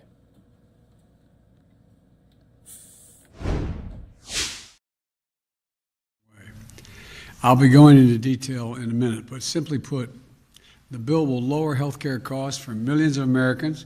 It will be the most important investment, not hyperbole, the most important investment we've ever made in our energy security and developing cost savings and job creating clean energy solutions for the future. It's a big deal. Also, for the first time in a long time, began to restore fairness to the tax code, by making the largest corporations in America pay their fair share without any new taxes on people making under $400,000 a year. Experts, even some experts who have criticized my administration in the past, agree that this bill will reduce inflationary pressures on the economy. This bill will, in fact, reduce inflationary pressure on the economy. It's a bill that will cut your cost of living and reduce inflation and it lowers the deficit. It strengthens our economy in the long run as well. This bill has won the support of climate leaders like former Vice President Al Gore, who said the bill is, quote, long overdue and a necessary step to ensure the United States takes decisive action on the climate crisis that helps our economy and provides leadership for the world by example. Inflation hawks like former Secretary of Treasury Larry Summers said, quote, this bill is fighting inflation. Let me say, this bill is fighting inflation. Progressive leaders like Senator Elizabeth Warren said, quote, this is a bill that truly is about fighting inflation, bringing down the cost for families, and putting our country on a sounder economic footing. Here's how it works. First, the bill finally delivers on a promise that Washington has made for decades to the American people. We're giving Medicare the power to negotiate for lower prescription drug prices, which means seniors and consumers will pay less for their prescription drugs. Medicare will save in the process about $290 billion. And in addition, it also changes the circumstances for people on Medicare by putting a cap of a maximum $2,000 a year. They have to pay no more than $2,000 a year no matter how many prescriptions they have for all the prescription drugs, which is especially important for people with cancer and long-term diseases. It's a godsend. It'll literally be a godsend for many families. Second, the bill locks in place lower health care premiums for the next 3 years for millions of families that get coverage under the Affordable Care Act. They will mean an average savings of $800 a year for 13 million people. Third, it invests $369 billion. Granted, I call for 500 plus, but it invests $369 billion to secure our energy future and to address the climate crisis, bringing down family energy bills by hundreds of dollars by providing working families tax credits. It gives folks rebates to buy new and efficient appliances, to weatherize their homes, and tax credits for heat pumps and rooftop solar. It also gives consumers a tax credit to buy any electric vehicle or fuel cell vehicle, new or used, and a tax credit for up to $7,500 if those vehicles were made in America. This investment in environmental justice is real. It also provides tax credits that will create thousands of good-paying jobs, manufacturing jobs, on clean energy construction projects, solar projects, wind projects, clean hydrogen projects, carbon capture projects, and more by giving tax credits for those who build these projects here in America. Now, let me be clear. This bill would be the most significant legislation in history to tackle the climate crisis and improve our energy security right away. It'll give us a tool to meet the climate goals that are set, that we've agreed to, by cutting emissions and accelerating clean energy, a huge step forward. Fourth, this bill requires the largest corporations to begin to pay toward their fair share in taxes by putting in place a 15% corporate minimum tax. Now, I know you've never heard me say this before. It will come as a shock to you, but 55 of the Fortune 500 companies paid no federal income tax in 2020. I know you only heard me say that about 10,000 times, but the fact is they paid no taxes on an income, collective income, over $40 billion. Well, guess what? This bill ends that. They're going to have to pay a minimum of 15% tax on that $40 billion or whatever the number turns out to be. Fifth, this package will reduce the federal deficit by over $300 billion. Already on my watch, Deficits come down my first year by $350 billion and a record $1.7 trillion at the end of this fiscal year. Now, this bill is going to keep that progress going. Yes, I'll say it again. This legislation will bring down the deficit. Bring down the deficit. The sixth point I want to make is this bill will not raise taxes on anyone making less than $400,000 a year.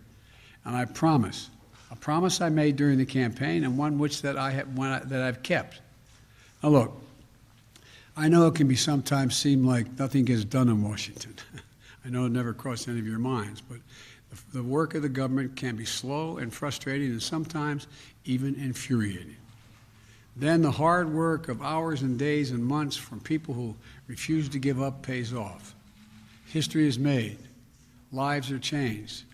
With this legislation, we're facing up to some of our biggest problems, and we're taking a giant step forward as a nation. That didn't just happen on this Inflation Reduction Bill. It also happened yesterday when the Senate made the bipartisan decision as a nation to invest in America's manufacturing technology of semiconductors and additional funding for basic research and development in the cutting-edge industries of the 21st century. If the House passes this bill, I want to thank Speaker Pelosi. I think she's going to get it done for her leadership here. It has the added benefit of creating tens of thousands of additional good-paying jobs, lowering inflation. It's going to give us the ability not only to compete with China for the future, but to lead the world and win the economic competition of the 21st century. You've heard me say 1,000 times, we have to invest in research, development, and growth. I hope that the House is going to pass this bill today. My plea is, put politics aside, get it done. We need to lower the cost of automobiles, appliances, smartphones, consumer electronics, and so much more. And you can't do it. All of these things are powered. Almost everything in our lives is powered by these semiconductors and tiny computer chips the size of a fingernail tip. Look, we should pass this today and get moving. I know the compromise on the inflation bill doesn't include everything that I've been pushing for since I got to office. For example, I'm going to keep fighting in the future to bring down the cost of things for working families and middle-class families that matter by providing for affordable and accessible things like affordable child care, affordable elder care, preschool, the cost of preschool, housing, keeping students with helping students with the cost of college, closing the health care coverage gap. You know, it's a fancy way of saying the health care coverage gap. Expanding Medicaid in states that refuse to do it, and more. Look, this bill is far from perfect. It's a compromise. But it's often how progress is made, by compromises. And the fact is that my message to Congress is this. This is the strongest bill you can pass to lower inflation, cut the deficit, reduce health care costs, tackle the climate crisis, and promote energy security. All the time while reducing the burdens facing working class and middle class families. So pass it. Pass it for the American people. Pass it for America. I'll have more to say in this later. Now I want to thank Leader Schumer and Manchin, Joe Manchin, Senator Manchin, for the extraordinary effort that it took to reach this result. Thank you. And let me speak to one other issue. The GDP, and whether or not we are in a recession. Both Chairman Powell and many of the significant banking personnel and economists say we're not in a recession. But let me just give you what the facts are in terms of the state of the economy. Number one, we have a record job market of record unemployment of 3.6% today. We've created 9 million new jobs so far, just since I became president. Businesses are investing in America at record rates, Foreign business like SK and others are investing in America, hundreds of millions and trillions of dollars, sum total. $100 billion in semiconductor investments already announced by Intel, Samsung, and Texas Instruments.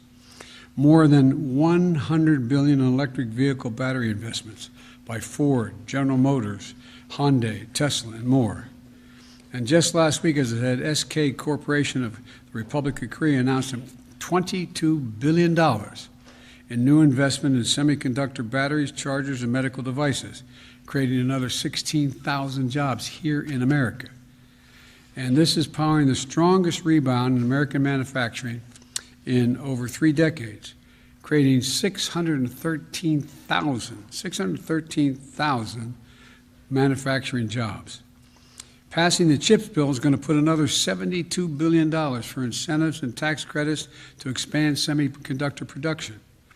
And the Inflation Reduction Act will add another $370 billion in clean energy tax credits in reconciliation, including incentives to accelerate domestic production of solar panels, wind turbines, batteries, and critical materials processing.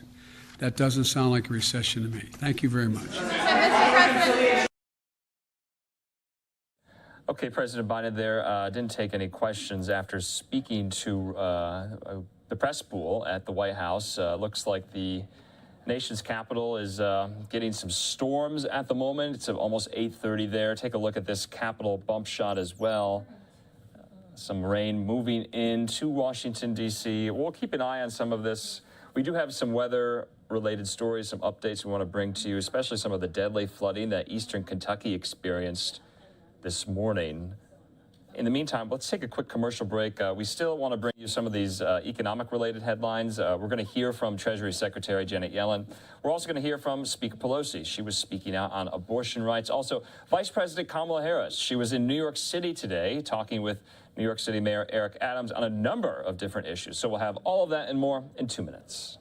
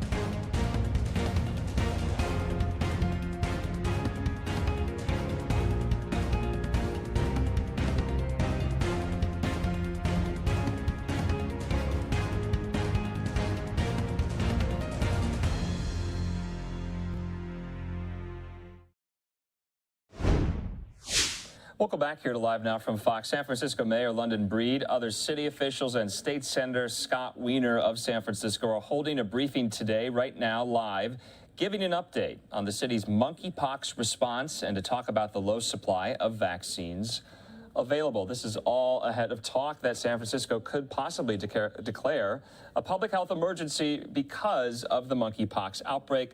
Let's show you some of Mayor Breed's remarks as we continue to follow this story here on Live Now.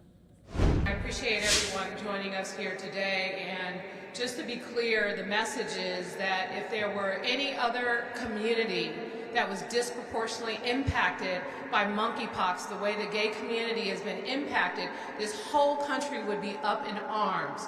So let's not treat this community different than we would anyone else, and do what we need in order to get the vaccines and get the treatment and get the resources to the cities that need them the most. San Francisco clearly is, based on the data, the city that needs it the most. So our declaration of emergency is to sound the alarm and to make it very clear we are in desperate need of more vaccines and desperate need of more treatment to support the people of our city who deserve health care just like anyone else.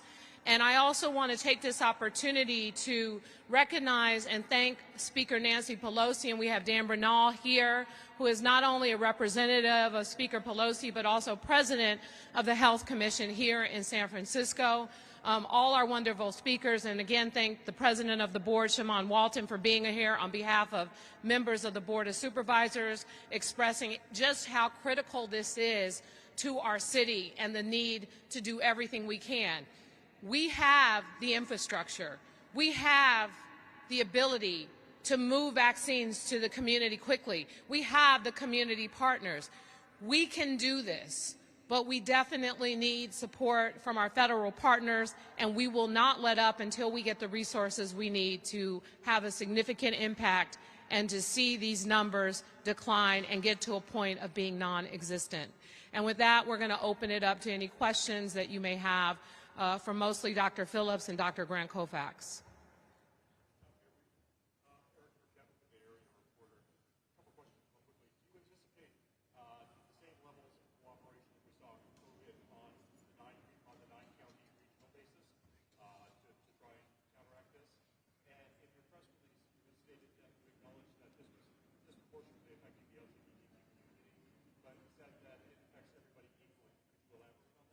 I think it's more so we're talking about an issue around public health, and I think Dr. Colfax or Dr. Phillip should talk more specifically about the coordinated effort and also the fact that, you know, some of the misinformation around how this disease is transmitted, because it's not attributed directly to being a sexually transmitted disease. So I want Dr. Phillip and Dr. Colfax to address that specifically.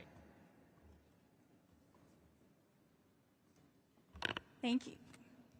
Thank you very much for the question. So, as always, the counties in the region and us as health officers are very coordinated and talk regularly. So they are informed about the actions that San Francisco is taking. And we have talked about ways in which we can mutually support the work that is happening in San Francisco. It's really important. We need more vaccines here in San Francisco. There are neighboring counties in the Bay Area that are getting less than 100 vaccines per allocation. So it is a regional importance, and we are closely communicating with them as well. But we are taking this first step because it is so incredibly important to San Francisco, as the mayor and other speakers have said.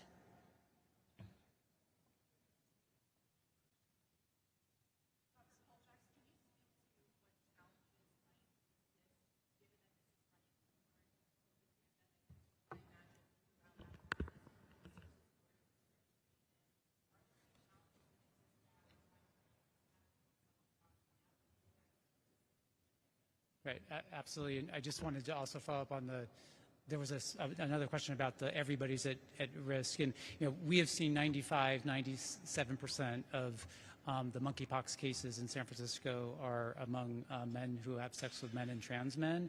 So that's the focus of our prioritizing vaccines in terms of the equitable distribution. Of course, within the people who have been infected, we have also seen a disproportionately, the Latinx population has been disproportionately affected. I think the point is that anyone can get monkeypox. Right now, there are disparities in risk for monkeypox, which is why right now we need more vaccines specifically for the communities at highest risk. And then in terms of the question about COVID and monkeypox, I mean, it's a balance. We have a pandemic, and we now have the spread of monkeypox to manage. I think what's really helpful about this declaration is it allows us to more seamlessly integrate our efforts, right? So we developed a system of vaccination sites, a system of testing, the system of education prevention, the system of working with community partners, expanded that as COVID increased. And now with this declaration, we're able to be more agile and flexible because it allows us to bypass or shorten some of the city's bureaucratic processes. So this is a step in the right direction. And Dr. Phillip and her team, along with community partners, including the San Francisco AIDS Foundation, have been doing an incredible job.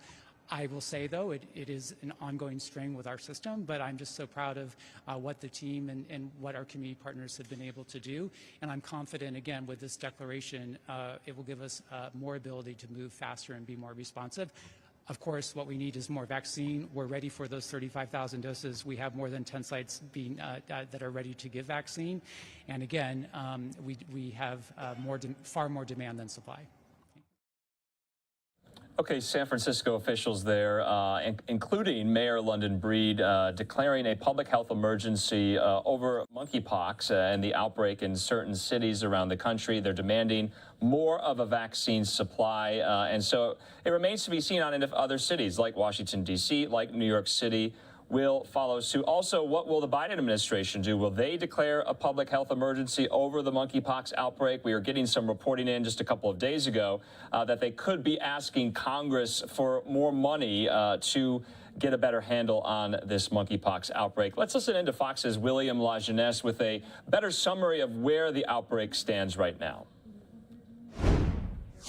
Vaccine debate is underway as the monkeypox outbreak continues. Health officials say about 800,000 doses of the monkeypox vaccine will soon be sent to hotspots like San Francisco, LA, and New York. Health departments in major cities say they're already running out of the vaccine due to high demand. But major international organizations are recommending against mass vaccination, claiming education and outreach are the best ways to stop the spread. We are also working to alert at-risk groups about monkeypox symptoms. That stance not sitting well with lawmakers in a number of states, including California, where the Assembly Speaker sent a letter to HHS Secretary Javier Becerra earlier this month, demanding faster action and more containment measures.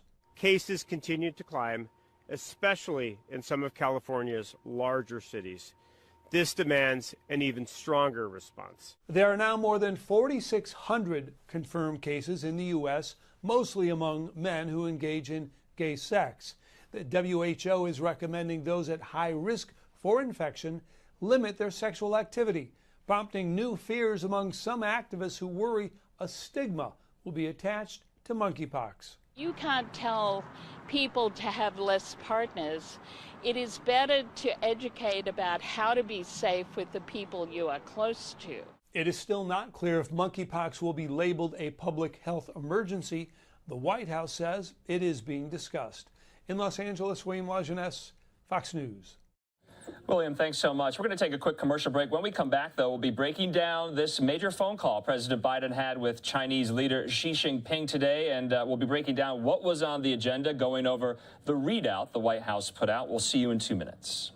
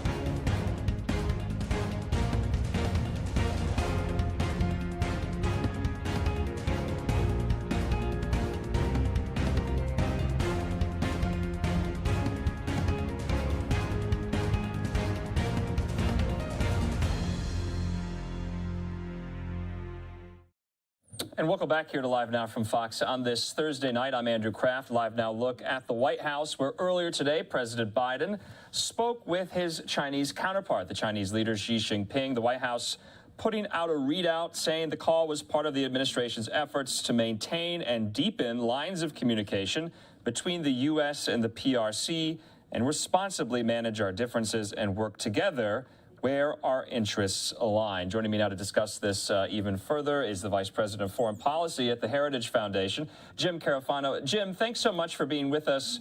You know, I was struck, this lasted over 2 hours, but we're getting some readouts from the Chinese side.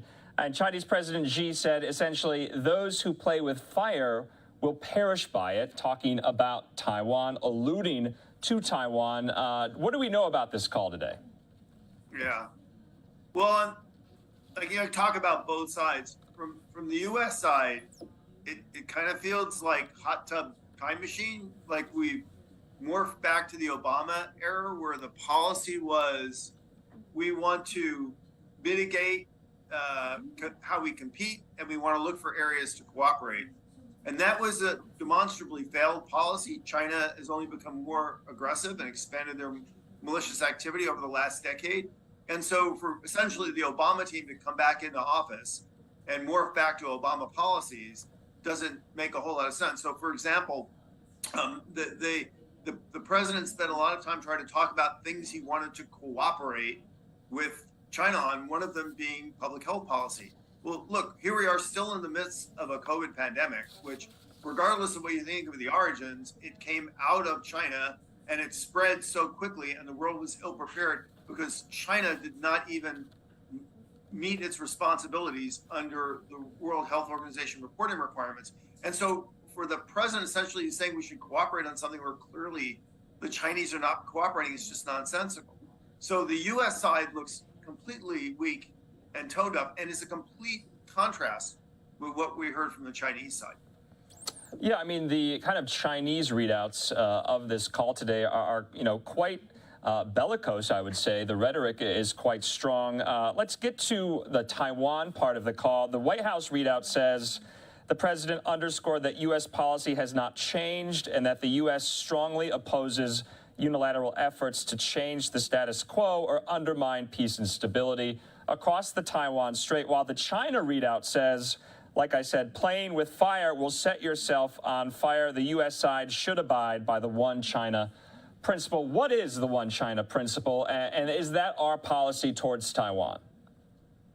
Right, well, it's actually completely irrelevant to the Speaker of the House from the Congress going to Taiwan.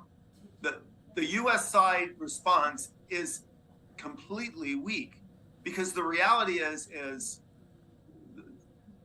the leaders of Congress have gone to Taiwan before. Newt Gingrich went to Taiwan. Congressional delegations go to Taiwan. So for China to somehow say that this is an escalation of diplomatic warfare is just simply not true. They're just moving the bar. The correct U.S. response should have been, look, the United States decides U.S. policy, not China. One China policy is actually a U.S. policy. It's not a Chinese policy. They have no right to tell us how to interpret it. And the president should say she's going to visit, tough, live with it. And if you look at the Chinese response, it's really, really interesting, because China has been on its heels of late. They got a lot of bad press out of COVID. A lot of people are angry out. For example, if you look at the world food crisis, everybody knows that when there were starting to be food shortages, what China did was went out and it bought up half the world's grain reserve. So they're literally sitting on half of the entire world's reserve of grain supply. People are angry and frustrated that the Chinese people were mad about China's support for Russia during the Ukraine war. And so the Chinese diplomacy was really on its heels. And yet, what do we have here? We see them using the Taiwan issue to be aggressive against the weak president and kind of getting their mojo back, getting into the China wolf warrior diplomacy. So they're seeing this confrontation as advantage China, as them asserting themselves, and as the United States kind of backpedaling. And that's not a good look for the U.S. and not helpful for the president. His foreign policy looks largely very weak in many ways anyway. I mean, there's really, I mean, is it your view that Speaker Pelosi now has to go to Taiwan? If, you know, she does decide to, you know, cancel her trip or what have you, that would just be a huge concession to China, and we would look weak. There is a lot of talk, though, especially amongst Biden administration officials and members of the U.S. military, and I believe there's been some reporting essentially trying to talk her out of it. Yeah, I think it would be an incredible mistake. It would actually make war more likely. I mean, here's the problem here is people think, well, if we're conciliatory, maybe that will lower the temperature. That's not how the Chinese look at it. They see when you are conciliatory, that means you are weak and backing off, and it's advantaged them, and they're actually much likely to get more aggressive. So it would be a huge mistake for her to cancel the visit. And the real story here is I don't want to insult amateurs, but the unbelievable amateur hour. So she wasn't prepared to announce that. This was leaked, and we don't know how it was leaked. But the point is, as soon as it was leaked, what happened was the president publicly tried to talk her out of it, and she said no. So he looks weak in front of her. He looks weak in front of China.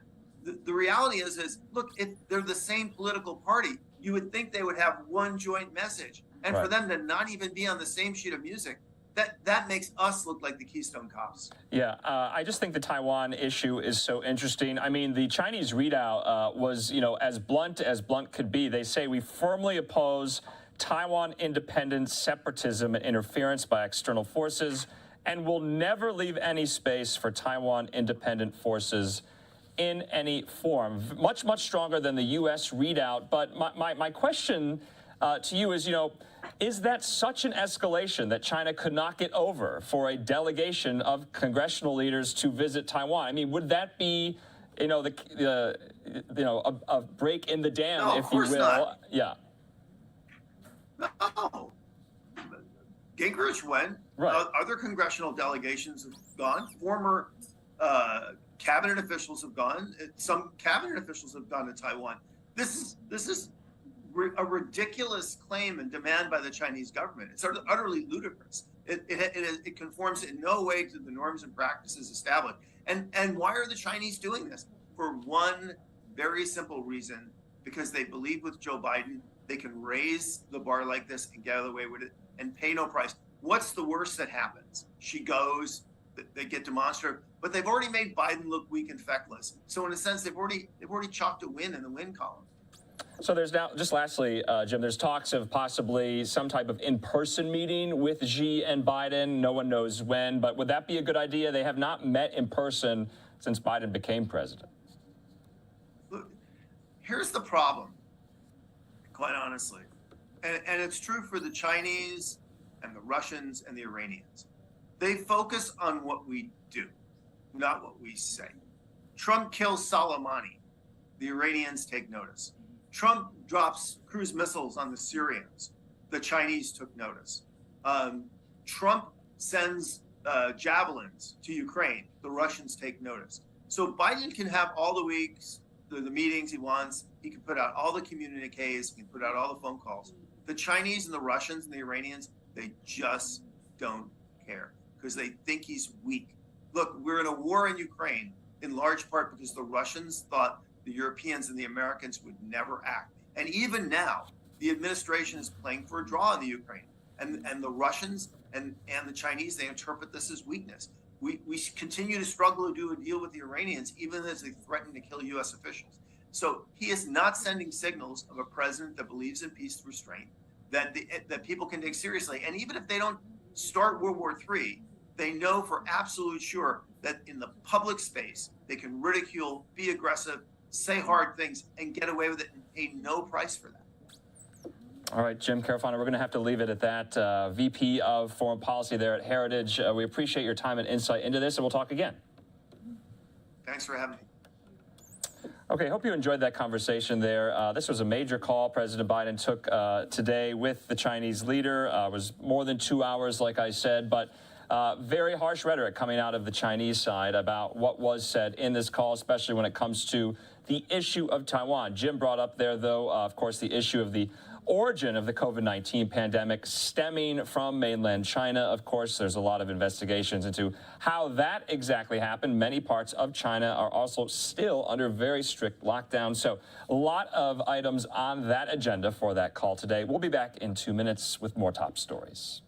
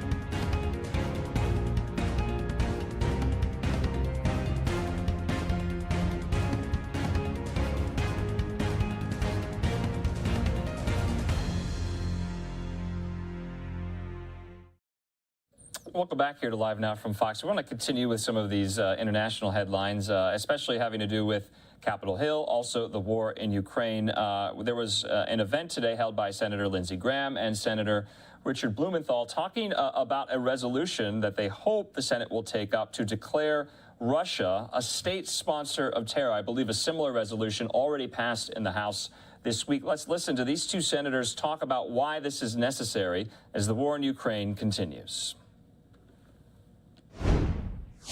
To the war crimes that are being committed as I speak in Ukraine, to their destruction in Syria and Chechnya. To me, Putin is sitting on top of a state terrorist apparatus. It is now time to speak truth to power. And when it comes to Russia, they are a state sponsor of terrorism. All 100 senators signed off on this. I want to appreciate Senator Paul for letting this go. Speaker Pelosi has been openly supportive. We believe that the House will follow in like fashion. So I just want to end this with thanking Senator Blumenthal and all those who made this possible. To the administration, you have the complete unanimous support of the United States Senate to label Russia a state sponsor of terrorism. Do it. Thank you. Thank you, Senator Graham. Lindsey Graham has been a partner of incomparable steadfastness, tirelessness, and also a wonderful traveling companion. And I'll just begin on that note because every time I think of this resolution, I have in my mind President Zelensky's face as we presented him with a framed copy of the resolution.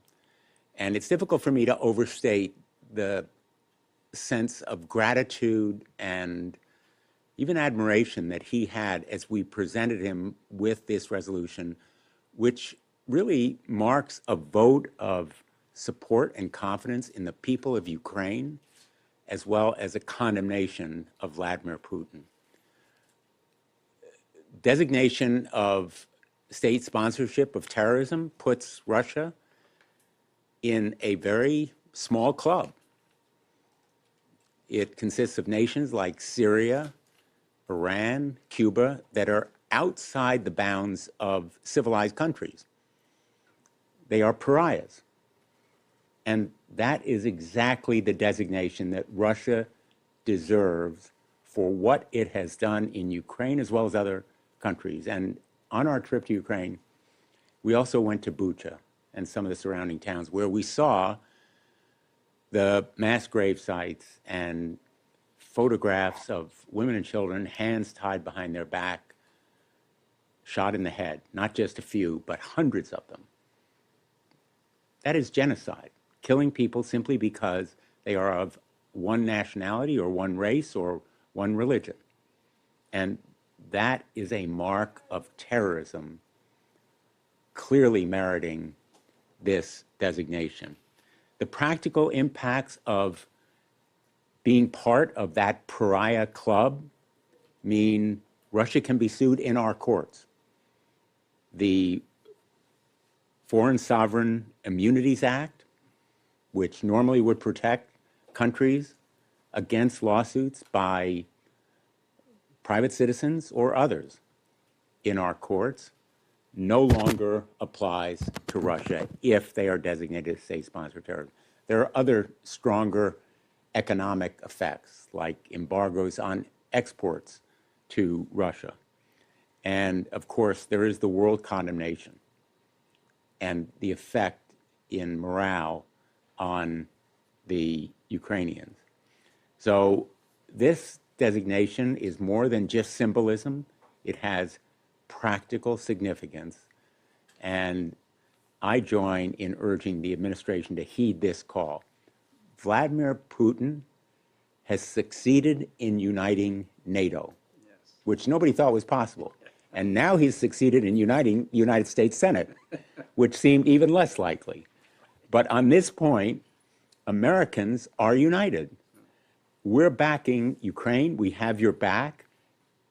Your adversary is a state sponsor of terrorism. That's the message that I hope will come from the Congress. And I respectfully suggest to the Secretary of State that he should follow that lead and heed that call, because this moment is one that uniquely calls for that kind of leadership. As the Ukrainians begin potentially a counteroffensive, as they push back the Russians, and we provide perhaps more of the kind of air defense and artillery, the multiple launch long-range artillery that are so necessary, and other military means, we should also give them the morale and stature that really befits their cause. And my hope is that the Secretary of State will, in fact, designate them a state sponsor of terrorism in accordance with this resolution.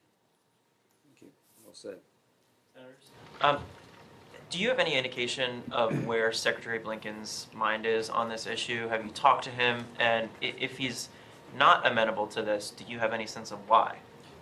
Well, I talked to him when we introduced it. He thought it would be helpful. I think he has some concerns about the way the current law is written. I'm sure that the same people who allowed the resolution to go forward would change the law if necessary. But I don't really think there's a change in the law required. This is complicated. Every war is complicated. We're trying to get 2 Americans out of Russian custody. So we're negotiating about, for lack of a better term, a prisoner swap. There's a lot of complications between Russia and Europe about gas supplies. But we're at our best when we get the big stuff right. So the big stuff is Russia is a state sponsor of terrorism under U.S. and international law, and the sooner we make that statement, the more likely other countries will jump on board to punish Putin. It will be a morale booster for the Ukrainians who want to make sure that, we're still with them. There's no forgiving and forgetting. And I'm hoping Secretary Blinken will take the statement of Speaker Pelosi, where she is emphatically supported. She said, we will do it with you or without you. I'd prefer the administration to do it. I want to be bipartisan here. I want a bipartisan vote on new aid later in the year. I want to keep this fight against Putin an American fight, Republicans and Democrats working together. So just to put a fine point on it, we were told this war would last 4 days. We're 4 months into this war. Ukraine is bloodied but unbowed. They're going on the offensive. NATO is larger today, will be larger today than it was before the war started. Europe is making an aggressive effort to stop buying Russian oil and gas. The Russian economy is suffering under sanctions. The ICC is looking at prosecuting Putin and the entire Russian leadership. Crescendos with this statement by the United States Senate that Russia is a state sponsor of terrorism. 4 months into this thing, I like the structural path we're on here. As long as we help Ukraine with the weapons they need and the economic support, they will fight to the last person. So Secretary Blinken, I didn't think there was an issue under the sun that would get 100 votes. We found it. Russia's a state sponsor of terrorism. And I might just say, as Senator Graham has said, we've had contacts with the State Department. I think one of the questions they've asked us is, how did the Senate feel? How does the Congress feel? Yeah. In effect, are we going to run into a firefight?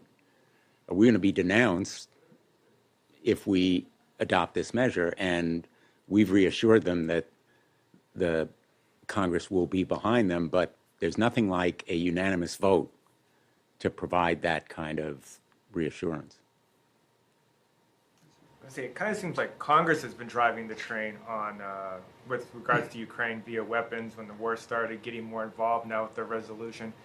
Do you feel like they are, and that the Biden administration still maybe not doing enough?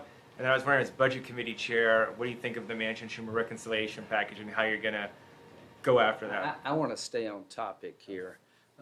As to the administration, yeah, I thought we should have done pre-invasion sanctions, but we are flowing into Ukraine the weapons they need. I see a stream of weapons coming. What I want to happen in 2022? By the end of 2022, I want Russia to be designated as state-sponsored terrorism under U.S. law. I want to pass another aid package to the Ukraine to help them militarily and economically.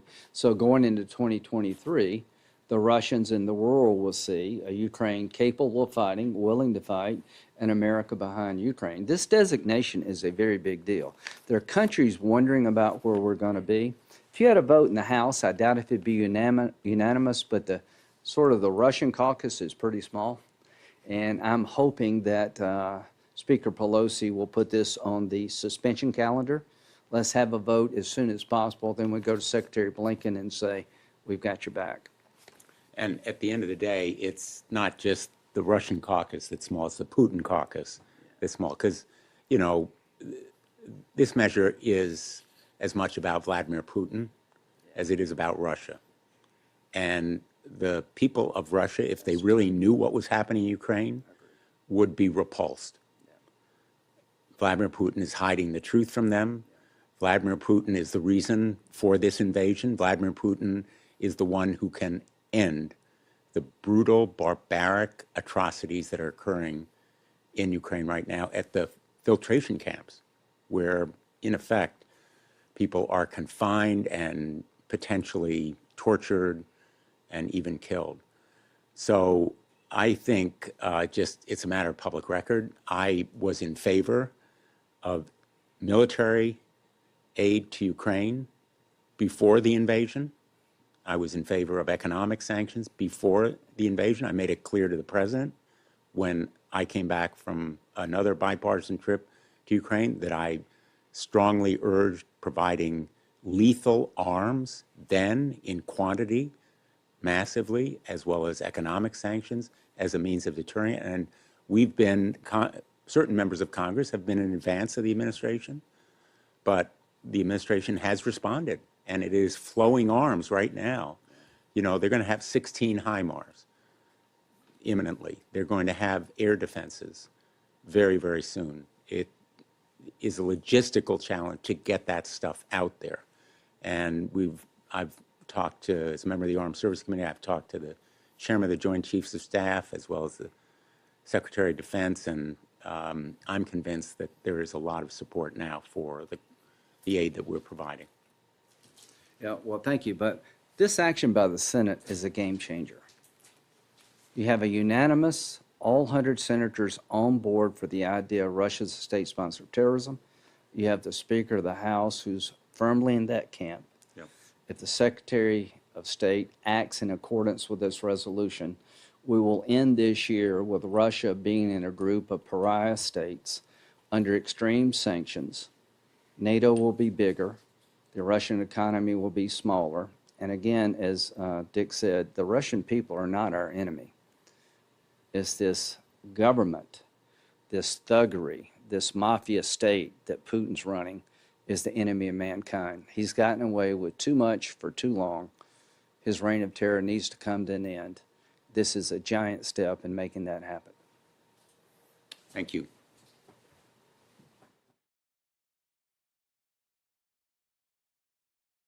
Okay, we were just listening into Senator Lindsey Graham there, the Republican from South Carolina, and Senator Richard Blumenthal, the Democrat from Connecticut, about their hope that the Senate will vote on this resolution to declare Russia a state sponsor of terror. It has already done so in the House, and so we'll track that as well. We'll also be tracking some other Ukraine-Russia war-related headlines. Remember, yesterday we heard from Secretary of State Antony Blinken at the State Department briefing that he announced that he is expecting to have a phone call soon with his Russian counterpart, the foreign minister, Sergei Lavrov. Well, today, Reuters is reporting that Lavrov will address the U.S. request for a call with Blinken when he has time. His schedule now is busy. That's according to Interfax. So we don't know when that call is going to take place. Of course, we were just reporting on that other major call that took place at the White House earlier today between President Biden and Chinese leader Xi Jinping. Some other Russian-related stories that we'll be keeping track of here on Live Now from Fox, of course. That other announcement Secretary of State Antony Blinken made just yesterday about the announcement that a proposed prisoner swap has been advanced to the Russian side, hoping to trade detained Americans WNBA star Brittany Griner and Paul Whelan for this convicted drug trafficker and weapons trafficker, Victor Bout, here stateside. He's serving, I think, a 25-year prison sentence here stateside. The Russians want him back. Of course, we want Brittany Griner and Paul Whelan back. So we'll see if there are any more updates into the next couple of days about whether or when that prisoner swap might take place. We're going to take a quick commercial break. I'm Andrew Kraft. Thanks so much for being with us here. When we come back, though, we'll have an update on those deadly flash floods in eastern Kentucky that left 8 people dead. More on that after the break.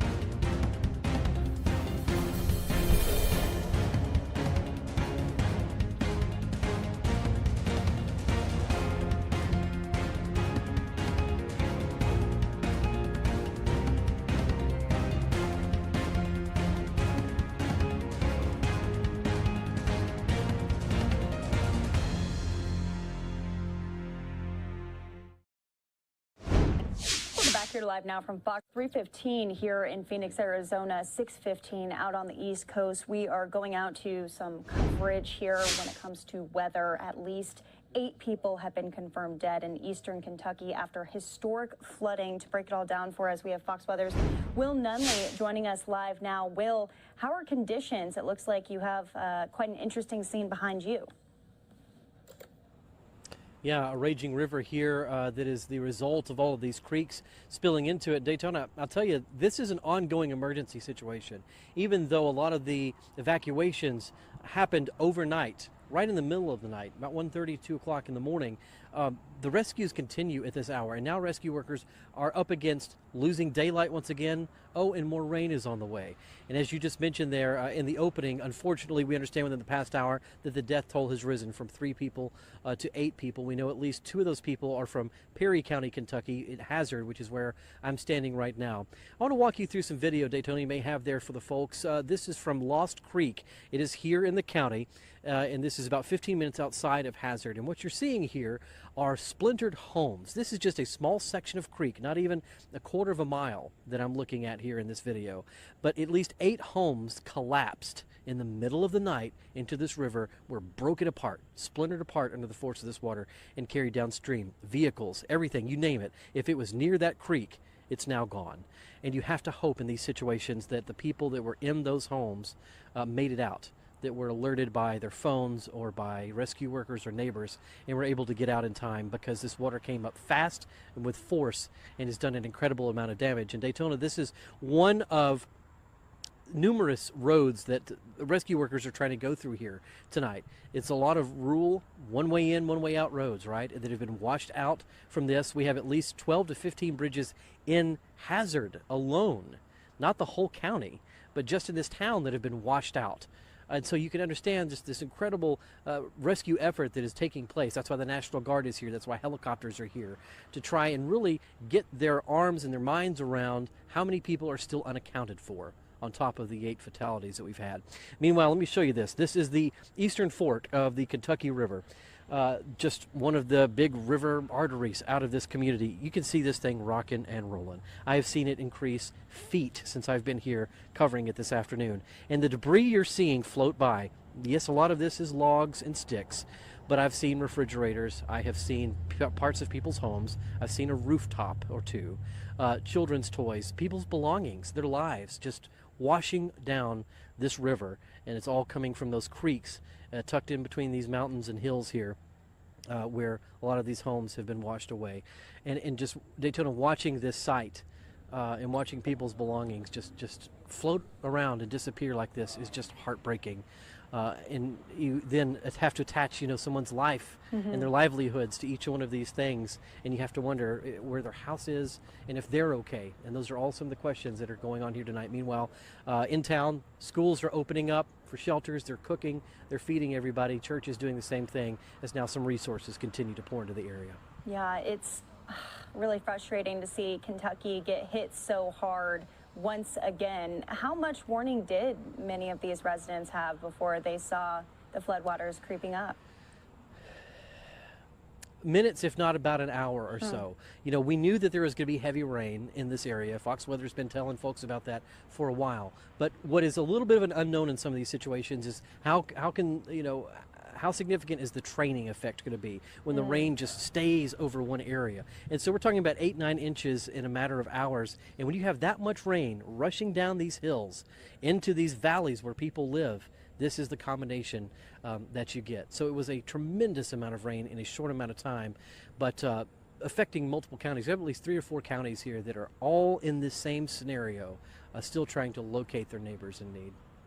So you're saying this is historic flooding, but has anything close to this happened in the past? Has that area flooded before? Well, sure, and they have had some flooding like this, but again, when you have a tremendous amount of rain that just hangs over an area, this is the result. You know, of course, there are creeks and there are ditches, and you can even tell where waterways have been constructed and kind of dammed up and held in with the banks before to manage water. But when you have this much rain in just such a short period of time, it's just too much. It doesn't matter what the infrastructure was, how well it was designed. It's going up against circumstances that it was simply not designed to handle, and that's what people are up against here. And it is an incredible, incredible sight. Roads just gone, guardrails, everything, trees just collapsing into the river like it's nothing. Yeah. So what now, Will? What's the forecast? Is there any more rain that's expected going into the weekend? Yeah.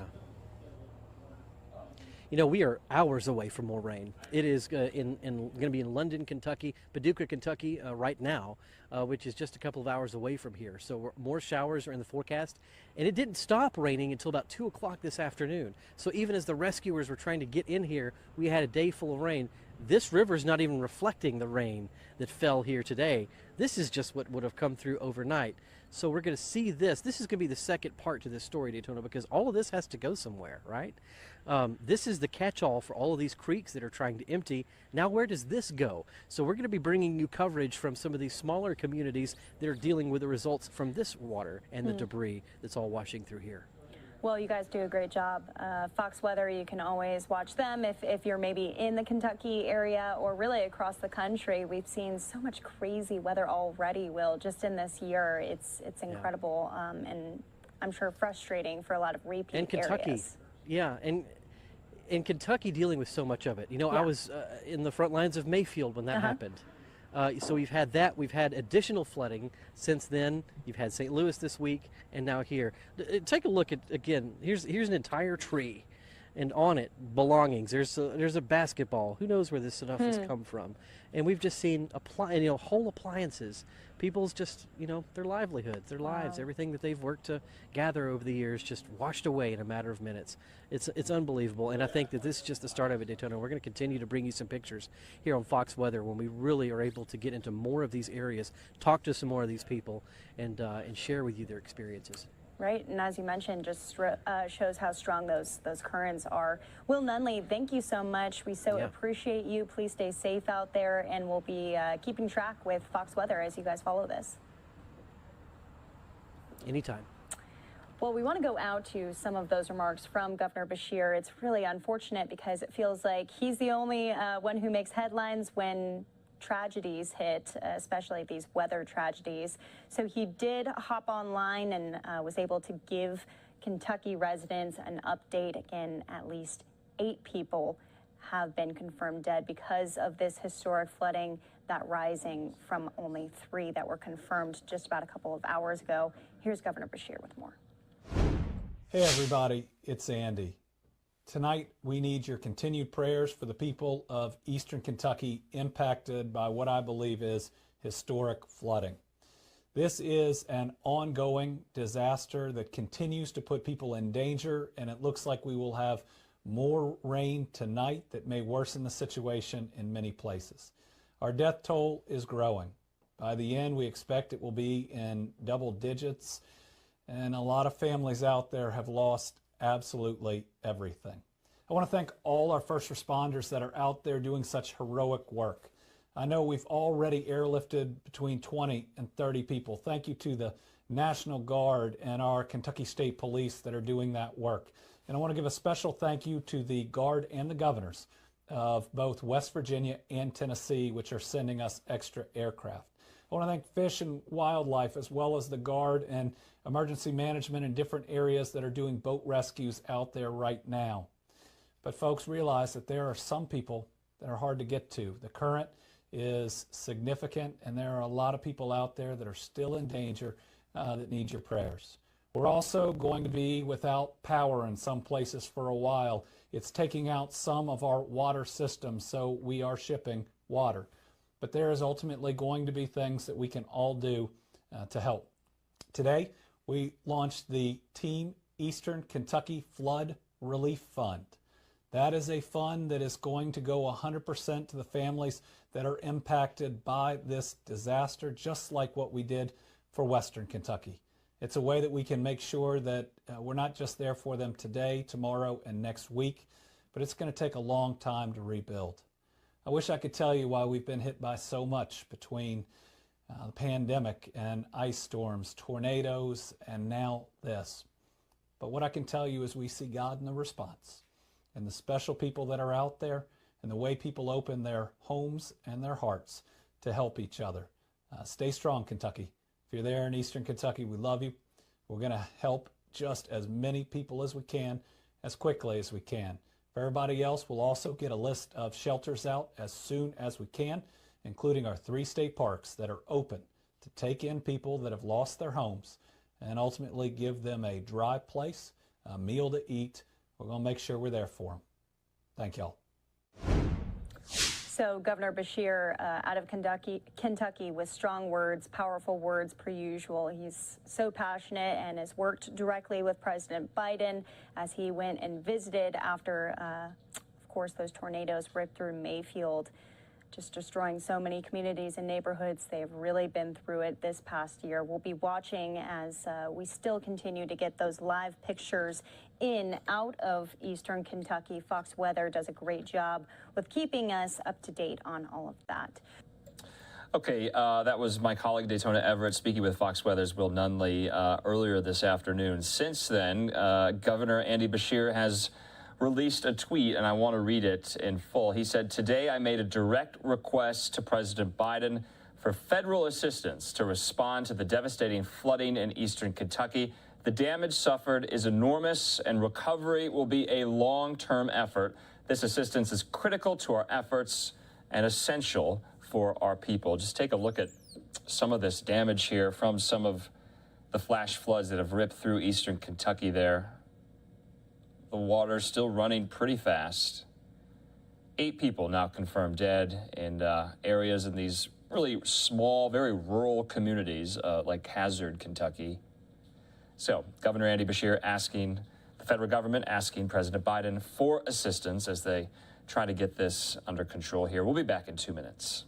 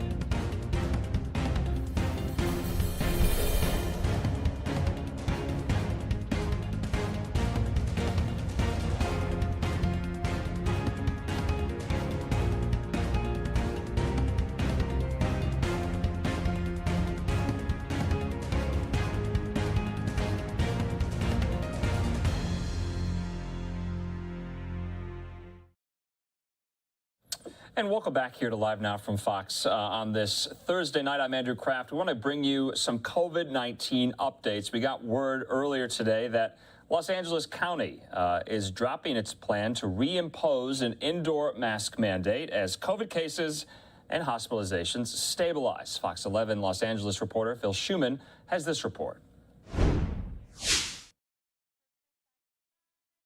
Erica Bowden has battled COVID twice. So by now, this 29-year-old personal trainer has a healthy respect for the ongoing threat. But bringing back universal indoor masking? No. Want to go back to like the normal life we had before. LA County Public Health's highly anticipated pause comes after Beverly Hills, Pasadena, Long Beach, and El Segundo already said no thanks. They didn't agree with the return to masking.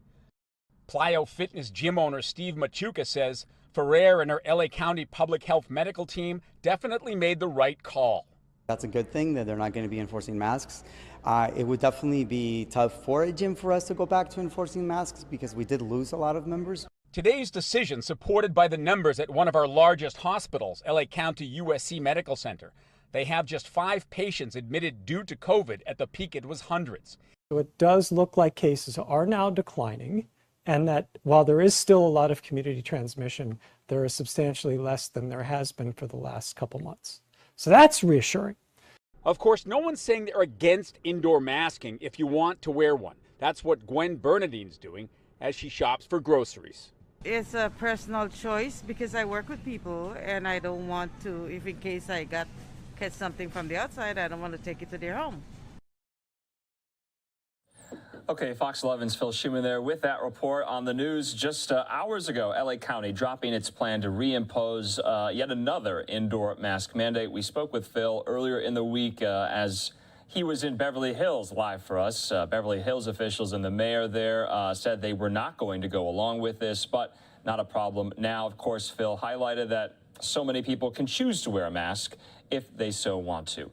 In the meantime, we do have some more COVID-19 news and updates. The New York Times is reporting that Biden administration officials are expected to offer COVID-19 boosters in September using new Pfizer and Moderna formulations. Of course, if I have my math correctly, this would be the 3rd booster shot that would be available come September, according to the New York Times, who broke that story just about an hour ago, that the Biden administration is expected to offer COVID-19 boosters in September with a new Pfizer and Moderna regimen and formulation. So we'll have to keep an eye on that. Of course, we are not out of the pandemic just yet. Many, though, think we are. COVID cases are on the rise in some places in the country, but for a lot of Americans, it is in their rear view. So we showed you what President Biden was up to today, other administration officials. Let's go out to New York City. Earlier today,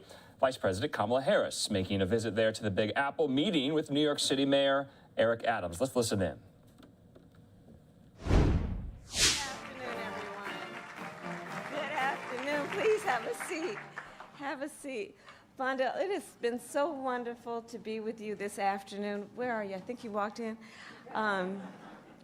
So I've just so thoroughly enjoyed this visit, and it's good to be back in Brooklyn. But to be with these extraordinary leaders, and you've heard from the Deputy Secretary, from the Administrator, from the Lieutenant Governor, this really is a model. What you are doing here, what this community is doing, is really a model of the capacity of our nation. And I am here to celebrate what has occurred here and what continues to happen here, but to also lift it up, to show folks around our country what is possible when you bring folks together from all sectors who understand the capacity of communities, the talent of communities that is there and just requires a little support. It's not that we're creating it in the community, it already exists. So this is about giving access to all the support that a lot of other communities may otherwise take for granted in a way that we can actually build the strength of our nation. So I am thrilled to be here with everyone. Before I begin my words in terms of more detail about our visit today, I do want to say something about the GDP report that came out today. After a year of record growth, our economy is slowing down, but our nation's economic outlook remains strong. Today, we have near record low unemployment. We have a strong job market, and consumer spending continuing to grow. That said, we know there is still more work to be done. inflation is still too high, and lowering costs remain a top priority of our administration. The agreement reached yesterday between Leader Schumer of New York and Senator Manchin is a major step forward in our fight against inflation. When passed, this landmark legislation, we believe and are convinced, will lower health insurance costs by an average of $800 a year for 13 million Americans. It will also reduce the cost of prescription drugs, reduce the deficit, address the climate crisis, and create jobs. In addition, yesterday the Senate passed, and I just got word, the House just passed. Just happened. Legislation to boost the production of American-made, American-manufactured semiconductor chips. It's really important. You know, until we experienced the pandemic, we didn't realize how much we rely on semiconductor chips and that supply chain of them for so many of our basic needs. So this legislation and what it will produce will bring down the cost of cell phones and computers and cars. So it will have a profound impact. And we are excited that these pieces of legislation have now been passed through both the Senate and the House. And in the meantime, of course, while that is going through its process, our administration remains focused on additional efforts to build a strong economy, an economy that works for all people. And that's why we are here today, gathered with leaders from our administration. As I mentioned, the administrator of our Small Business Administration, Isabel Guzman, who I've traveled the country with, and I thank you for your work. Our Deputy Secretary of the Department of Commerce, Don Graves, who is just an extraordinary leader, so talented and experienced. We're lucky that you have decided to come back to public service. And we are joined by leaders of this great city and state, including, of course, the great mayor, Eric Adams, who is here and has been doing extraordinary work. There he is.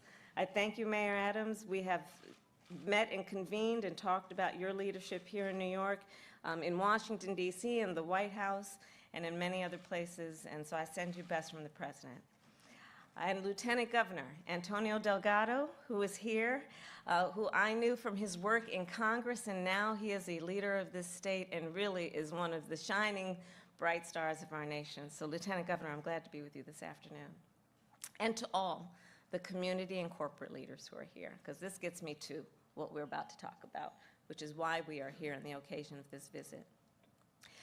America is a nation powered by the ambition and the aspiration of her people.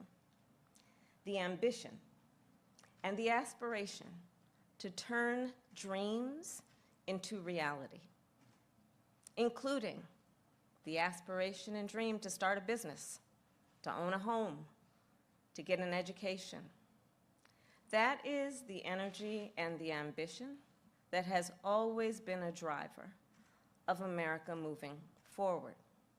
It creates jobs, it sparks innovation, it expands the economy, and it makes our nation more competitive. But achieving that success requires a number of very specific things, and in particular, it requires access to capital.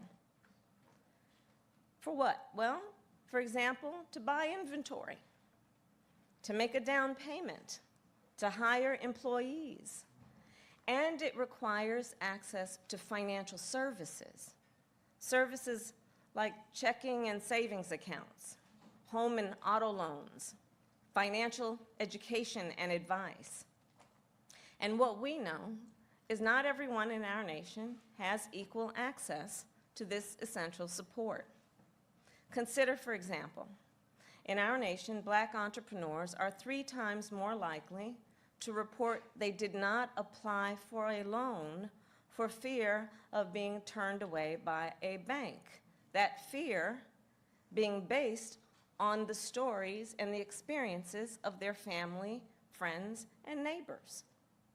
Black and Latino homeowners are rejected by traditional financial institutions at a higher rate when applying for home loans. And this is the case even when they have credit profiles that are similar to other applicants. For many Asian American business owners, in particular immigrant business owners, language barriers limit their ability to access capital and banking services. And people who live in rural communities, including many Native Americans, often lack access to traditional financial services of any kind. So like many of you here today, I have worked for years to address these disparities. In fact, one of the last bits of work that I did when I was in the United States Senate was to team up with Leader Chuck Schumer, Senator Mark Warner, Senator Cory Booker, and Chairwoman Maxine Waters to invest $12 billion in community lenders. Community lenders, financial institutions that predominantly serve overlooked and underserved communities. These institutions provide loans for small businesses and startups, investments in community facilities like recreation centers and grocery stores, and funds to preserve and create affordable housing. Community lenders are uniquely positioned to fill the gaps that traditional banks either cannot or will not address. The folks who run these institutions, many of whom I have met and some of who are here, often work and live in the very community that they serve. They see clearly their community's needs and its challenges. They understand their community. And they also then see their community's strengths and its opportunities. And when they make a loan, they then see firsthand the positive impact of that loan.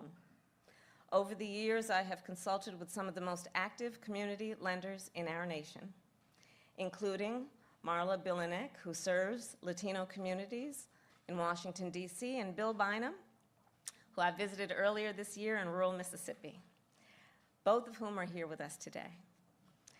I have spoken with business owners these lenders fund and so many others, and have seen firsthand the life-changing impact of the investments they make. And I've also seen how much more work remains to be done.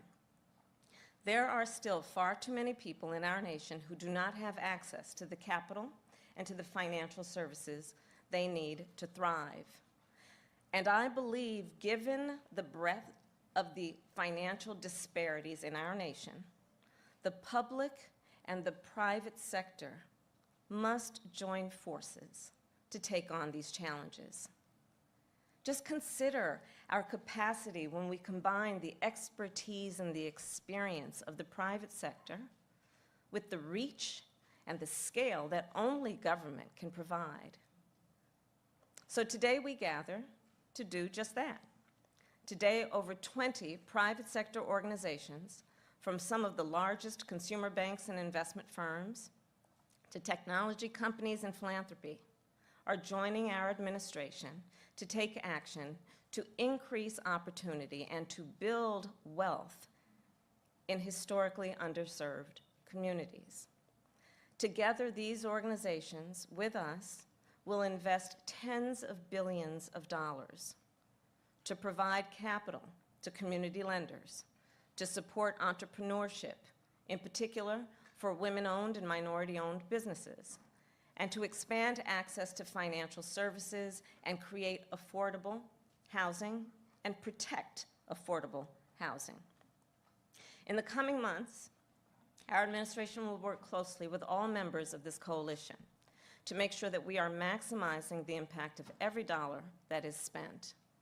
Because we do recognize that when we create opportunity in communities that have been left out and left behind, our entire nation benefits. You know, these days we talk a lot about the economy. Well, let us understand, we all do better as a nation when all our communities do better. It's that old saying about the rising tide lifts all ships. And so that is the spirit with which we do this work. And today we have gathered in a neighborhood that is living proof of the power of this approach. By the mid-1960s, I know most of you here know this story, but I'll share it with the folks who are new. By the mid-1960s, Bed-Stuy was facing tremendous challenges.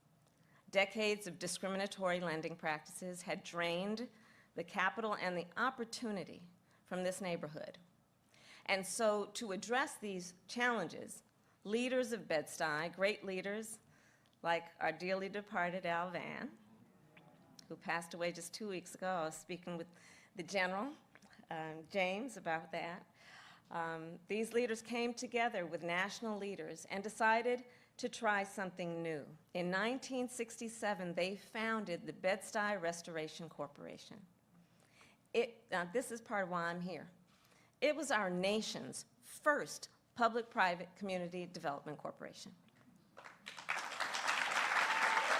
That's right. That's right. And because of its success, it remains not only the first, but a model for all the rest. For 55 years, restoration has helped to unlock the potential of this beautiful community by providing job placement for over 24,000 young people and adults, by investing $60 million in mortgage financing for homeowners, and by attracting more than $500 million in investments for this community. All across our nation, there are places like Bed-Stuy, reservoirs of ambition and aspiration, just waiting to be tapped. The mission of our coalition and the mission of our administration is to match potential with opportunity in every community across our nation. So with that, I thank you all for all you have done and will continue to do to continue to make us strong as a nation and help us realize our promise and our potential. God bless you all, and God bless America. Thank you.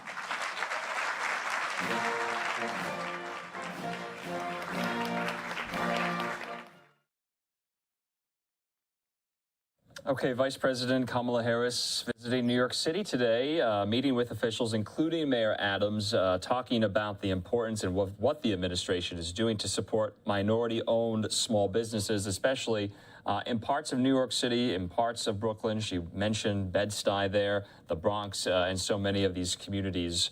And so she made this visit today, and she was talking about also the news we got on Capitol Hill just last night of this deal struck by Senator Schumer and Senator Manchin on reconciliation that will now be called the Inflation Reduction Act of 2022.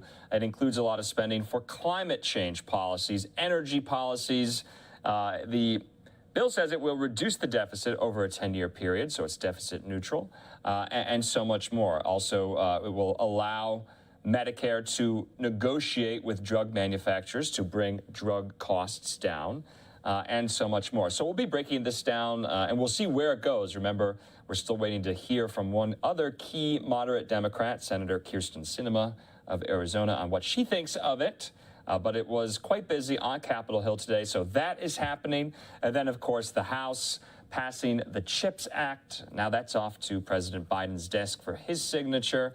It passed in the Senate just yesterday. It will invest $52 billion in the semiconductor industry to ramp up production here domestically and enhance competitiveness, especially against China. So President Biden will be signing that eventually. That has not been scheduled yet, maybe in the next couple of days. Okay, we're going to take a quick commercial break. When we come back, though, we'll be talking about immigration, the border crisis, and so much more.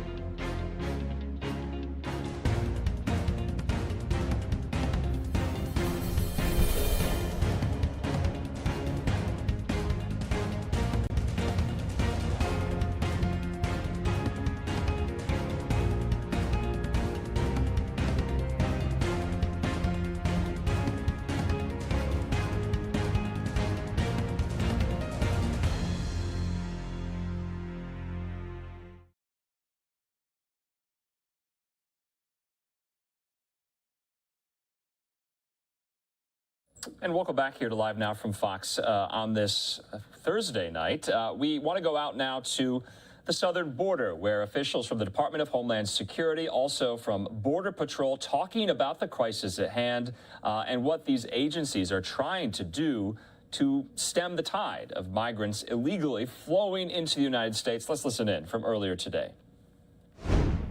Migrants that would make this trip to hear this message and to think twice, to not make this trip.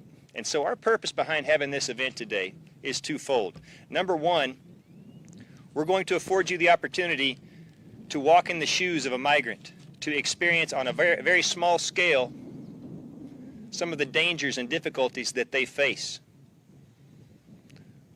We're going to let you feel the currents of the Rio Grande trying to pull somebody to the shore. We're going to let you experience what it's like walking through the brush in extreme heat and humidity, to see how easy it is to be lost in unfamiliar territory. We're going to let you experience what it's like to be in the back of a tractor trailer that can be in excess of 160 degrees, and to consider what it must be like to not know how long you will be in those conditions with no means of escape.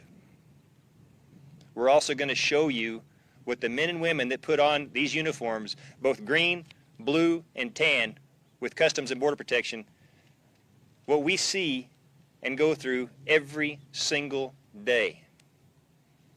I want you to see them through my eyes. I want you to see the selfless sacrifice, the rescues, the kind-hearted and caring that comes with being a first responder and a public servant. And I want you to understand that our mission is to keep you safe. And as long as an influx like this is allowed to persist, we are not able to do that in the way that we should.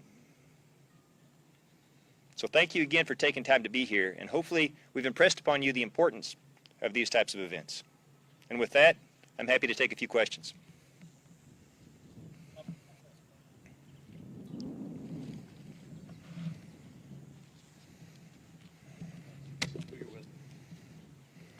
Fox News Channel. Chief, we've been here for 18 months, and we've seen your men pull bodies, babies, adults, women. It's a toll on them. What's your message to the American public that is not here, present? Question number one. Twofold is this, it's not just the migrants. It opens up gates for fentanyl and human trafficking into prostitution and other things. Well, thank you for the question. So first off, I go back to, I want the public to see these men and women in CBP through my eyes. I want them to, nothing more than to see the objective facts about what happens along our nation's border each and every day. Because I believe if they see the unfiltered, objective facts about what's going on, they can't help but be fans. They can't help but support what these men and women do each and every day. And yes, you're right. While we struggle with this influx, while my men and women are literally pulling people from the river, while they are saving lives at the risk to their own, there are criminal elements that take advantage of us being there. There are criminal elements that would go someplace else and cross dangerous contraband like fentanyl to get it into our communities and cause harm and havoc. There is what you see on TV, and there is what happens on the ground. Members of the media that are here today are very fortunate because you actually get to see, you actually get to experience what life is like down here. I don't know how to translate through a camera the heat that we're all feeling right now, the humidity, the sun pressing down on you. I don't know how to translate through a camera when we're walking through the brush how easy it is to get disoriented, and certainly to be locked in the back of a container. That sense of desperation. The only thing that we can do is make sure that as many people as possible know it and understand it, because that's the only way this message will get out. So my message to the members of the public, do some research, find out for yourself. Don't take anybody's word for it. Come see it, come experience it. Talk to people that live it and breathe it each and every day, because that's the only way you can make an informed decision about whether this truly is a crisis or not. Thank you. Chief, Antonio Guillen with Univision. Chief, at the end of your speech or your words, you said something to the extent of, while this is being allowed, things are not going to change. What do you mean by that, and how things, in your view as chief of and in charge of so many agents, how things should change for the better regarding what you do? Thank you. What needs to happen is this. The United States needs immigration. We rely upon that for economic prosperity, for our security. We want folks to come to our country. It needs to happen through a legal and organized way that is safe to the migrants and safe to the communities along the border, in a way that does not disrupt the economic prosperity of the trade that passes through bridges like the one to your left, my right, each and every day. When we have legal migration, we don't have the influx of people coming between the ports of entry that draw my men and women off of the border security mission, that puts the lives of the migrants in the dangers that I just described to you. What we need is for there to be a legal immigration process that enables all those things to happen. We need that message to get out to the countries where these folks are coming from, so that they don't attempt to make that journey in the first place, and that they seek to enter through legal means. That's what we need to be able to happen. Sir. Chief Owens, my name is Mike. I'm with Spectrum News. You talked about, briefly about the rescues. Do you, by chance, know how many rescues your agents are doing weekly or monthly? So I can tell you, so far, we have rescued 1,500 people in this sector alone this fiscal year. And when I talk about the fiscal year, I'm talking about from October 1 to September 30th. So we still have a little over 2 months left in the year. And by every measure, by every standard, we have surpassed the traffic that we saw for fiscal year 21. We've already had over 170 people die in this sector alone trying to make this journey.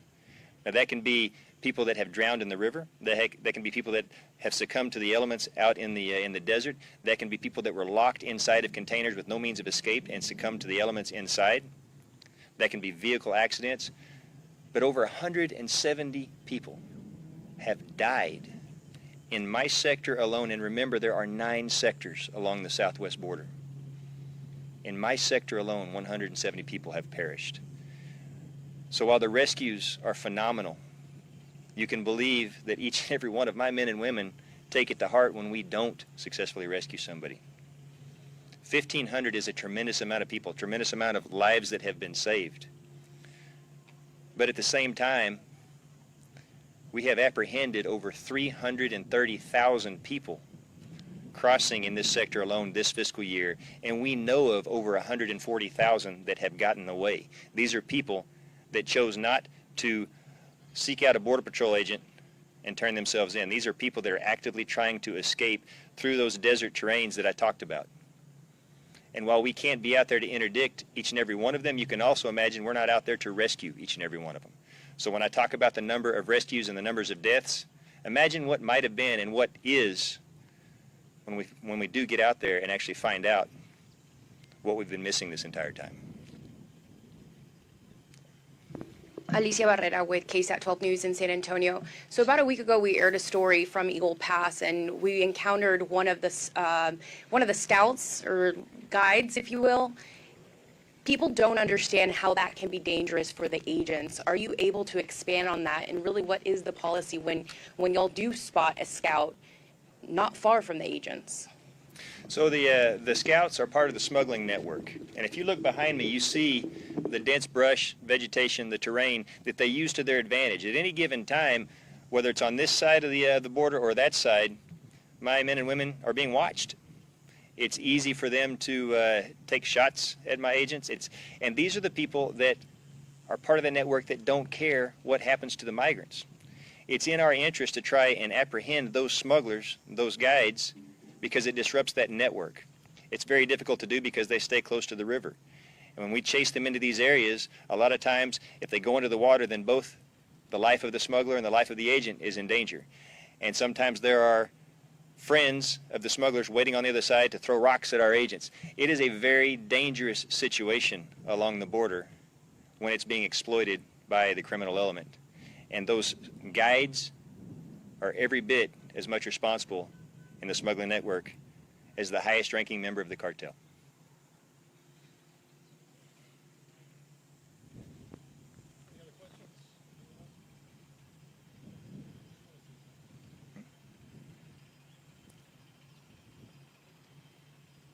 Good morning, everyone. This is Juan Diaz. I'm with Fort Duncan Regional Trauma Coordinator.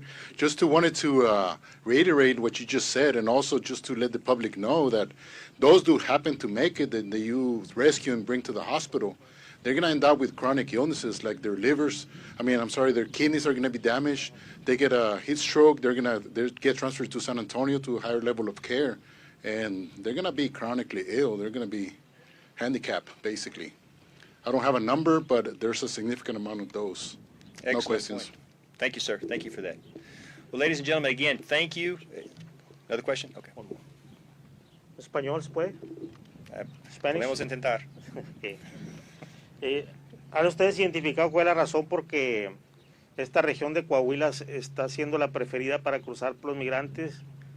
¿Será que en Tamaulipas los cárteles están asesinando migrantes o qué es lo que pasa? Porque es un fenómeno muy raro que por la frontera del sector del río y con Coahuila haya aumentado mucho las detenciones por miles. ¿Y cuál es la razón y por qué se está poniendo tanta gente? Tiene que ver con varias cosas, que puede ser también que por la cantidad de gente que está cruzando por aquí, una vez que llega a su destino, está llamando a sus amigos y su familia diciendo que por aquí uno puede pasar. Por los medios sociales que están poniendo anuncio los grupos criminales, y también puede ser la percepción que es más seguro por aquí. Pero aún así, aquí es una zona más pequeña, que en nuestros pueblos no tenemos tantos recursos que va a encontrar en Tucson o San Diego o en el Valle de Río Grande. Entonces, la percepción puede ser que puede ser más seguro, pero tienen que entender que también no hay tantos recursos. Entonces, si se pierden en el desierto o si tienen problemas en el río, la posibilidad que nosotros vamos a estar aquí para hacer rescate no es tanto como otros lugares que tienen más oficiales. In English? Okay. So the question was, why do I think that we're seeing this increased traffic coming through the state of Coahuila and into the Del Rio sector when it's something that we really haven't seen before? In times past, we've seen the large amount of traffic go through the Rio Grande Valley, and we've seen it go through Tucson sector, and all the way back to the 90s, we saw it happening in San Diego sector. And a lot of it has to do with when folks do cross through here and they make it to their destination, they call back and they talk to their friends and families and communities, and they tell them that this is a good way to come across. There's a perception that it can be safer because maybe the cartels don't exist. There's the announcements that sometimes the smugglers themselves will put out on social media, enticing people to come through this area because that means more money from them. But what I would say is this: in these smaller communities and in smaller sectors, we don't have the resources to deal with an influx like this that the Rio Grande Valley or Tucson or other larger sectors and larger communities would have. And so when they're crossing in these areas and they find themselves out in the desert or even in trouble in the river, there's not as many agents and officers. And so if they find themselves in trouble, we may not be able to get to them in the way that other sectors with more resources might be able to. So don't believe for a second that it's a safer journey through here. It's not. It has its own dangers. Every area along the border is unique, and with that unique environment comes its own set of problems and dangers. There is no safe area along our borders to cross illegally.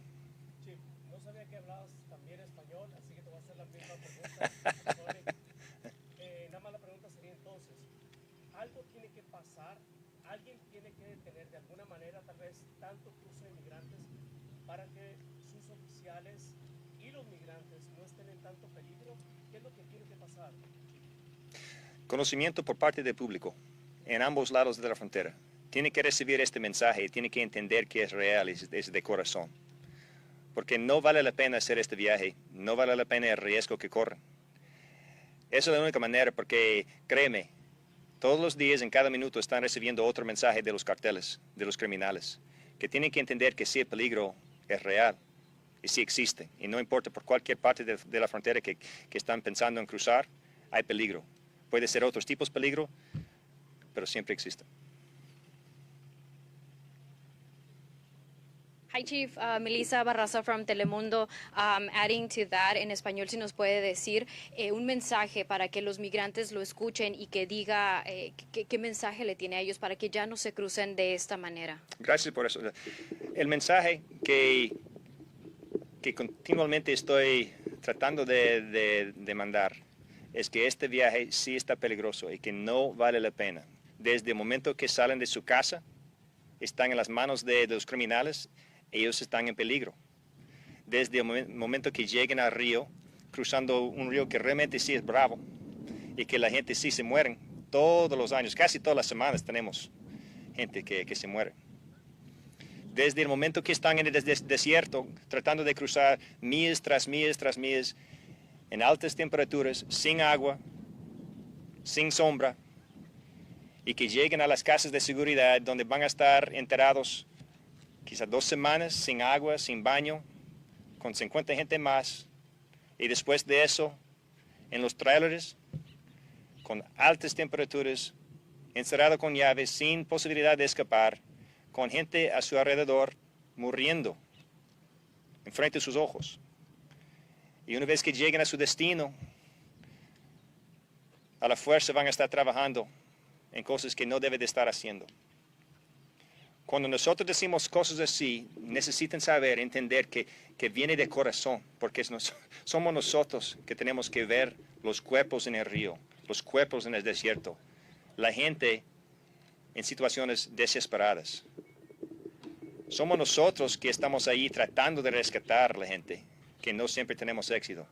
Ese es el mensaje que debe de entender que viene de corazón.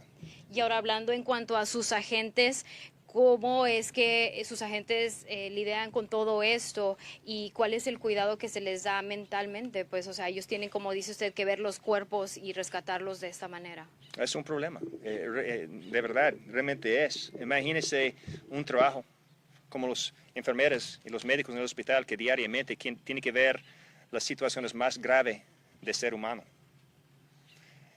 Y tienen que regresar a su casa después de cada turno, después de haber visto cosas así. Tenemos apoyo que prestan a los oficiales, pero le voy a decir que cuál es suficiente. Porque cuántas cosas así puede soportar uno después de ver algo así año tras año tras año. Es por eso que digo que viene de corazón ese mensaje, porque estamos cansados de ver esas cosas. No tiene que pasar. No queremos ver que nadie se muera, pero diariamente es lo que estamos viendo. That was my follow-up, of course, in English. Your agents are seeing the worst of the worst, you know, in humanity. I mean, you guys had to build a water truck to go when there's $300, $400, $500 migrants over there at Lehman Ranch. But what's the toll on your agents and yourself, not just your agents? And honestly, I don't know how to quantify that. I don't know that we can, but you're absolutely right. You know, every time there's a critical incident, it tends to attract attention to what first responders, not just Border Patrol agents, law enforcement, but our medical professionals, our EMS professionals, our firefighters, the things that they sign up and go and volunteer to deal with each and every day. Believe me, it takes a toll. It absolutely takes a toll. Whenever I talk about this message coming from the heart, that we don't want to see this anymore, it's because it is my men and women that are pulling those bodies from the river. It is my men and women that are seeing them out there in the desert, that are risking their own lives. And whenever they transfer them to the ambulance or the hospital, hoping and praying that they live. And at the end of the day, they have to go home and face their families and put on a brave face and try and live a normal life. It's a very different circumstance that a first responder in general lives than most people do. And they're tired of seeing that. And they're looking around and they're saying, this does not have to happen. We do not have to have people trying to cross through this river and drowning. We do not have to have people walking through the desert and dying. And what's unique about each and every person you see in uniform here today and all across our country, despite it being a difficult time for law enforcement in general, each and every day, you know what they do? They wake up, they put their uniform on again, and they go back out there and they continue to do the job. How can you not stand in awe of people like that?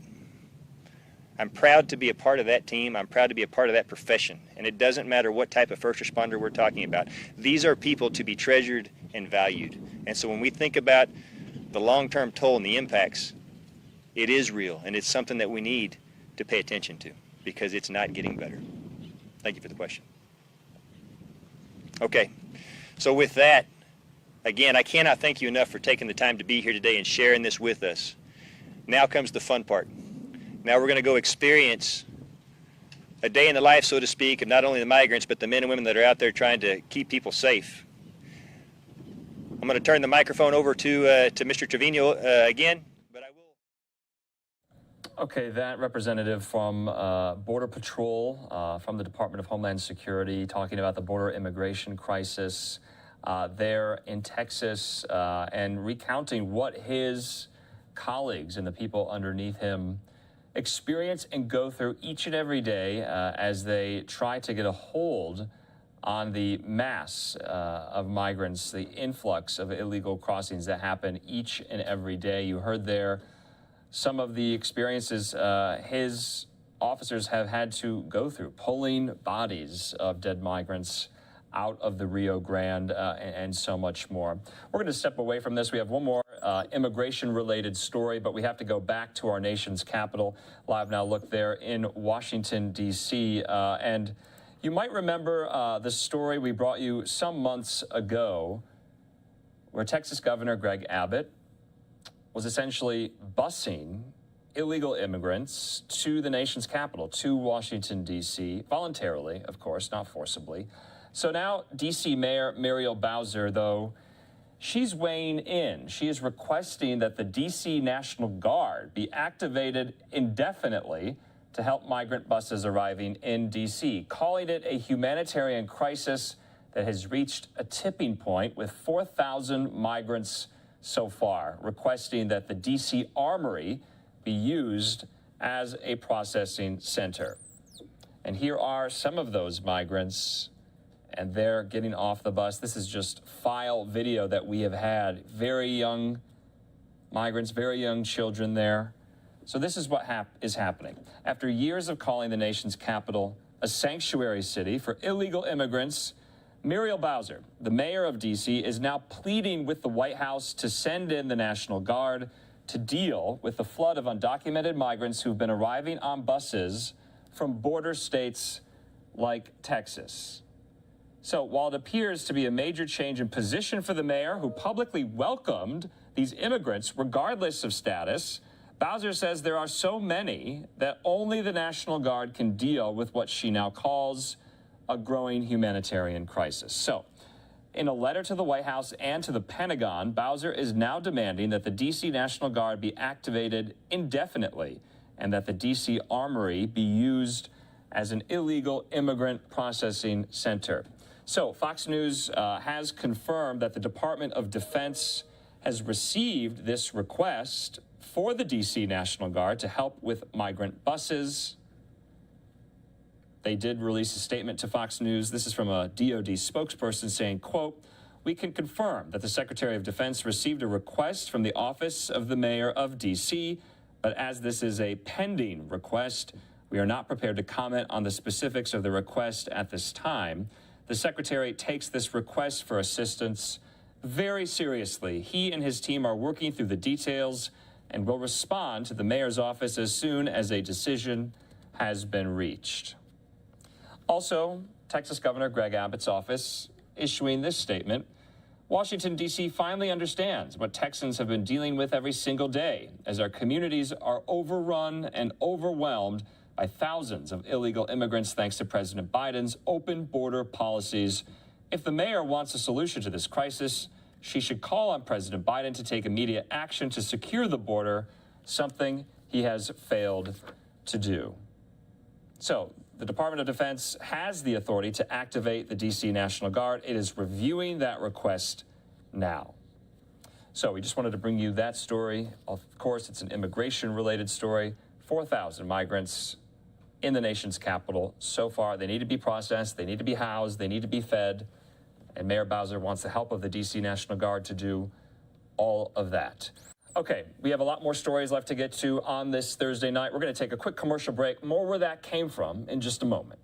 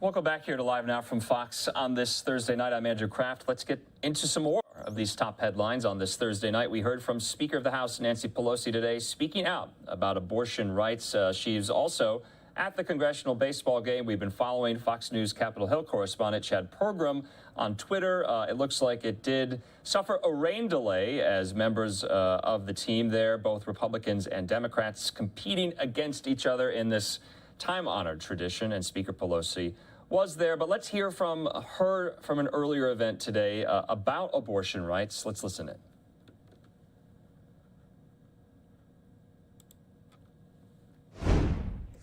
Lift up the stories of women across the nation. I just want to call attention to the priority that the Women's Caucus and all of us have for Brittany Griner.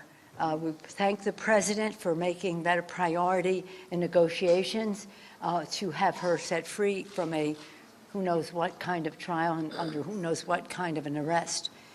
But she has visited the Capitol. She's someone to be admired, and we thank her for her sportsmanship and her excellence there, and her wife Cheryl and their entire family, and thank the president. And I know the Secretary of State will be having that in his negotiations with the Russian Minister of Foreign Policy, Foreign Affairs, whatever they call it there. Today, the Democratic Women's Caucus and Pro-Choice Caucus are shining a light on the GOP twisted vision of America. Emboldened by the Supreme Court They are waging, the Republicans in Congress are waging a dark crusade of punishment and control. They don't believe in birth control, but they do want to control the lives of women in our country. Here in Congress, House Republicans are calling for a national abortion ban, voting almost unanimously against a woman's right to choose and the enshrinement of Roe v. Wade into law, and even the right to contraception. The right to contraception. As I said to them on the floor, do you know what's going on in your own families, in your own homes? In state capitals, Republicans are already tearing away reproductive freedoms and targeting the right to cross state lines. And the Republicans voted against preventing that from happening. Because their agenda is about more than abortion and birth control. Again, it's about controlling women. Amid this assault on freedoms, Democrats are putting people over politics. We are ferociously defending the right to make decisions about women's health, their bodies, their lives, proudly voting to make Roe v. Wade the law of the land, reaffirm the freedom to travel where you want and see who you want, and establish a federal right to use birth control. As we fight to enact these protections, the American people are overwhelmingly on our side, outraged by the GOP's anti-woman, anti-American agenda. The Democratic women of the House are gathered here in the halls of Congress to say loudly and clearly, we are not going back. We are not going back. No. So our purpose here is to share stories. And allow me to share a story from Physicians for Reproductive Health and thank them for their leadership, about a doctor who encountered a young patient just 13 years old.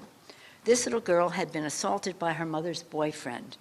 By the time her mother discovered the abuse and sought out care, the girl was 23 weeks pregnant. The doctor looked at this child wearing a Mickey Mouse sweatshirt, little girl, and later said she could not imagine going through such a trauma, only to be told, you must deliver this baby. This is the kind of unimaginable pain Republicans want to inflict across the country. Just think of that family. Just think of the abuse of that child. Just think of the complicity of the Republicans in Congress in that abuse. It's now my honor and privilege to yield to the Assistant Speaker, Catherine Clark. Thank you. Thank you, Madam Speaker, and what an honor and privilege to be with my colleagues from the Democratic Women's Caucus. We are fighting for freedom for women and people of this country. And I want to share Kate's story. Kate was elated to find out that she was pregnant. But then she learned later on in her pregnancy that her baby had a catastrophic brain malformation. Her baby, if it survived birth, would never walk, talk, swallow, or be able to support its head. She asked, what would a child like mine be able to do? And her doctor replied, would my child be able to sleep? And the doctor replied, children like yours are not comfortable enough to be able to sleep. If Kate's baby survived birth, her life would be short and excruciatingly painful. So Kate and her partner made the decision, their own personal decision, to have an abortion. This decision was made from love, to protect this future child of theirs from a life of pain.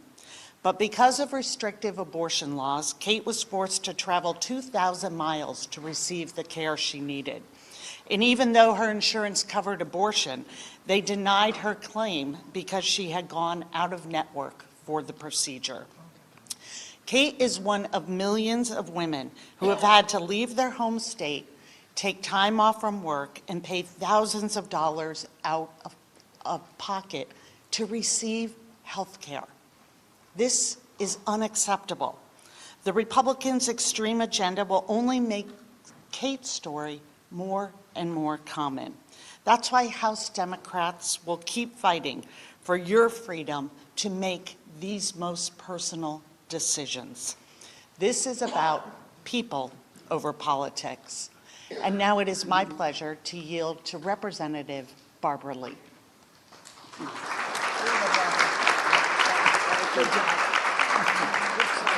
That's okay. Thank you very much. First, thank you, Madam Speaker, for your tremendous leadership on behalf of women and people and our country, each and every day. I also want to thank our Women's Caucus for really, our Democratic Women's Caucus, for never letting up when it comes to women's equality and reproductive freedom.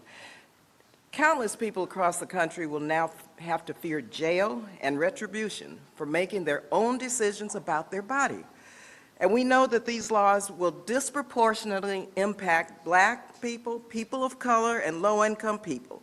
And people of color know what it means to be subjugated to unjust laws. And so we must tell these stories to highlight how this radical agenda is just not legal jargon, it's impacting lives. AD, those are her initials, she's a 35-year-old social worker and doula. The soonest she could be seen after a positive home pregnancy test was a week out, which put her at 8 weeks. She said that she felt guilt and shame as this decision was intended to be. And she emphasized, and she said that when she ran into all of these roadblocks, she said it's important that we understand that this is cruel by design. Then there was Lauren's story. When Lauren was 20, she wanted to end, in fact, she was ending an abusive relationship. She did not want to raise a child with this abusive partner, but she sought medical care for abdominal pain and was surprised to learn that she was pregnant despite being on birth control. Her doctor told her that it was an ectopic pregnancy and recommended medication injection into the cells to save her fallopian tubes. Lauren said she would have terminated the pregnancy even if it weren't an ectopic pregnancy because of this abusive relationship. She believes everyone deserves the dignity and level of care that she received. She is grateful for the doctor's quick diagnosis of the ectopic pregnancy and for the early medical intervention that preserved her fallopian tube. After finally ending this abusive relationship, Lauren met her now husband and has a 5-year-old son, and she lives in North Carolina. There are real-world impacts on these decisions by these extremist jurists. Laws around the country will continue to stigmatize, criminalize, and endanger women. And let me just tell you in closing, I know firsthand the fear and the stigma and the danger of a pre-Roe world. We cannot accept a world in which people are criminalized for making their own health care decisions. We are not going back. We are fighting back. We are fighting back. Now I'd like to yield to my colleague and friend, Congresswoman Jackie Spear, who has been such a great leader for reproductive freedom and women's equality and rights, even before she came to Congress. We served together in California legislature for many years, and I am delighted to be able to introduce Jackie.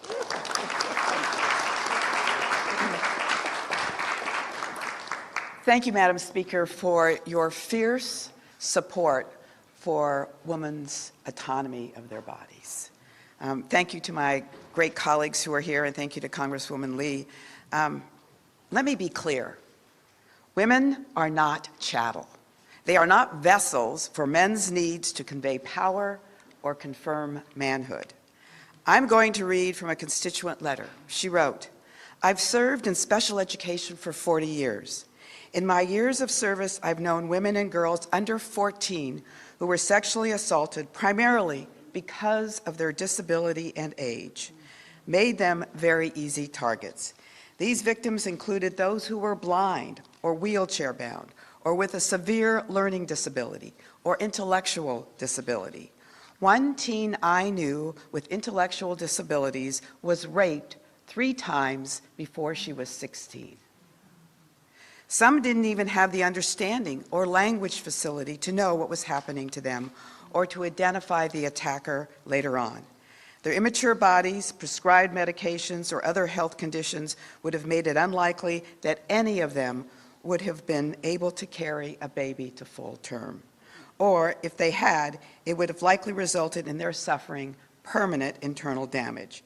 We are absolutely unprepared for the substantial increase in services that this loss of reproductive health care will result in. No one, including the legislators and justices celebrating the seismic, far-reaching decision today, will have the resources nor the bandwidth to deal with the unthought-out consequences of this reckless decision tomorrow. My constituent is exactly right. These legislators did not think. These justices did not think. They did not think about the rape victims or the teenagers who aren't California Congresswoman Jackie Speer there alongside many of her fellow female House Democrats talking about abortion rights, talking about women's reproductive rights, women's health care, and so much more. We're going to step away from this event. We're going to take a quick commercial break. I'm Andrew Kraft. Thanks so much for being with us on your Thursday night. Live Now Look there in New York City, right across the street from the Fox News World headquarters in Midtown Manhattan. When we come back from commercial break, we're going to focus and center some of our stories in the Northeast, both in Connecticut, in New York, New Jersey, and back out to the nation's capital. So a lot more in store. We'll be right back.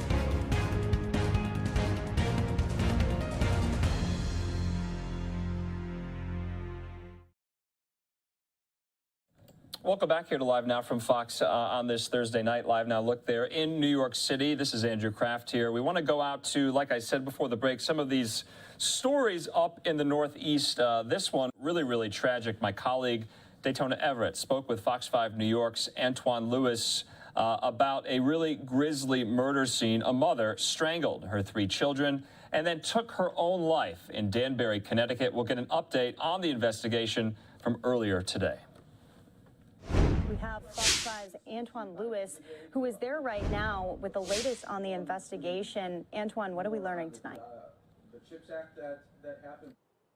Well, we can tell you just off the bat, Daytona, that there is nothing but shock and sadness all along the block here. Andrew Chase is going to give you a look at the front of the house where this happened yesterday. More details coming in our story in just a moment, but you can see the display of flowers and the balloons. There's a bear and a couple of candles. This, as this community continues to grieve. Whenever I take my walks in the morning, they would be out, the kids would be running around. On the weekends, you know, say hi to them. Gayshard Atkins lives 3 doors down from where crime scene tape now surrounds his neighbor's home. Danbury police say around 6:30 Wednesday night, a distressed man called 911 describing a horrific scene. Arriving officers found the bodies of 3 young children inside the house and an adult female in a shed in the backyard. All were deceased. Alexandra Silver heard the commotion and came outside. We did see the dad. I believe he was on the front porch or like in the yard when he called, and it was on. I just didn't expect anything. None of us did. we were all outside in kind of disbelief all day. Authorities have identified the victims as 36-year-old Sonia Loja and her 3 children, 12-year-old Junior Panjone, 10-year-old Jocelyn Panjone, and 5-year-old Jonelle. Investigators say preliminary findings indicate that Loja strangled her 3 children and then hanged herself. This is like incomprehensible. I just don't get it. It's just devastating to even try to wrap your head around something like this. Innocent children. I don't know. Police say that 2 other adults who live inside the house at 10 Whaley Street were not at home at the time of the incident. Neighbors say Loja ran a sort of daycare operation from the house. Authorities are conducting interviews with family members in a search for answers. The impact being felt all across the neighborhood. I was shocked when I heard it, then angry, then I got sad for the kids. So it's been a roller coaster. It has been a roller coaster. People are continuing, even in the short time, just to either stop and look or stop and drop some things off. Mental health services are being provided by the city to family members of the victims, to friends of the victims, and even to law enforcement and first responders who came here to the scene yesterday, and detectives that were here earlier today. We're hearing from neighbors also that the city may have sent Sonia Loja some sort of cease and desist type letter in regards to the babysitting operation that neighbors said that she was running inside. But just, again, like we said at the top, shock and just sadness all up and down this block. Antoine, have we been hearing from any other family members about this? No. The tape actually went down about 4:30, 4 o'clock-ish, sometime in that neighborhood, and no one has come except those to pay respects. All right, and I'm sure the community will come together to honor the lives of that family there. Antoine Lewis, thank you so much for bringing us this report. It's just a reminder that mental health awareness is so necessary, especially in this point in time. Talking to the media members about what it's like. Absolutely. Back inside to you. All right. Okay, and we thank Daytona Everett there, speaking with Fox 5 New York's Antoine Lewis about that horrible, horrible story there in Danbury, Connecticut, a mother strangling her 3 young children, then taking her own life. We're going to keep it in New Jersey, rather, for our next story. Former President Trump and his golf course in Bedminster is going to have a pretty big golf tournament this weekend. The controversial Saudi-backed Live Golf Tournament set to start in less than 24 hours at former President Trump's course there in Bedminster. The event, though, is drawing massive criticism, including from 9/11 families. We're being joined right now by Fox 5 New York's Stephanie Bertini with this story. Stephanie, thanks so much for being with us. We've known this tournament is going to take place. The families, they do not want it to take place. What are they telling you in the run-up to this weekend? So basically, they're saying that they think it's disrespectful, distasteful, and they're not okay with this type of tournament taking place in a state, mind you, where more than 700 people were lost during 9/11. All of this extremely controversial. If you remember, dating back to what we learned about 9/11, several of the hijackers were Saudi nationals. My father was Terrence Aiken. He was 31 when he was killed in the North Tower. Trace Aiken was only 8 years old when she lost her dad during the 9/11 attack on the World Trade Center. He was an IT consultant who left behind his wife and kids. Now, 2 decades later, Aiken and others who lost loved ones are facing their scars while demanding accountability. How much money does it take for your morality to be bought? This weekend, just about 50 miles from Ground Zero, the Trump National Golf Club in Bedminster, New Jersey, will host Live Golf, a Saudi-backed golf tournament. I love New York. I love New York. Have a good time. Ahead of the tournament, the former president played in Thursday's Pro-Am beside major champions Bryson DeChambeau and Dustin Johnson, and against celebrities like NBA Hall of Famer Charles Barkley and Caitlyn Jenner. It's disgusting. The group 9/11 Justice running this ad in the days leading up to the event. A protest is planned for Friday morning. 15 of the hijackers on 9/11 were Saudi nationals, and FBI documents recently made public appear to show the kingdom played a role in the attack. Swedish golfer and former Open Championship winner Henrik Stenson was asked about his decision to play in the controversial event. We can just say that our hearts goes out to anyone who lost a loved one in that terrible tragedy. Saudi Arabia reportedly offered many hundreds of millions of dollars in signing bonuses alone to recruit golfers to this tournament. It's disheartening, shocking, and hurtful, honestly. So critics are basically saying that Saudi Arabia is doing this, spending lavishly on an event like this to cover up its human rights abuses. Back to you. Yeah, Stephanie, here at Live Now from Fox, we've covered really the sports side of this. You know, a lot of golfers, decamping from the PGA Tour to join the LIV Tour. Now politics in play here. And, you might remember back during the Trump administration, this was a fixture about, getting some of those classified documents out in full public view for some of the 9/11 families about Saudi Arabia's particular role. What more, though, is former President Trump saying about this? Is he weathering the criticism? So, you saw him there in the report, Love New York, have a great time. He said also about this, we don't really know what happened with 9/11.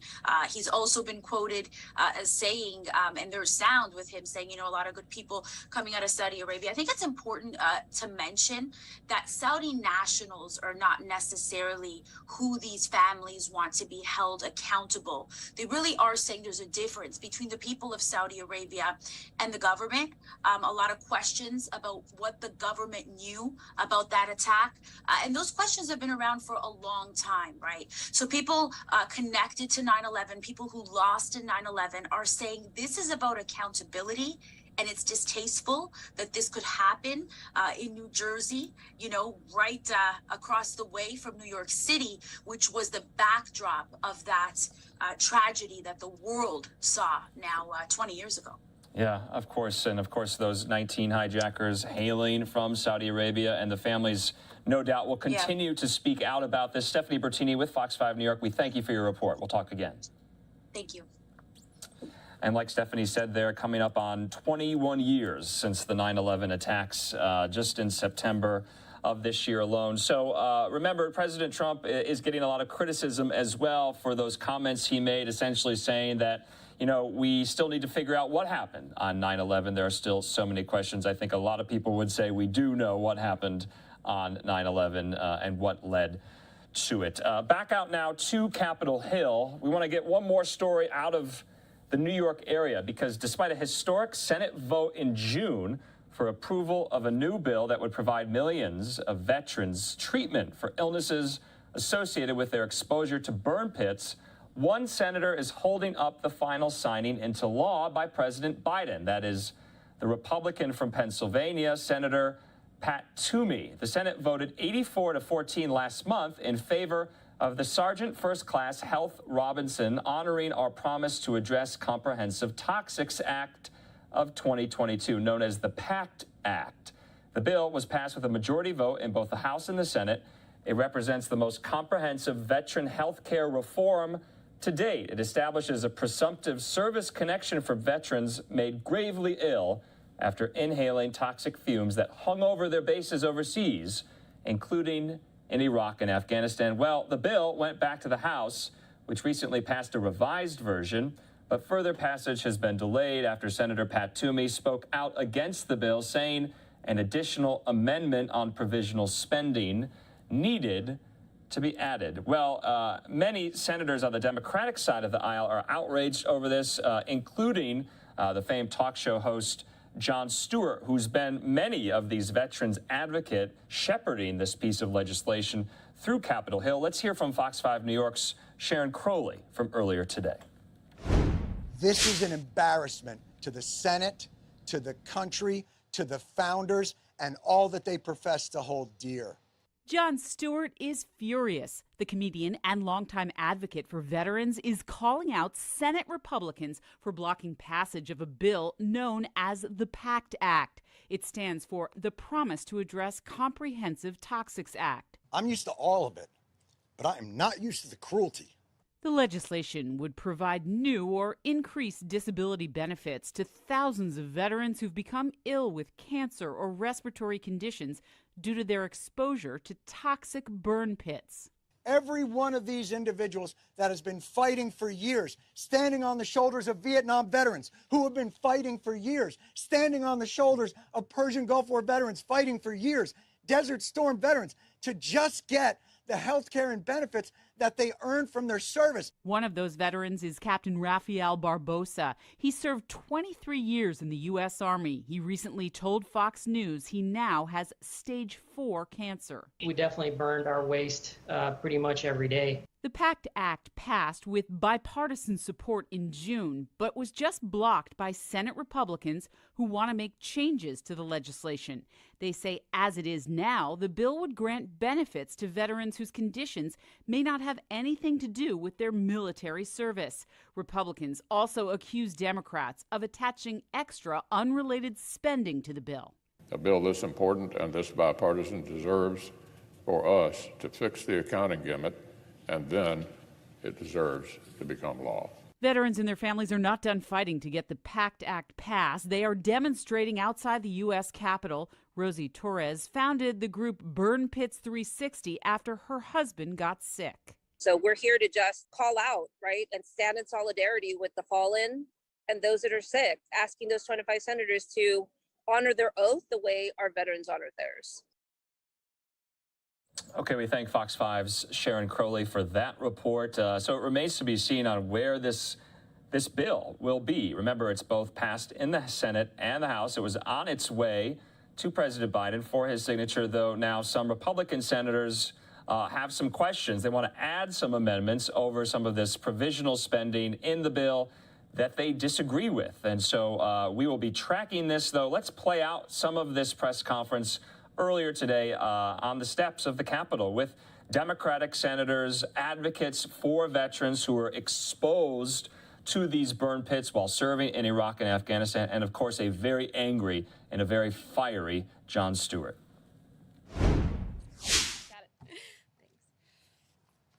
I know we are frustrated. We're all frustrated, angry, exasperated. This bill didn't pass soon enough to benefit my sister in arms, Dr. Kate Hendricks Thomas, because we buried her in Arlington 2 weeks ago. And it wasn't soon enough for Brielle, who was just here crying next to the podium because she lost her father. I think the worst part about this, though, is that I don't believe the vote yesterday represented the interests of the American people. The American people that I know are very anxious to ensure that our warriors are taken care of to the extent that they have earned. I am very grateful for the bipartisan support we have received on this bill, those who are willing to stand up to their peers and take another stance. And I'm trusting that those who want to tweak this bill will adjust it quickly and that it will pass before the Senate recess in August, as Senator Toomey has promised. Senator Toomey, I heard you. You promised. I believe that's what the American people want, and more importantly, it's the right thing to do. We can't be so caught up in every detail that we miss the forest for the trees. And the point of this bill is to ensure veterans who are suffering and dying right now from toxic exposure are given the benefits they need as soon as possible. So many of our lawmakers want to do the right thing here, and it's important that we continue to enable those lawmakers who have veterans' needs closest to their hearts. Let's do the right thing. Thank you. Shane from DAV. Good morning. I'm Shane Lehrman, DAV Deputy National Legislative Director. And DAV is greatly disappointed by yesterday's vote. But hey, it's okay. It's okay. Because everybody is saying, well, it's inevitable. Well, we're going to pass the PACT Act. It's inevitable. You know what else is inevitable? Veterans suffering and dying without access to health care and benefits. That is also inevitable.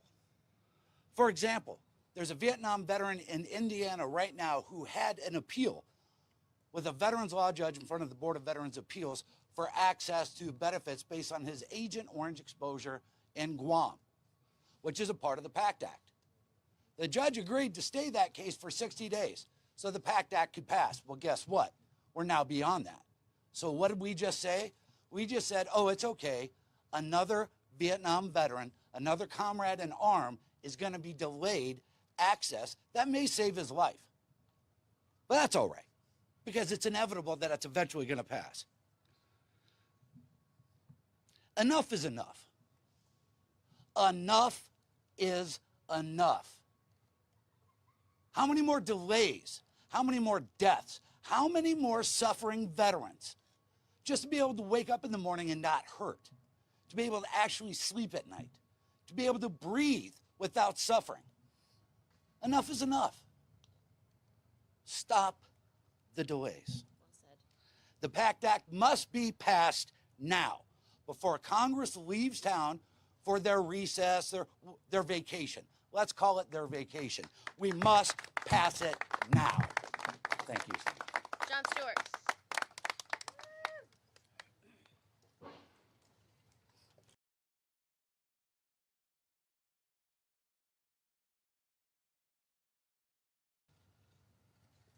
America's heroes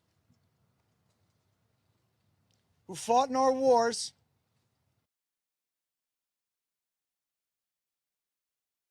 with oxygen, battling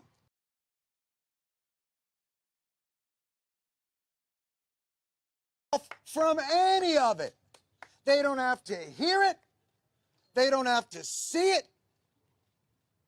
They don't have to understand that these are human beings. Do you get it yet? Do we see that these aren't heroes? These are men and women, mothers and fathers, sisters and brothers that we just let stand outside in the heat when they can't breathe.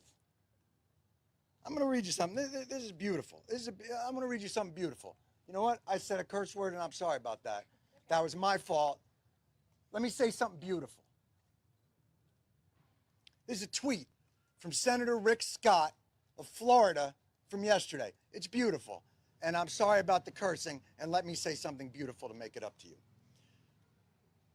I was honored to join the USO today and make care packages for our brave military members in gratitude of their sacrifice and service to our nation. And there's a beautiful picture. I wish you could see it.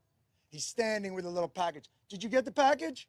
I think it has M&Ms in it and some cookies and some moist towelettes. I don't even know, honestly, I don't even know what to say. I've been coming down here 10, 15 years. I'm used to the hypocrisy. Christina Keene will tell you from VFW. She sat in an office with Mitch McConnell and a war veteran from Kentucky, and he looked that man in the eyes and he said, we'll get it done. And he lied to him. Because Mitch McConnell yesterday flipped. I'm used to the lies. I'm used to the hypocrisy. Senator Pat Toomey won't take a meeting with the veterans groups. Sends out his chief of staff. I'm used to the cowardice. I've been here a long time. Senate's where accountability goes to die. These people don't care. They're never losing their jobs. They're never losing their health care. Pat Toomey didn't lose his job. He's walking away. God knows what kind of pot of gold he's stepping into.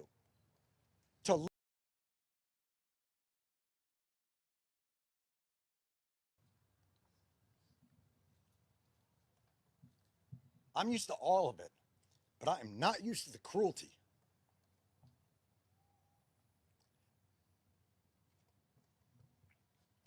They passed it. June 16th, they passed the PACT Act.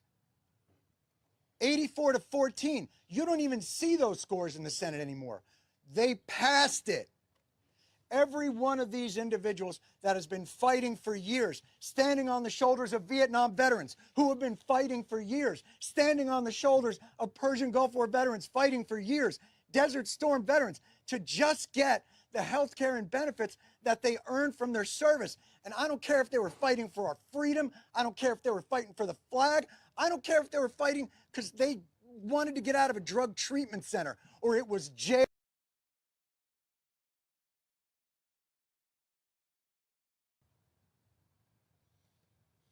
And yesterday, they spit on it in abject cruelty.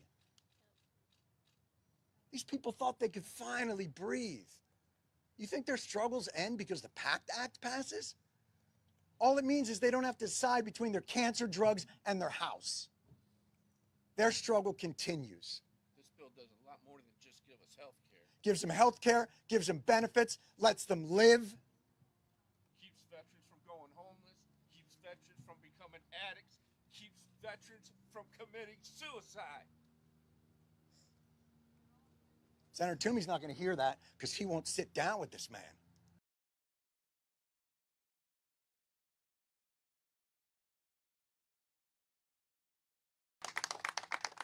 And like I say, I'm used to it. But this type of cruelty on those that we say we hold up as our most valued Americans, then what are we?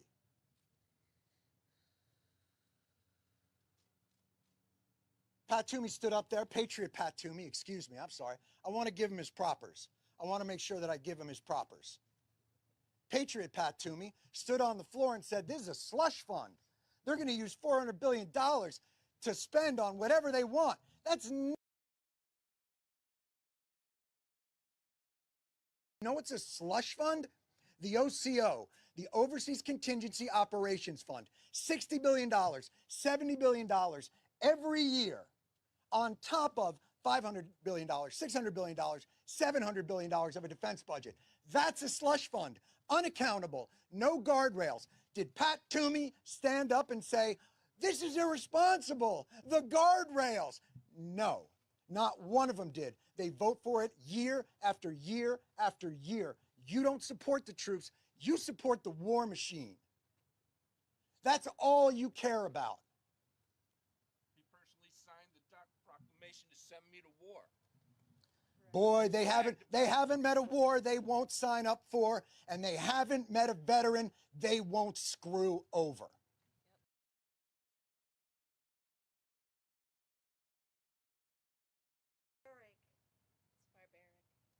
And now they're going to go away. Pat Toomey says, I've got veterans groups. Veterans groups.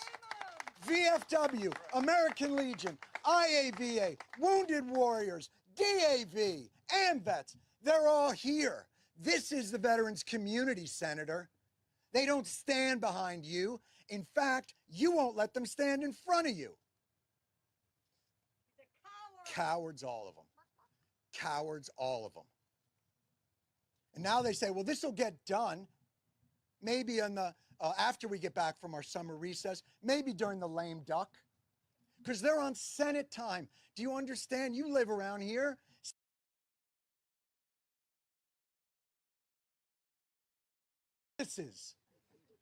They live forever, and they never lose their jobs, and they never lose their benefits, and they never lose all those things. Well, they're not on Senate time. They're on human time, cancer time. Don't you have families? Don't you have people who are deciding how to live their last moments?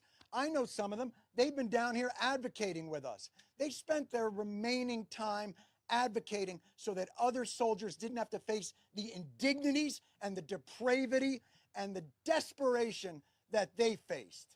And none of them will hear it. And none of them care. Except to tweet. Boy, they'll tweet it. Can't wait to see what they come up with on Veterans Day, on Memorial Day. Well, this is the reality of it.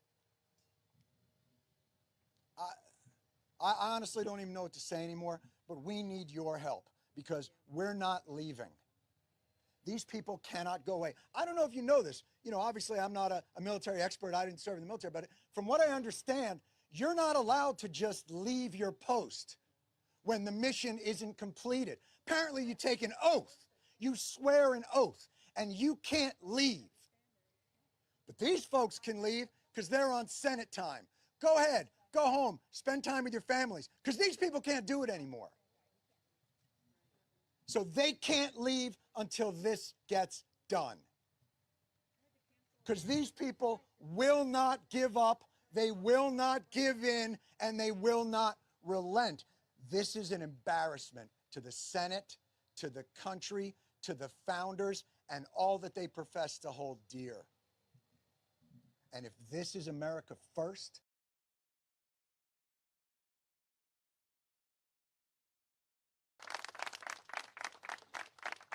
Any on-topic questions?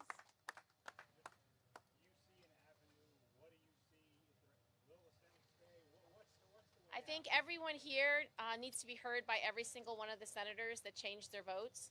I hope we can have an incessant and increased lobbying effort to every single office, because this is an outrage. It's unacceptable and it cannot stand. And we just need to fight until it gets done. And we just have to keep advocating and keep pushing. And I'm going to go to the floor and ask unanimous consent as many times as I need to get this back on the floor. Today? Yeah. If I can get floor time, I will. Yeah. Schumer said when he would put a cloture vote? We just have to push. We need the votes. We need 20. All right, remarks there from Jon Stewart, and Democrats obviously upset about the burn pits bill not being voted for by Republicans. We're going to have much more for you here on Live Now from Fox after this short break.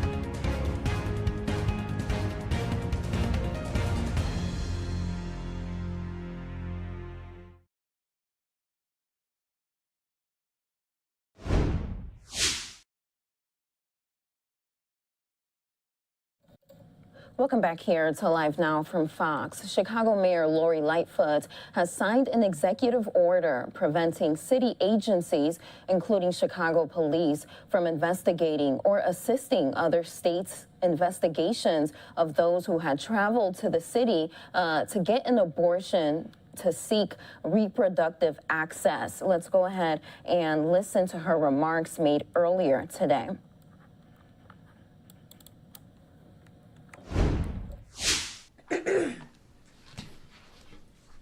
Thank you, Tanya, and thank you, Planned Parenthood of Illinois, for all the hard work that you do every single day.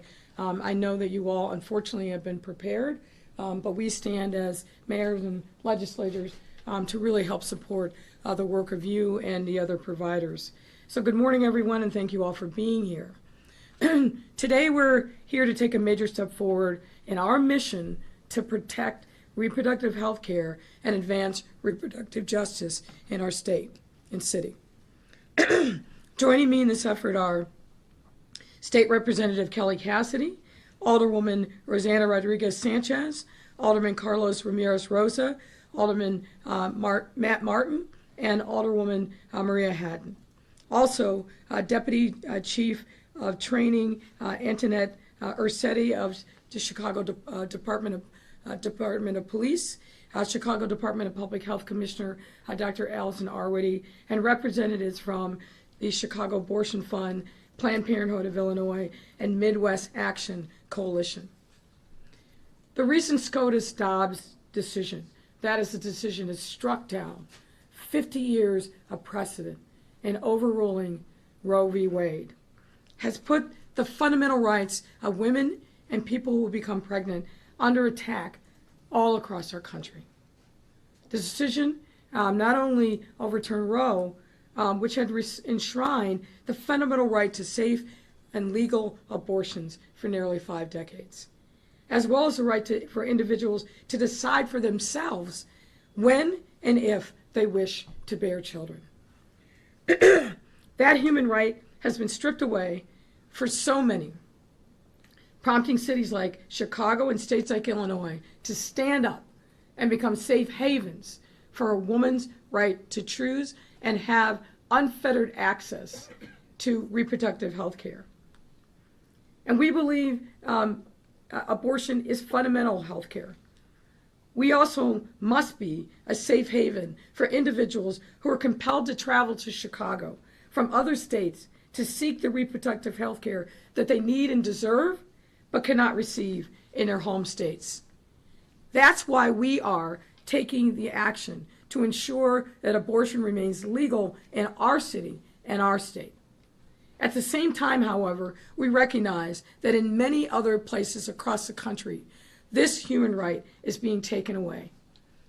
Quite frankly, it's horrifying to see on a daily basis the race to the bottom of many states, not only banning abortion, but making zero exception for the health and life of a mother, zero exception for victims of rape or incest.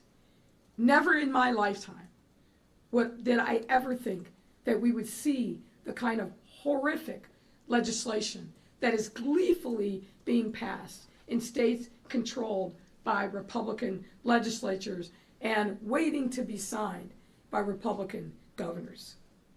Now, I've already stated my commitment to continue safeguarding the right to abortion and reproductive, obstetric, and gynecological care here in our city. To make good on that commitment, we've already made a $500,000 investment to expand access to reproductive care here in Chicago. And I made the point when we did this that we would be coming to the City Council as part of our budget to even go further because we know the need is only going to increase exponentially. That's why today I'm proud to sign an executive order that will prohibit city departments, and in particular the Chicago Police Department and the Department of Public Health, from participating in any investigations or proceedings where states are seeking to civilly or criminally penalize women or others who are seeking reproductive health care in Illinois or Chicago. It amplifies the message that I want to those seeking and providing care to hear loud and clear. You have a right to make medical decisions without fear of retaliation, prosecution, or further harm, period. And while we cannot stop anti-abortion states from trying to take action in court against providers or patients in Chicago, we can ensure that as a city government, we are never complicit in aiding and abetting those efforts. And we are taking this action now because on a daily basis, the risk to women and others seeking reproductive care in our city is great and rising every single day. And while this executive order allows us to take swift action immediately, all of us recognize that we must codify this action into law. And I want to just praise and thank the alders who are gathered here today. Alderman Rodriguez Sanchez, Ramirez Rosa, Martin, and Haddon, for helping to lead this important and necessary effort by introducing an ordinance that has the same effect in July. We will be working closely with them over the next few weeks to make sure that this gets codified into law in September at the September City Council meeting. We look forward to working together in partnership with them and with providers to make sure we get this right, and we send a very clear message. We will not collaborate with people who want to deny women's rights. I also want to thank partners like Planned Parenthood of Illinois, the Chicago Abortion Fund, and others who have been preparing for this moment, unfortunately, for years, and will continue to do everything in their power to protect those exercising the right to choose. And while we know this is a critical step forward, we also know that there is more work to be done to achieve reproductive justice for all in Chicago. Toward that end, we are actively exploring options to protect our own employees from discrimination resulting in reproductive health care decisions, to strengthen the city's internal policies and practices around reproductive justice, and fortifying Chicago's reproductive health care infrastructure in and outside of city government. We also want to challenge the private sector to meet us in this moment to make sure that your employees have full and unfettered access to reproductive health care. We all must come together in this moment. We don't need fancy statements. We need action, tangible and concrete, that protect the right and access to reproductive care. And this can't just be something that the government is doing. The private sector, the philanthropic sector, the nonprofit sector needs to join all of us in this moment to send a loud and clear message that truly we are a safe haven for reproductive care. So we have to continue to fight harder than ever to ensure that people can maintain control over their own bodies and continue to do everything in our power to support medical providers who are equally under attack. Now, on my way in to work every day, I drive by a clinic, and every single day I look to see if women and people seeking reproductive care have free and fair access. And I'm going to tell you, the ones who want to shut this down, the ones who want to intimidate women, they're out there. They are out there. We have to meet their enthusiasm and passion with our own enthusiasm and passion and support for women and providers. So I want to take the final moment to speak directly to those medical providers working with pregnant people or those trying to conceive. We understand that you are under unjust and unfathomable scrutiny for the life-saving work that you do day in and day out. I want to publicly thank you for your commitment, for your service to protecting patients and saving lives. You are fulfilling your Hippocratic oath and making sure that women have true rights to choose. I also want to acknowledge those on the front lines, the volunteers, the clinic support staff, who are providing information to patients seeking care and assisting with transportation, lodging, and other support services, and standing outside clinics day in and day out to shield patients from the absolutely horrific and egregious and harmful hate that too often surrounds them when they are walking in to take one of the most important decisions of their lives. In my view, the people that are on the front lines doing this work are heroes in our city, and we stand with you united. I also want to say this.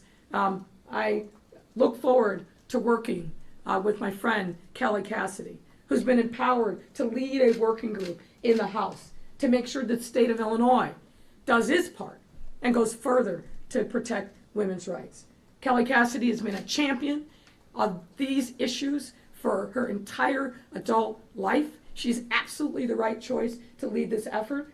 Kelly, we thank you, we salute you, and we all stand in unity with you to make sure that something good comes from this moment, that we strengthen our resolve as a city and as a state to get something done on behalf of women and their advocates. And at this time, I want to welcome Dr. Allison Arwady of the Chicago Department of Public Health to the podium to say a few words. Dr. Arwady.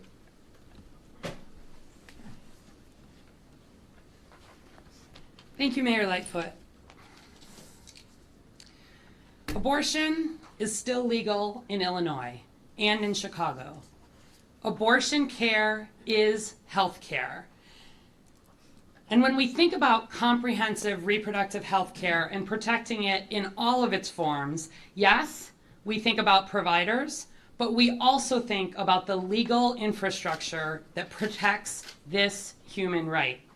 And I want to thank Mayor Lightfoot, all the leaders who are standing up here for taking action quickly.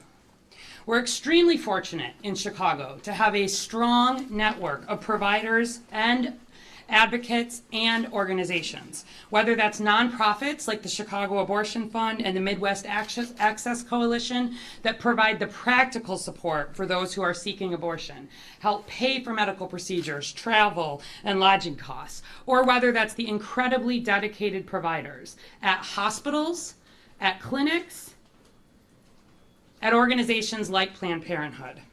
There's a lot of misinformation on this topic. At CDPH, we want you to have the right information. Please go to chicago.gov/abortioncare to see exactly what is happening legally, to learn more about your options and needs, and to see information for trainings for pregnancy options counseling for those who want to learn more or become more involved. There are resources for people seeking abortion, of course, but also for a wide range of reproductive services. It is so important that anyone who has a positive pregnancy test receives comprehensive, non-biased, medically accurate information. Everyone deserves to decide for themselves if, when, and how to become a parent. And I know that decreased access to abortion care is going to be a major problem for public health. It is also a personal crisis happening every day already for people across this country. Through these actions today, granting protection for city departments and healthcare providers to continue meeting the standard of care when we care for patients, we're reinforcing our commitment to building a more equitable, safe, and healthy Chicago for all. And with that, I'm pleased to bring up Alderwoman Rosana Rodriguez-Sanchez.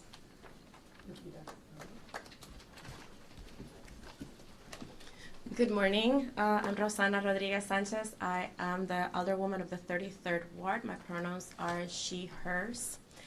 I'm glad to be here today. Our bodies and our ability to make decisions and exercise autonomy over them are the most basic expression of our humanity.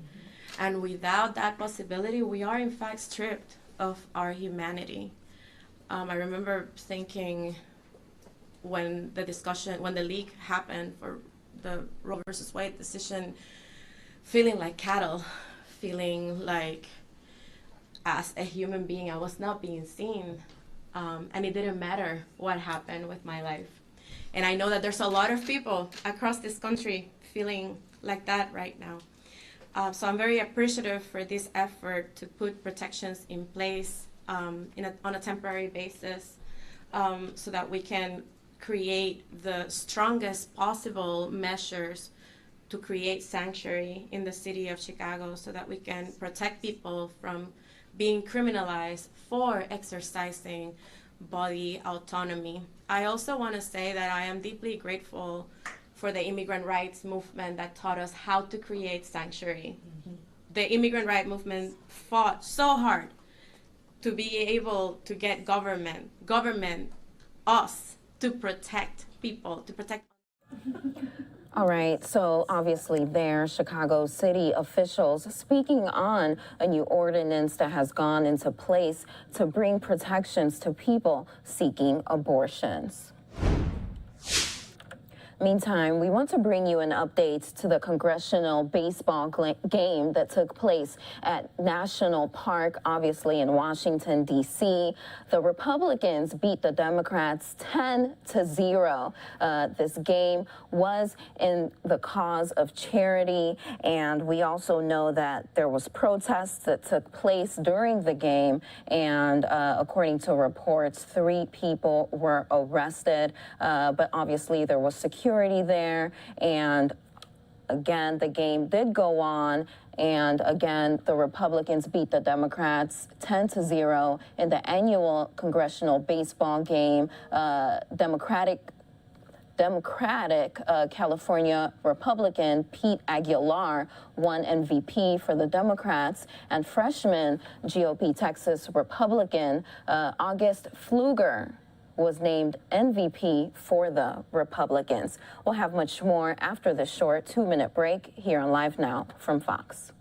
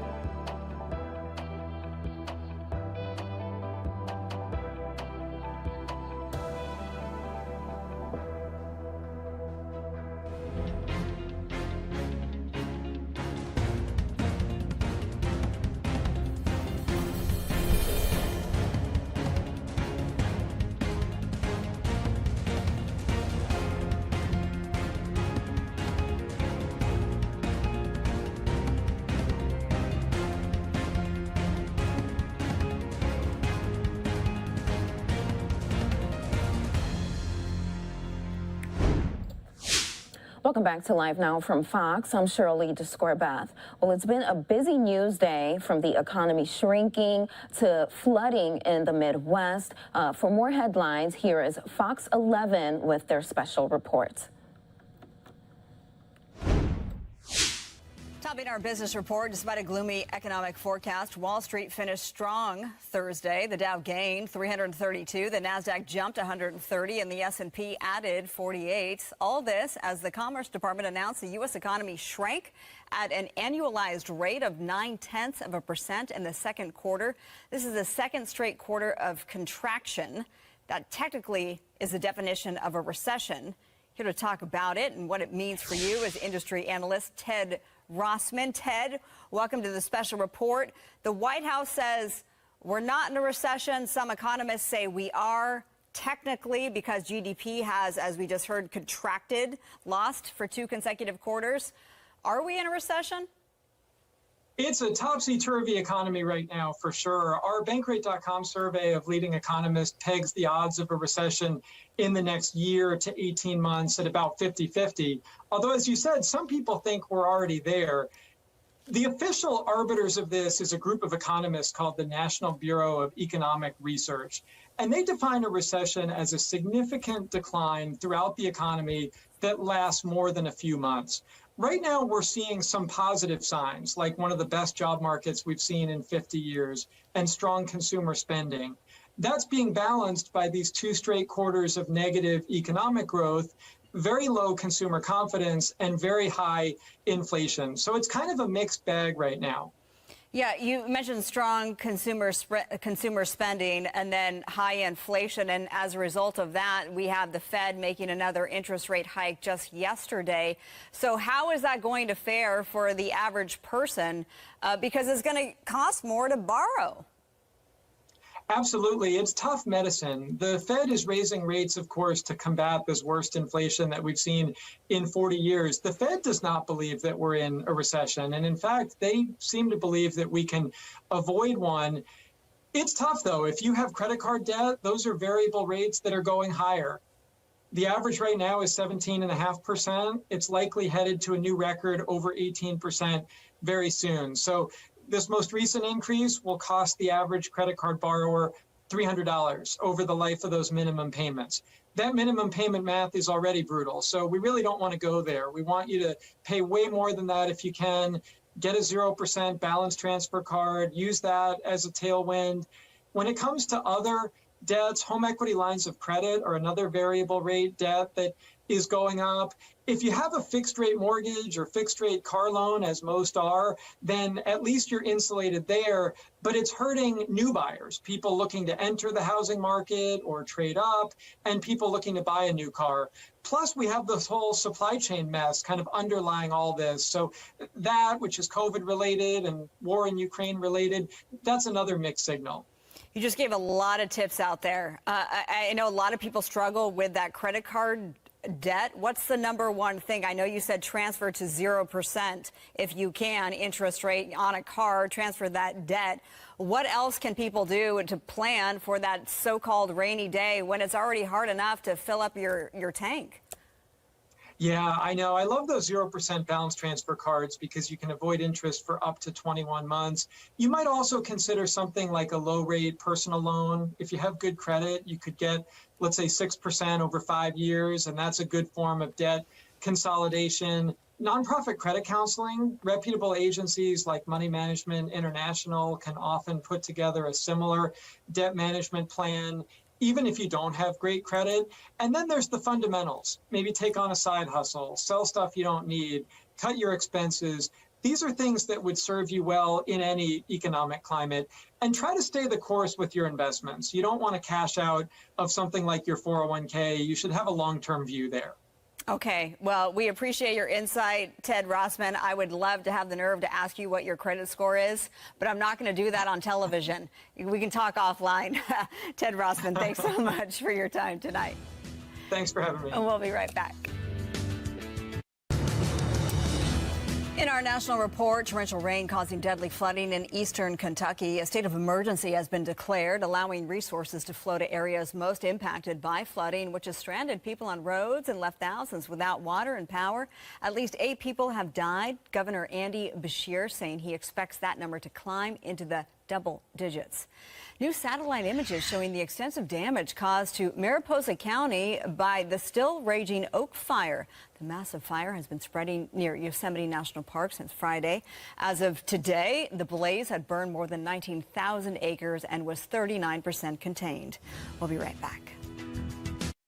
Now, an update on those beagles. We've been reporting on an effort to get hundreds of beagles adopted in Southern California. They were some of 4,000 being used for research in Virginia. Well, when that lab was shut down, the beagles were made available for adoption. Well, we are so happy to report our Fox 11 10 p.m. producer, Greg Lindsay, applied and got one. And today, Greg and his daughter, Mylin, and their other dog, Ginger, went to Chino Hills to pick up Shiloh.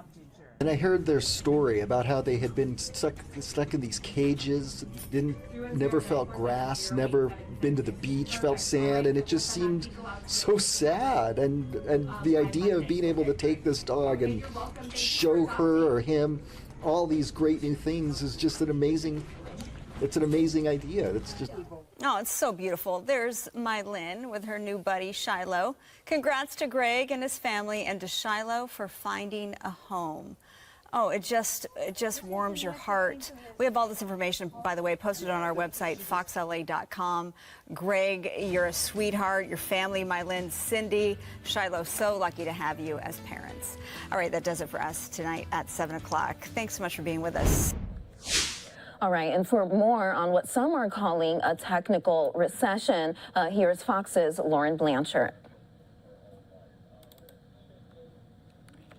There's no doubt we expect growth to be slower than last year. Despite that slowdown in the economy for a second straight quarter, President Biden and his team are avoiding the term recession.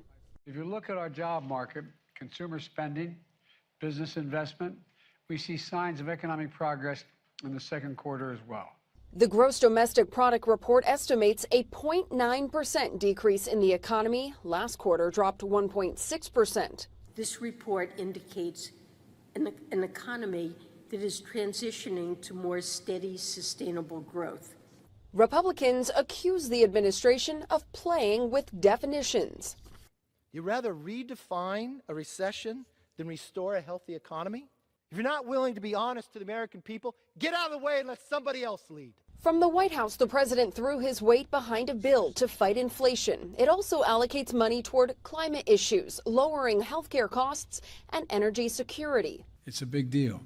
This bill will reduce inflationary pressures on the economy. However, Republicans say too much government spending is hurting the economy. This is a terrible bill, and we have to stop it. And this bill is going to fuel even more inflation.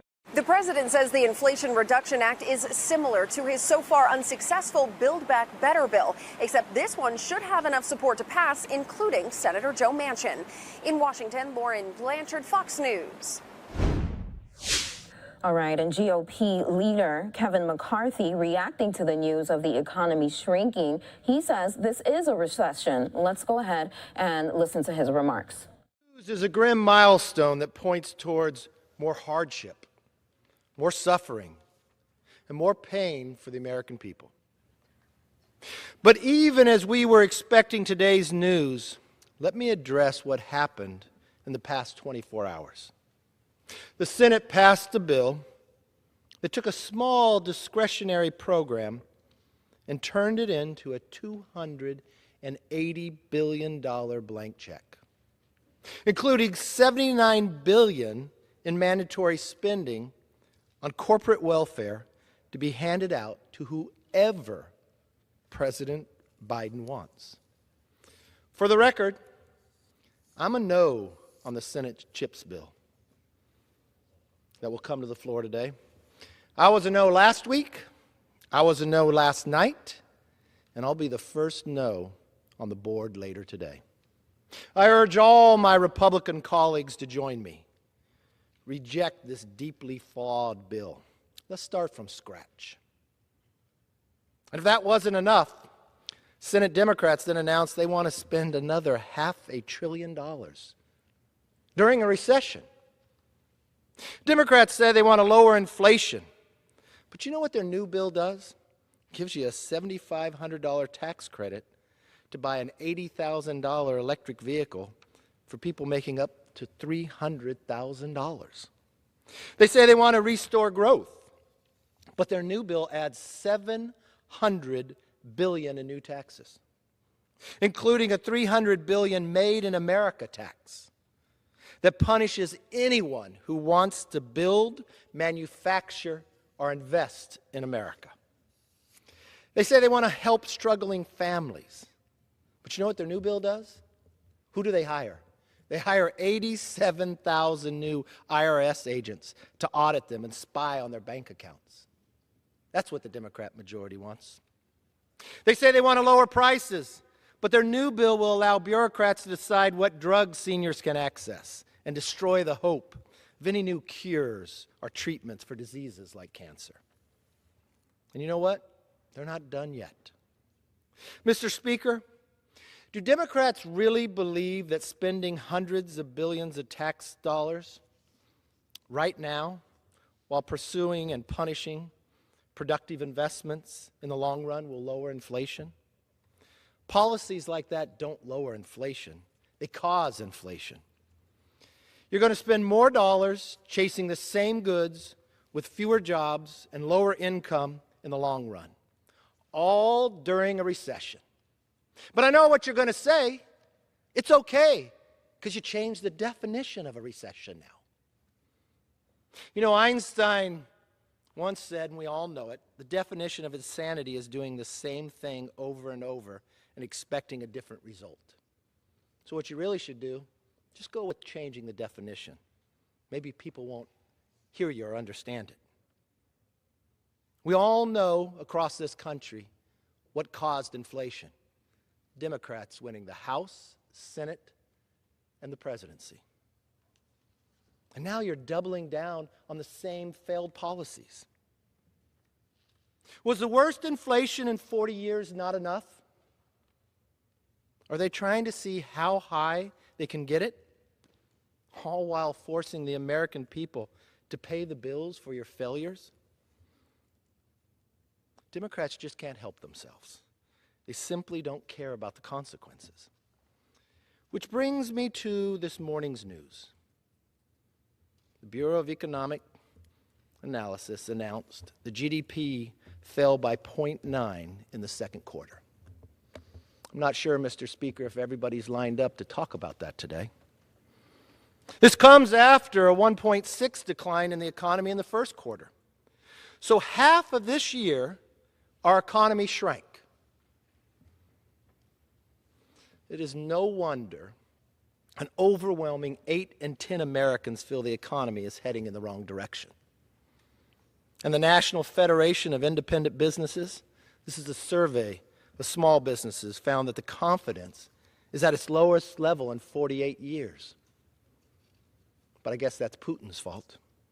Consumers and businesses are losing hope, and there's no secret why. Every week, the American people know we are able to buy less with the money we have. Every week at the gas pump, we're paying nearly twice as much to fill up our tanks. Every month, the American people know when they get their pay stubs, they're making less in real wages.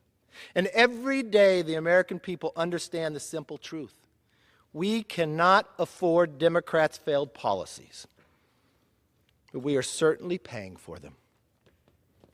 Of course, President Biden and Speaker Pelosi won't admit it.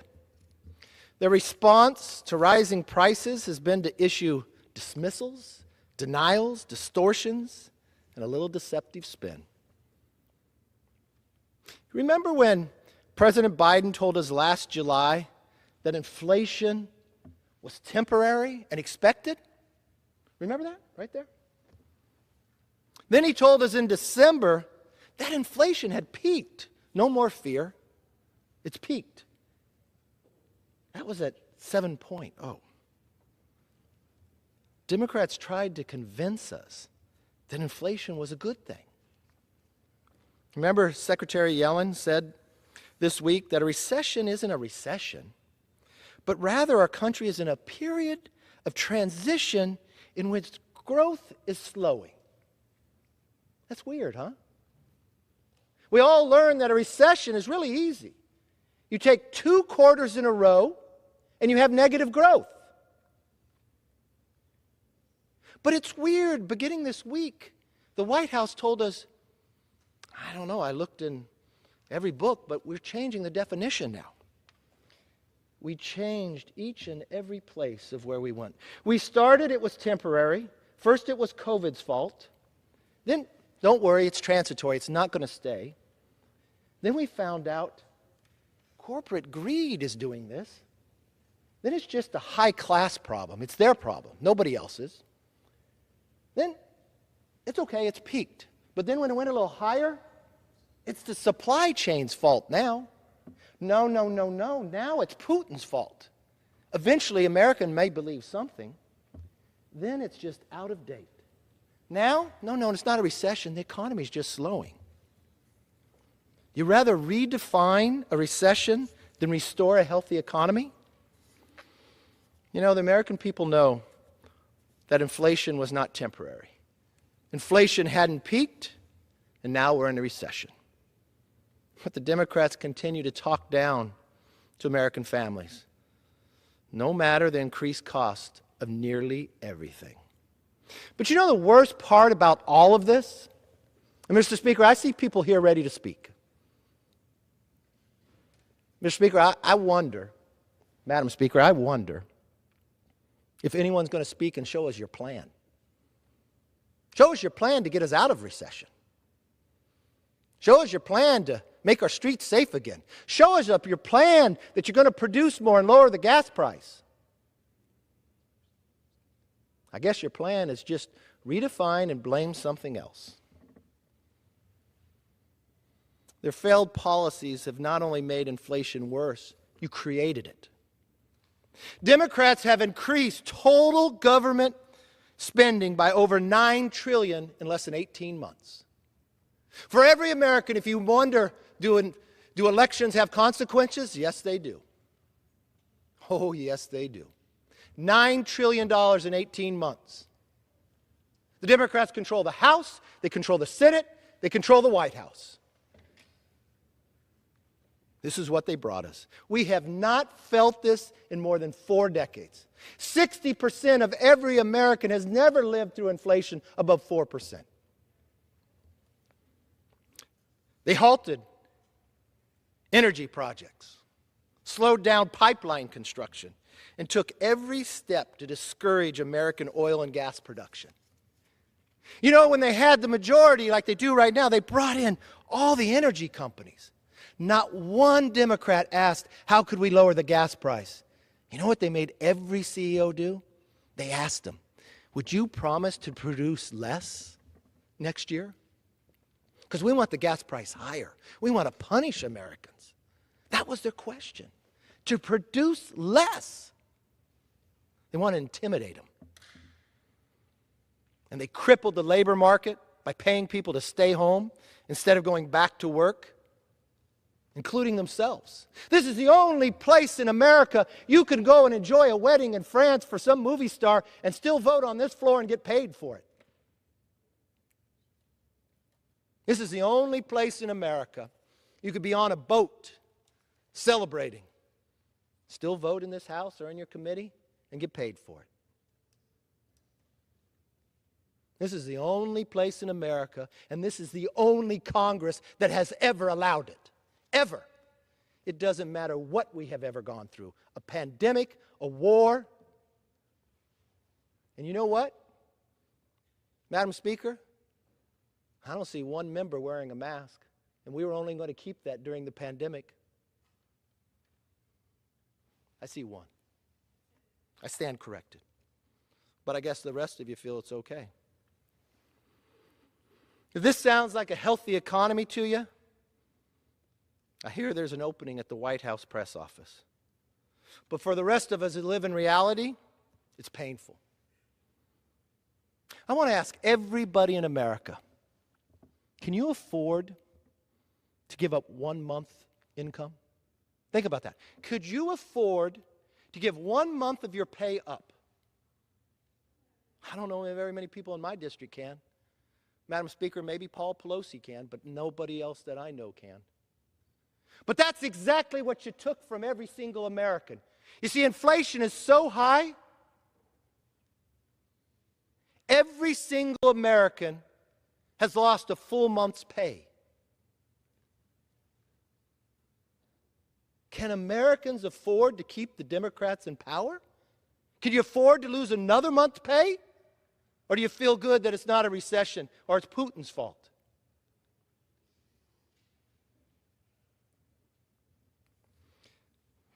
If you had a constant salary, like everybody in this body, 1 month is 8.3% of those 12 months. Inflation is higher, so you just lost the full salary. So you have less money, but you pay more at the gas pump. But it's okay. Tell everybody to go buy an electric car at $80,000. I wonder what your answer is to the homeless. Buy a house?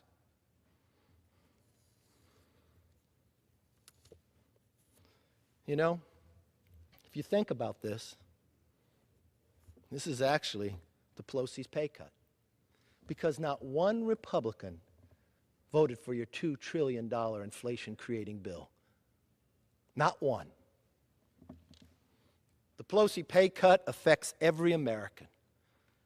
But you know what? It's especially hard on families who have extra expenses. I don't know if you watched the clip, but I watched this clip of a 15-year-old girl named Ginger Vincent from Indiana. This poor girl was diagnosed with bone cancer. She has to travel every week for treatment. It's located more than an hour away. Last year, our parents, Keith and Annalisa, paid around $100 each week for that trip. But because of the surge in gas price, but it's okay if I listen to the Democrats, the president said it was a good thing, good thing. They're now spending more than $200 each week. They also have 2 other children. The Vincents say they simply can't afford the price hike, and they've turned to loans to cover the cost. Can you imagine having to take a loan to pay for the gas, to take your 15-year-old daughter to get cancer treatment? At the same time, losing a full month of pay? You know what's worse? In this story, that 15-year-old girl, Ginger, this is what she said. Having watched her parents say, we have to pay this bill, we have to pay that. And I'm downstairs and I hear all that. It just seems so stressful. Just seems so stressful. They shouldn't have to go through this. Madam Speaker, my question is, do Democrats agree with Secretary Buttigieg that the more pain families like the Vincents feel at the pump is a good thing? Madam Speaker, that's the Secretary of Transportation. I guess they seem to agree with him. Because rather than have a plan to lower gas prices, their answer is to tell the Vincents and others to buy a Tesla. They're borrowing money to pay for the gas, and you're telling them to buy a Tesla. But you know who is probably happy? Because their new deal, you can make $300,000, and that same taxpayer that just lost a month's salary that has to get a loan to pay for the gas, they're going to have to pay more in taxes so somebody else wealthy can get that tax break. That is not compassionate. It's cruelty. And the American people are suffering the consequences every day. You know, Americans aren't imagining that their grocery bills are higher than ever. They are. Americans aren't imagining that they have to pay more to fill up their gas tanks. They do. They aren't imagining that their savings are shrinking and their 401ks have become 201ks. They are. But let me tell you what they are actually living through and what they're afraid of. What keeps them up at night? Higher taxes and higher energy costs. The first house they'll never be able to afford because prices are rising and their incomes are falling. Retirement savings that will no longer last long enough. They're worried about how much worse it can get if Democrats' failed policies continue. You'd think for all this suffering that they've caused, there's no way that Democrats would do this on purpose. Yes, again. Everything about the Biden recession was predictable and avoidable. Only Democrats in Washington chose not to see it coming. I remember coming to this exact floor, warning that if you passed nearly $2 trillion of the American Rescue Plan, you would cause inflation. I listened to the other side. They said it was going to save us. But that inflation is exactly what happened. You know, it's interesting to see when you look at these lines, producer price inflation. You don't even have to put here, but I bet you could predict when Biden was inaugurated. That's when it all goes up. But your wages, when did your wages start to drop? Ooh, the day he was sworn in. The day the Democrats took the majority in the House, the Senate, and the White House. When did it really start dropping hard? The day they passed the American Rescue Plan. But I know they want to reject what Republicans say. They don't want to listen to Republicans. But you know what? Why don't you listen to Larry Summers? He worked in the Obama-Biden administration as the National Economic Council. He was the director of it. He was the Secretary of Treasury in Bill Clinton's administration. Before the vote, he told everybody the American Rescue Plan could set off inflationary pressures of a kind we have not seen in a generation. Guess he was right. Jason Furman, An economic advisor to the Obama-Biden administration said the same thing. The American Rescue Plan was definitely too big for the moment. I don't know any economist that was recommending something the size of what was done. But every Democrat was. Why don't we go to Steve Ratner, another Obama-Biden economist? What did he say? The American Rescue Plan was Democrats' original sin when it comes to inflation. Think of that.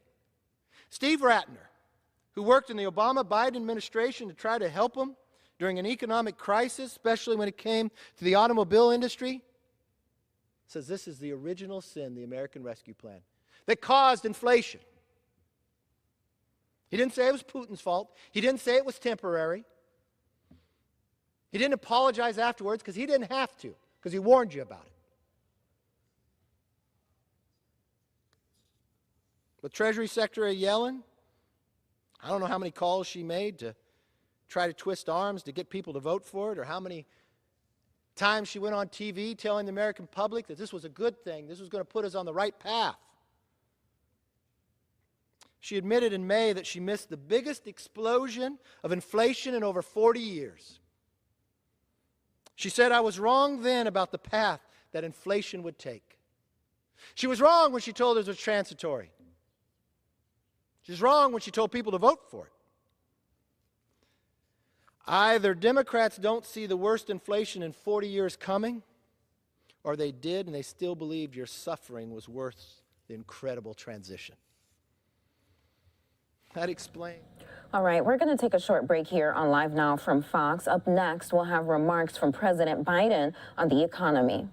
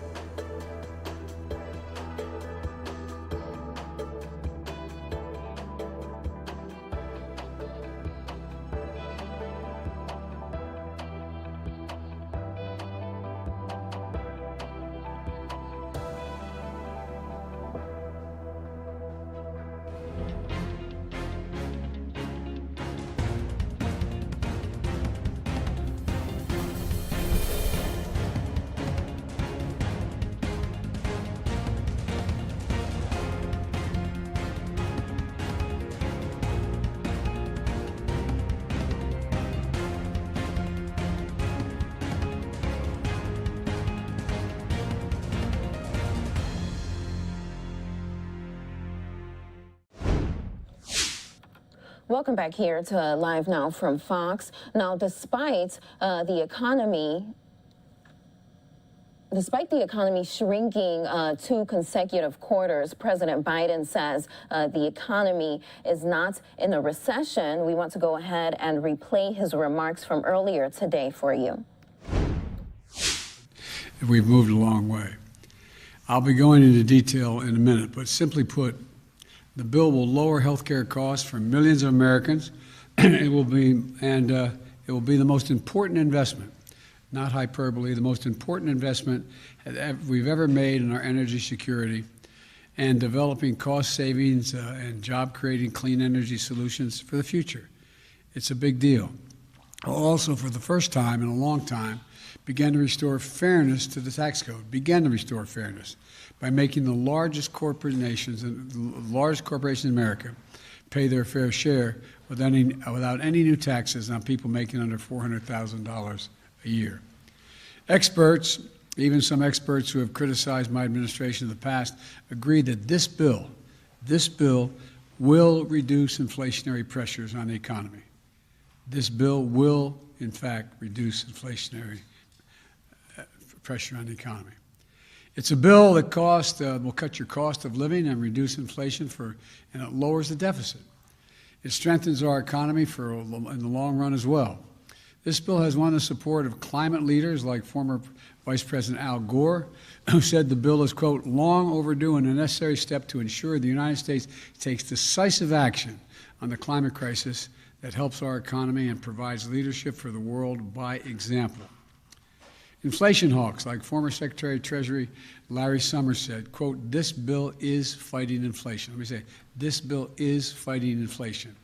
Progressive leaders like Senator Elizabeth Warren said, quote, this is a bill that truly is about fighting inflation, bringing down the cost for families, and putting our country on a sounder economic footing. Here's how it works. First, the bill finally delivers on a promise that Washington has made for decades to the American people. We're giving Medicare the power to negotiate for lower prescription drug prices, which means seniors and consumers will pay less for their prescription drugs. Medicare will save in the process about $290 billion. And in addition, it also changes the circumstance for people on Medicare by putting a cap of a maximum $2,000 a year. They have to pay no more than $2,000 a year no matter how many prescriptions they have for all the prescription drugs, which is especially important for people with cancer and long-term diseases. It's a godsend. It'll literally be a godsend for many families. Second, the bill locks in place lower health care premiums for the next 3 years for millions of families that get coverage under the Affordable Care Act.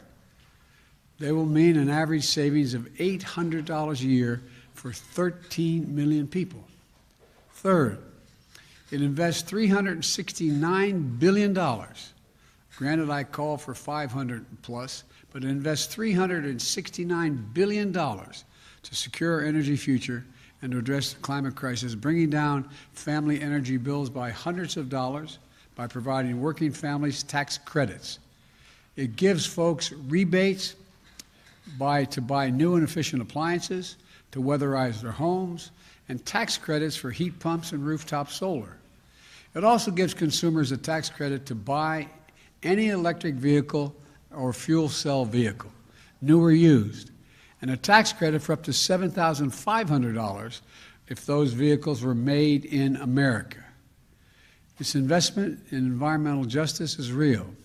It also provides tax credits that will create thousands of good-paying jobs, manufacturing jobs, on clean energy construction projects, solar projects, wind projects, clean hydrogen projects, carbon capture projects, and more by giving tax credits for those who build these projects here in America. Now, let me be clear. This bill would be the most significant legislation in history to tackle the climate crisis and improve our energy security right away. Now, give us a tool to meet the climate goals that are set, that we've agreed to, by cutting emissions and accelerating clean energy, a huge step forward. Fourth, this bill requires the largest corporations to begin to pay toward their fair share in taxes by putting in place a 15% corporate minimum tax. Now, I know you've never heard me say this before. It will come as a shock to you, but 55 of the Fortune 500 companies paid no federal income tax in 2020. I know you only heard me say that about 10,000 times, but the fact is they paid no taxes on an income, collective income, over $40 billion. Well, guess what? This bill ends that.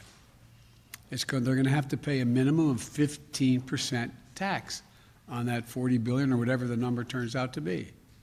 Fifth, this package will reduce the federal deficit by over $300 billion. Already on my watch, deficits come down my first year by $350 billion and a record $1.7 trillion at the end of this fiscal year. Now, this bill is going to keep that progress going. Yes, I'll say it again. This legislation will bring down the deficit. Bring down the deficit. The sixth point I want to make is this bill will not raise taxes on anyone making less than $400,000 a year. And I promise, a promise I made during the campaign and one that I've kept. Now look, I know it can sometimes seem like nothing gets done in Washington. I know it never crossed any of your minds, but the work of the government can be slow and frustrating and sometimes even infuriating. Then the hard work of hours and days and months from people who refuse to give up pays off. History is made. Lives are changed. With this legislation, we're facing up to some of our biggest problems, and we're taking a giant step forward as a nation. That didn't just happen on this Inflation Reduction Bill. It also happened yesterday when the Senate made the bipartisan decision as a nation to invest in America's manufacturing technology of semiconductors and additional funding for basic research and development in the cutting-edge industries of the 21st century. If the House passes this bill, I want to thank Speaker Pelosi. I think she's going to get it done for her leadership here. It has the added benefit of creating tens of thousands of additional good-paying jobs, lowering inflation. It's going to give us the ability not only to compete with China for the future, but to lead the world and win the economic competition of the 21st century. You've heard me say 1,000 times, we have to invest in research, development, and growth. I hope that the House is going to pass this bill today. My plea is, put politics aside, get it done. We need to lower the cost of automobiles, appliances, smartphones, consumer electronics, and so much more. And you can't do it. All of these things are powered. Almost everything in our lives is powered by these semiconductors and tiny computer chips the size of a fingernail tip. Look, we should pass this today and get moving. I know the compromise on the inflation bill doesn't include everything that I've been pushing for since I got to office. For example, I'm going to keep fighting in the future to bring down the cost of things for working families and middle-class families that matter by providing for affordable and accessible things like affordable child care, affordable elder care, preschool, the cost of preschool, housing, keeping students with helping students with the cost of college, closing the health care coverage gap. You know, that's a fancy way of saying the health care coverage gap. Expanding Medicaid in states that refuse to do it, and more. Look, this bill is far from perfect. It's a compromise. But it's often how progress is made, by compromises. And the fact is that my message to Congress is this. This is the strongest bill you can pass to lower inflation, cut the deficit, reduce health care costs, tackle the climate crisis, and promote energy security. All the time while reducing the burdens facing working class and middle class families. So pass it. Pass it for the American people. Pass it for America. I'll have more to say in this later. Now I want to thank Leader Schumer and Manchin, Joe Manchin, Senator Manchin, for the extraordinary effort that it took to reach this result. Thank you. All right, up next after the break, why this video has a community in the Chicago area outraged. That's up next.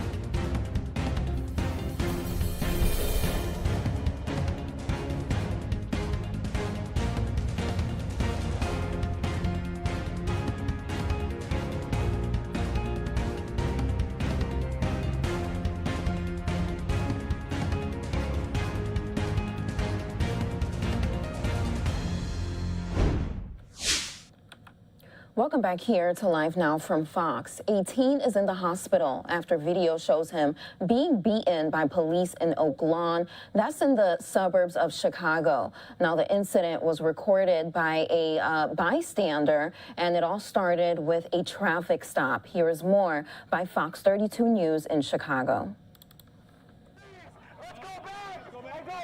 Chaos and outrage in Oak Lawn. And here's why. 17-year-old Hadi Abutela punched multiple times in the head by Oak Lawn police. It happened Wednesday evening near McVicker Avenue. Police say officers smelled cannabis and initiated a traffic stop. After the driver was searched, Abutela was ordered out of the car and soon took off running. Police say with a bag draped across his shoulder. Stop running. After a brief pursuit, the teen now tackled and punched. 3 officers trying to get the teen to comply. They were in fear of their safety that he had a weapon. So at that point in time, they used control tactics. They used leg strikes. The teen was soon tased. After that, police opened the bag and say they found this .25 caliber handgun with 3 rounds of ammunition.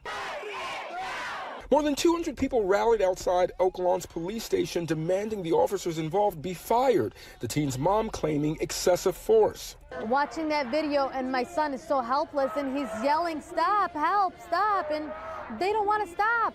They don't want to stop. They're just going and going. Abutela suffered a broken nose, bruising throughout his body, and bleeding near his brain. Arab Americans saying there's been tension with police for some time. The policemen are always against the Arabs, Burbank and Oak Lawn. Why the why? We don't know why. They hate us, and we support them. We pay taxes. We help them. I have known of no other racial issues with the Arab community. We're a very diverse community now. We have African Americans. We have Arabic.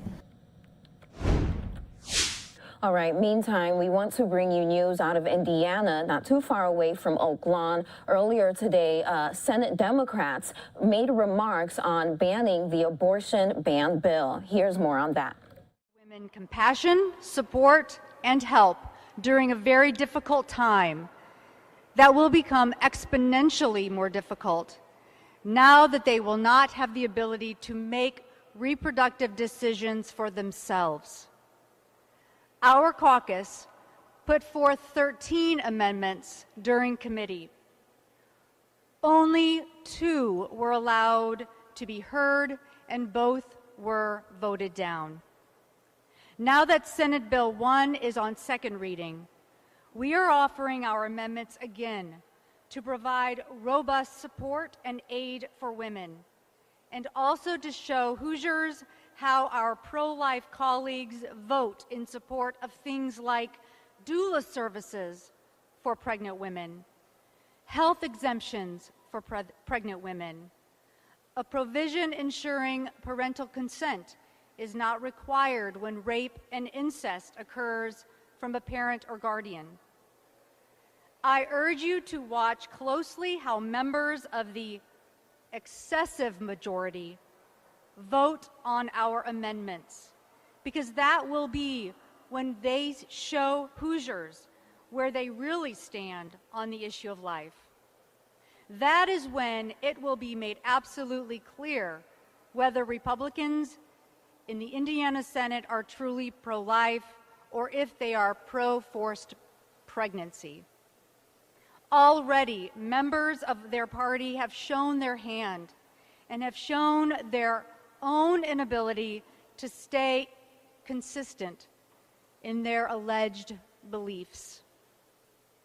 We will be putting amendment after amendment on that vote board so every single Hoosier can stay tuned and see if pro-life Republicans will support common sense policies that provide pregnant women in Indiana with the help they will need to carry a fetus in a state where her body is the property of the state and her reproductive health is decided by her government. I now introduce Senator Tim Lannon for his next set of remarks. Thank you, Senator Yoder, and good morning. I'd like to address another aspect of what we've been seeing so far in regards to this issue. And that's really the hypocrisy that I think has existed in terms of this matter. I'm going to give you an example of that. On Tuesday, Senator Taylor offered an amendment in committee to provide life insurance, child care tax deductions, and child support for a pregnant Hoosier from the time of conception, because this is what we are hearing from the excessive majority, that they have to have this total ban on abortion because life begins at the very moment of conception. So Senator Taylor's amendment very logically said, well, if that's the case, then we should be providing things like life insurance, child care tax deductions, and child support from the very moment of conception. And yet, what did the Republicans on the Senate Rules Committee do? They voted that down, voted it down without hardly any comment at all. So the fact that Senator Taylor's amendment was not accepted, I think, exposes those who claim that life begins at conception for the hypocrisy that was demonstrated by that vote. Either you treat the fetus like every other person, if that's your view, or you take your nose out of women's private hospital rooms and let doctors do their jobs and let the current law stand. So, one of the amendments that we will be having this afternoon, an amendment I intend to offer, says that in Indiana, we retain the current status quo to allow women in consultation with their doctors and whoever else they choose to control their own bodies, and up to the current law, as it is now in the state of Indiana, have the option that includes even abortion. We think that to do otherwise is contrary to what we think is the will of the people, and certainly this current bill in its current fashion, the most restrictive and repressive type of abortion ban that you might have, we think that Hoosiers overwhelmingly oppose such an outright ban on abortion, and we will be continuing to fight for the rights of a woman as an individual to make the decision to control her own health care and her own body. Now, at this time, I'm going to bring on Senator Jean Breaux, who has some final comments, and then I think we'll be opening it up to questions. Senator Breaux? Thank you, Senator Lannon, Leader Taylor, Senator Yoder. The abortion ban that the successive Republican majority has forced through committee, despite overwhelming objection from Hoosiers, will be dangerous. My caucus, Hoosier women who have experienced difficult pregnancies or reproductive issues, doctors, have all echoed the same thing repeatedly, and that is that under this restrictive policy, women will die. Again and again, I've shared statistics about where Indiana already ranks when it comes to protecting the lives of women and babies, how we're third in the nation for maternal mortality, and how an outright ban is projected to increase maternal mortality by 21% and as a whole. I've also shared that those numbers are worse for Black women who already face worse odds in our healthcare system. African American moms are 243% more likely to die from pregnancy or childbirth-related conditions than their white counterparts. Bans like the one proposed by the excessive Republican majority will simply increase maternal mortality for Black women by about 33% compared to 21% for all women. The fact that women's lives will be sacrificed due to the Republicans' total abortion ban is not okay. The fact that existing health disparities guarantee that Black women and other women of color will disproportionately be impacted by this restrictive policy, that is not okay. All the facts and science, all the Hoosier voices that have weighed in have made it clear that banning abortion just puts an end to safe abortions in licensed facilities. An abortion ban does not stop abortion, but just further limits an already limited practice. I'm angry and disgusted that the fact that women will die is not enough to stop those in the pro-life party from pushing this bill forward. I'm also angry that legislation we've introduced over the years to offer necessary services to families, to pregnant women and Hoosier mothers has been denied by the pro-life party. Representative Yoder already spoke to doulas. We have tried to get that passed, and it has consistently been denied funding, which without the funding, it's just name only. I hope Republicans are ready to do better for women now that they've decided to ban abortion completely. The amendments my caucus will be offering that you've heard about will give Republicans the opportunity to put their money where their mouth is, to support families, women, and babies in Indiana. We'll be giving them the opportunity to actually support life. I'm hopeful that my colleagues will take that opportunity, that they will choose to support our amendments and save innocent girls and women who primarily will be from poor minority communities that will be impacted by this ban and could potentially lead to death. I'm hopeful they will choose to provide access and support, compassion and assistance, love and support for life, pro-life. Thank you. We'll take any questions. Senator Leader Taylor.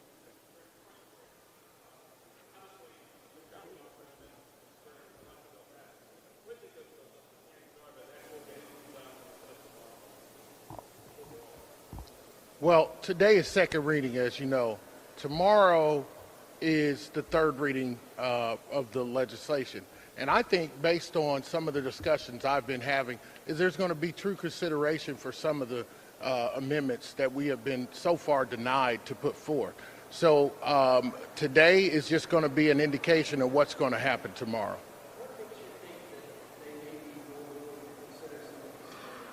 Well, I think if you look at the tea leaves and see what's been going on inside their own caucus, you could see that there's not a clear consensus on what they want.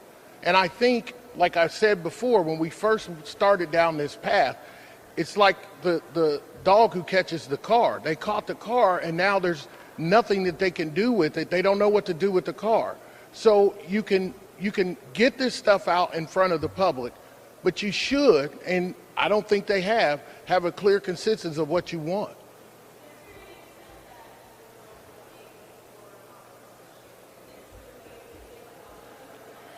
Well, not only is it just waging war on this issue, the tactics yesterday used were, it was dictator-like. And when you take the voices away from Hoosiers, and we represent Hoosiers, you know, we may not be in leadership, we may not be in the majority, but we represent Hoosiers as well.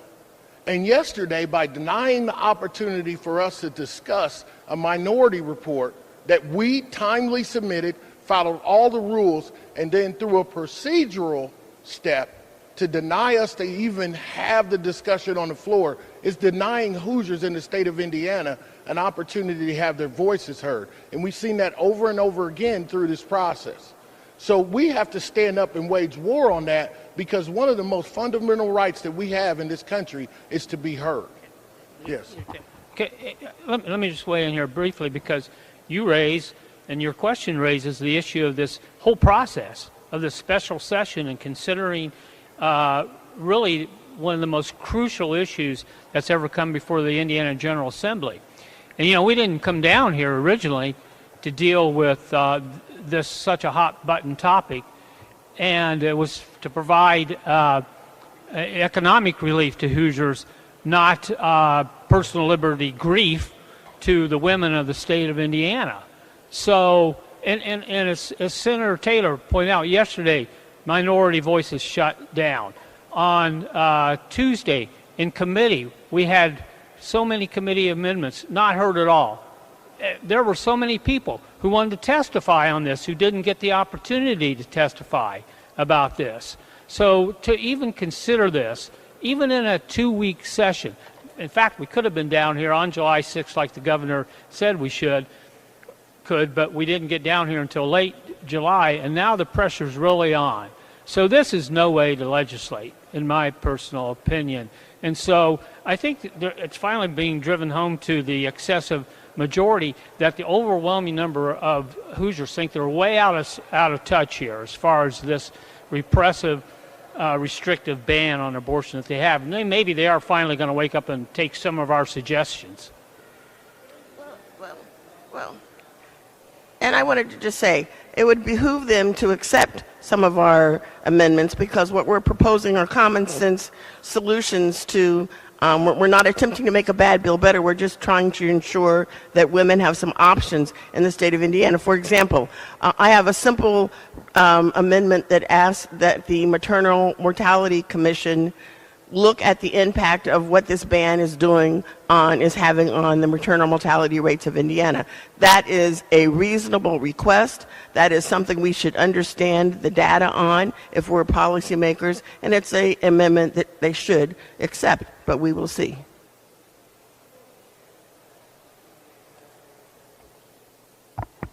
I don't know at this time. I'll be honest with you. I'll have a better gauge on that after second readings today. But I'm thinking they're going to have some problems with we're not the only ones with amendments. There are amendments being filed from their side of the aisle too. So depending on how those come out, then we'll be able to answer that question more clearly. I think the very fact you asked that question shows how flawed this bill is. Right. They don't know, with their excessive majority over there, they don't know if they have the votes to pass it out because they're so split on this whole thing. But to have a bill that would force a young child to have to, within 12 weeks, decide whether or not they're going to have an abortion after they've been raped. There are so many children that age, young girls that age, that wouldn't even know what's happening to them. It's just a totally flawed bill at this point in time, to the point that they don't even know if it's going to pass.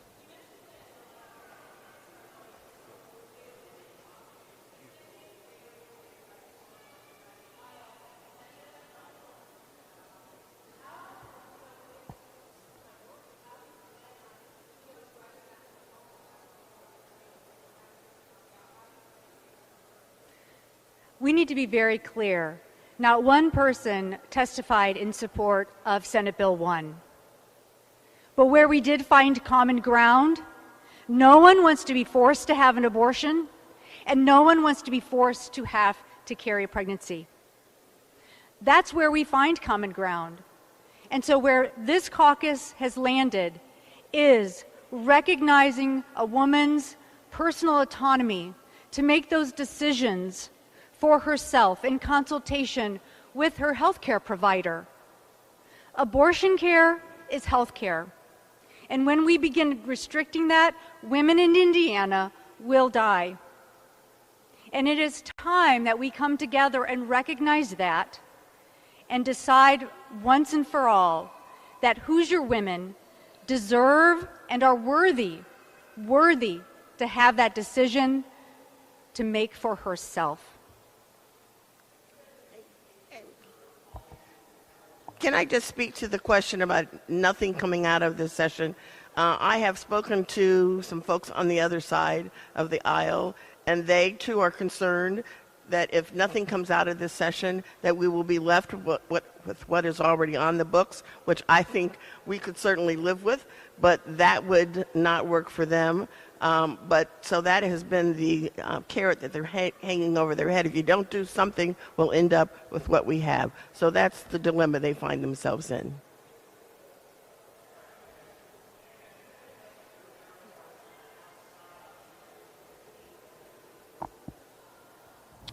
I have spoken to Leader Giaquinta. As you know, the Vice President was here earlier this week, and we are coordinating some of the amendments that we have that they may file over there in the House of Representatives. But one of the things I want you to know is in that meeting with the Vice President is that we were told that the President Biden's administration is going to do whatever they can to protect access to medication first for women, safe medication.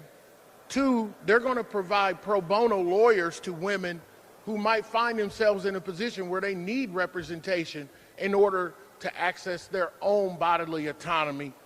And then we're going to be doing some coalition building across the country with Democrat caucuses across the country to talk about some of the issues that we are seeing pop up in other states, not just Indiana. So this is not over, even if Indiana supports and the legislature supports a piece of legislation that's going to restrict a woman's access to health care.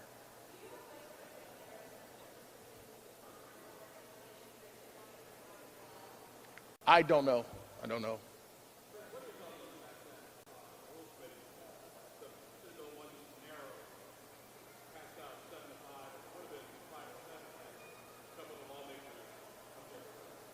There were some shocking votes on that committee, and you know, I was shocked that some of the pro-life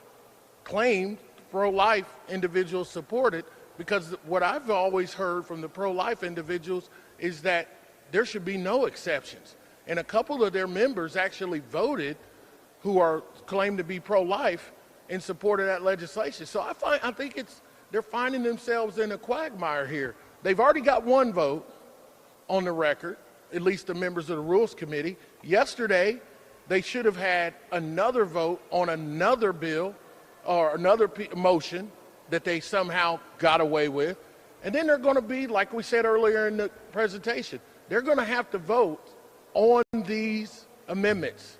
And every Hoosier in the state of Indiana will see where they are at.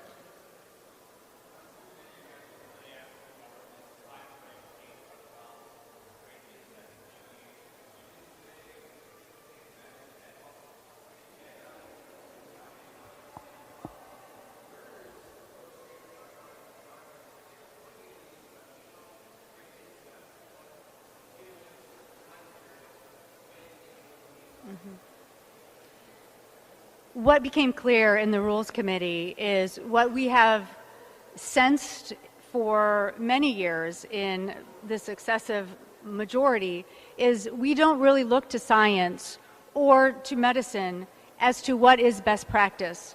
We heard doctor after doctor after doctor explain their displeasure with the bill and try to explain the science of why. And in the end, it was just a hodgepodge of 8 weeks here, 12 weeks here, 15 weeks. We know that viability, there's no difference in viability, whether it's 8 weeks, 12 weeks, 15 weeks, or 20 weeks. There is no difference of viability. And that was not recognized or respected in those amendments. And ultimately, what that committee decided to put forth and voted to amend a bad bill and make it worse was just pulling numbers out of the air. If you're older than 16 and you're a victim of rape and incest, you're going to get 12 weeks to decide. 8 weeks to decide. And if you're younger than 16 years of age and you are a victim of rape or incest, you get 12. That kind of arbitrary decision-making is dangerous, and it's certainly not what Hoosiers want, not for themselves, not for their families, and certainly not from their elected officials.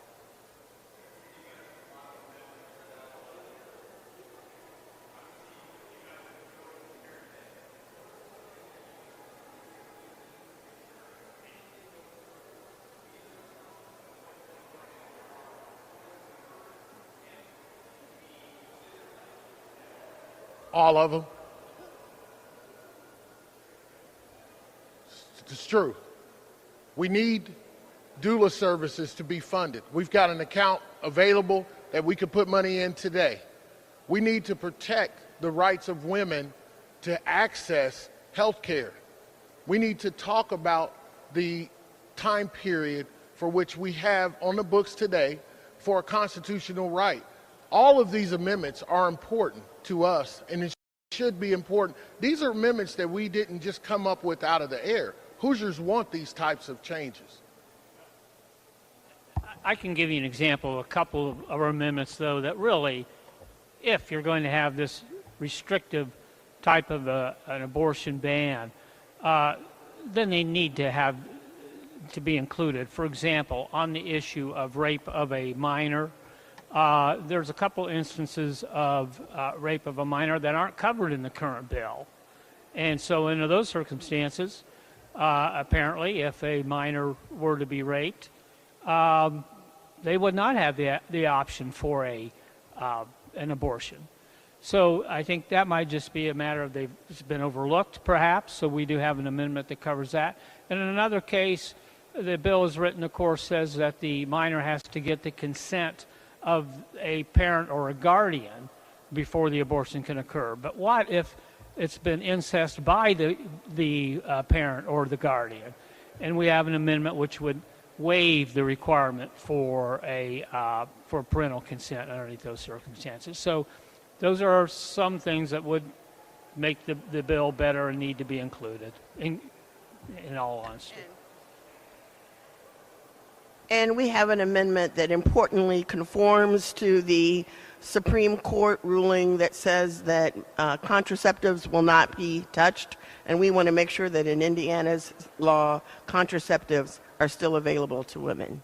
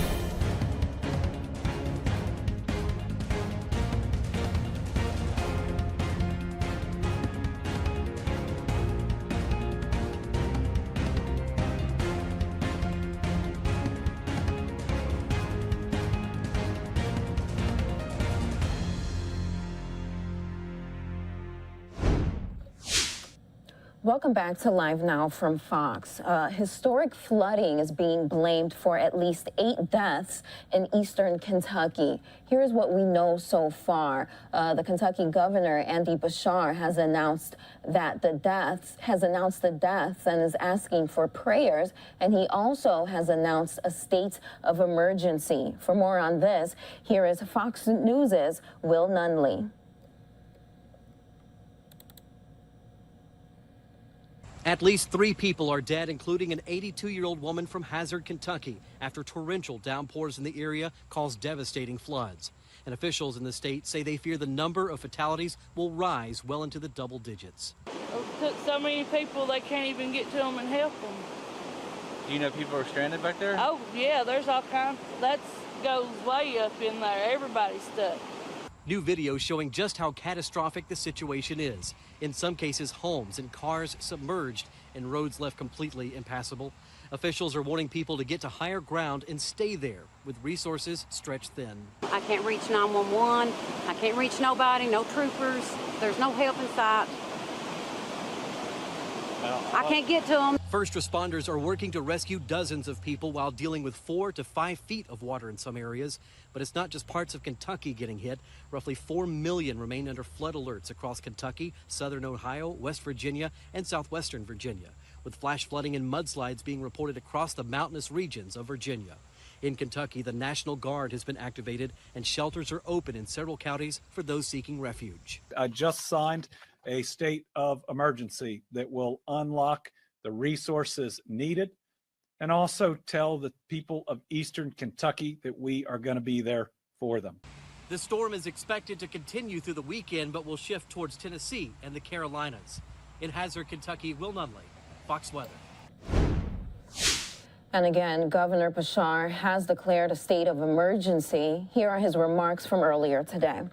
Investments, over 400 new jobs in the Commonwealth. And so today we're going to need to support those that are living through the unimaginable at the moment. And at the same time, celebrate these companies that are investing in us and creating a brighter future for our families. We all have to do this almost on a daily basis right now, pushing through the challenges of inflation and the continued pandemic and so many more things, while at the same time seeing what's right around the corner. So I know we can do this too. Let me start by mentioning that the challenges of the flooding in eastern Kentucky only continue. Everything from power outages increasing to our first set of confirmed deaths. In a word, this event is devastating. And I do believe it will end up being one of the most significant, deadly floods that we have had in Kentucky in at least a very long time. There are going to be a lot of people out there that need our help. There's going to be a lot of people that are going to be displaced. And this is yet another disaster that is going to take some time to rebuild. But I want folks, even though there are folks waiting to be rescued right now, to know is we're going to be there for them today. We're going to talk about the resources that are being brought to bear. But we're going to be there for them once they're safe and once they start thinking about what's next as well. So counties that have issued declarations of states of emergencies, these are just the counties that have done it, and we probably don't have them all here. Perry County, Breathitt County, Clay, Floyd, Letcher, Owsley, Pike. I think the city of Hazard has as well. But my state of emergency that I put into effect this morning is statewide. It allows us to go into counties that may not have declared their own, but it lets us bring additional resources to bear. It is one of the ways that we deploy our National Guard and one of the ways that we are allowed to ask Washington, D.C. for additional help. Now, the toughest update this morning is we have our first set of confirmed deaths. There's a report that we have lost a Perry County native, an 81-year-old woman, and we've had at least 2 other fatalities just confirmed, one in Perry County and one in Knott County. But let me say that unfortunately, I expect double-digit deaths in this flooding. That's something that we rarely see. It's going to take time as these come in. And as I'm going to talk about in a little bit, we have more rain tonight in some areas. And we're going to need people to take some steps to keep them safe. Otherwise, even the total that we expect could grow. This isn't just a disaster. It is an ongoing natural disaster. We are in the midst of it. And for some places, it's going to continue through tonight. We hope not to continue too far after that, though there are possibilities of rain that continue. Power outages by number in the counties impacted, 25,111. It's anticipated that damage assessment and restoration will continue for several days. Dangerous flooding conditions in inaccessible areas slow the restoration process. So we've got a lot of people that need help that we can't get to at the moment. We will. But we also have different areas that we must reach to turn the power back on that people can't reach. So this is really hard to ask of people going through something like this, but we need a little patience and a little bit of grace because we want to make sure those utility workers are safe doing their job, getting to the places that they need to get to. Kentucky Power has the most customers affected, 22,835. Letcher, Knott, Perry, Pike, Breathitt, Martin, Johnson, Floyd counties all have 1,000 or more customers without power. And if I didn't list any of those counties in the states of emergency, first, they're covered by our overall one. Second, I'm sure that they have issued it. It's just how we get information in to the EOC and report it out. Kentucky Army National Guard, Kentucky National Guard in general, we'll hear from General Lamberton here in a minute, but they have 4 aircraft conducting missions in the affected area. It includes reconnaissance, communication, and hoist operations. And I think the general would tell you, I mean, they see a number of people in Breathitt County alone on the roof. Even we have some people in trees hanging on, waiting for rescue. Those folks are working really hard. Our one limitation is how many aircraft have the hoist capabilities. For that reason, today I reached out to West Virginia's governor, and General Lamberton reached out to their adjutant general. They are sending us 2 aircraft with those capabilities, and we are grateful. Also talked to the White House today and mentioned our needs in that area. And let me say the FEMA administrator contacted me personally. Had just gotten off a plane, and this was the first information that she wanted to get firsthand. We will have a FEMA response team on the ground by tonight in these areas. We appreciate how quickly they're moving. 2 aircrafts are preparing to lift off from Frankfurt to Louisville to pick up equipment. What they'll be getting are Zodiac boats. These will augment the fish and wildlife boats that are right now conducting rescues. It will give us more capabilities to help folks both today and tomorrow. I've been over there personally with the National Guard, and everybody I'm going to be talking about, they are working hard. They are working fast. They are being as flexible as they can, and they're bringing every resource they have to bear. Kentucky State Police is responding and actively searching for missing people. I will say that the troopers, though, are also directly affected by this flooding. Also challenges in getting to places that people need help. If you have a missing loved one in the counties of Breathitt, Knott, Letcher, or Perry, please don't call 911, but call the KSP Post. This will help us to check in on them. That number is 606-435-6069. And this is because this post covers these counties. But let me say this again, it's important because we want to make sure your loved one is out there and safe. And what we found out in the tornadoes is sometimes we had assumed the worst, but then we got the miracle that we prayed for, and we're able to account for people. So if you are in Breathitt, Knott, Letcher, or Perry, and you can't find a loved one, you believe they're missing, call 606-435-6069. And if it's busy, keep calling. I hate to ask you to do that, but they're getting a lot of calls because of what they do and the amount of damage that is out here. No matter how long it takes you to get through, we need the name of your loved one and that information. So please get that to KSP. A command staging area has been established at the Hazard Armory for emergency personnel only. Public should not travel to the affected areas until emergency personnel gives the all clear. I also want to give a big thank you to our deputy fire chief in Lexington, who is also a part-time general in the National Guard. Through his leadership, we're deploying more boats out of Lexington-Fayette County to help he's over there in the EOC with everybody. Kentucky Transportation Cabinet, Knott and Letcher counties have been hit hard. Pike, Martin, and Floyd counties are also sending reports of slides and high waters. Extreme historic levels of flooding has been reported in northern Perry County and southern Breathitt County. Crews are assessing the impacts and are faced with challenges. They got downed trees. They got mudslides. And they've got staff that are flooded themselves that are trying to get to safety, which impacts the number of people that we can have out there. For instance, our Letcher County maintenance facility is flooded, and crews can't even access some of their equipment. Crews are trying to help reopen roads where possible to help emergency responders access areas. So we're sending lots of folks outside of this area into this area. For those that live in the area that are responding right now, please tell those folks thank you, because they are victims just like everybody else in this area.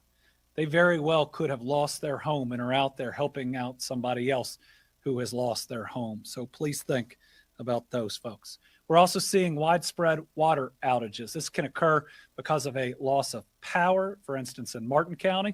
We think that's going to get up and running. That's a piece of good news. But this can also cause a lot of water breaks. Think about the amount of water moving through the sewer or the pressure that the flood can cause. So the London Oneida area has 300 to 400 customers affected. Manchester Waterworks need the floodwaters to recede in order to work on leaks. At this time, the road to the plant is blocked, and workers had to walk to deal with the muddy water in the lake. A boil water advisory will be issued once they are able to get further information.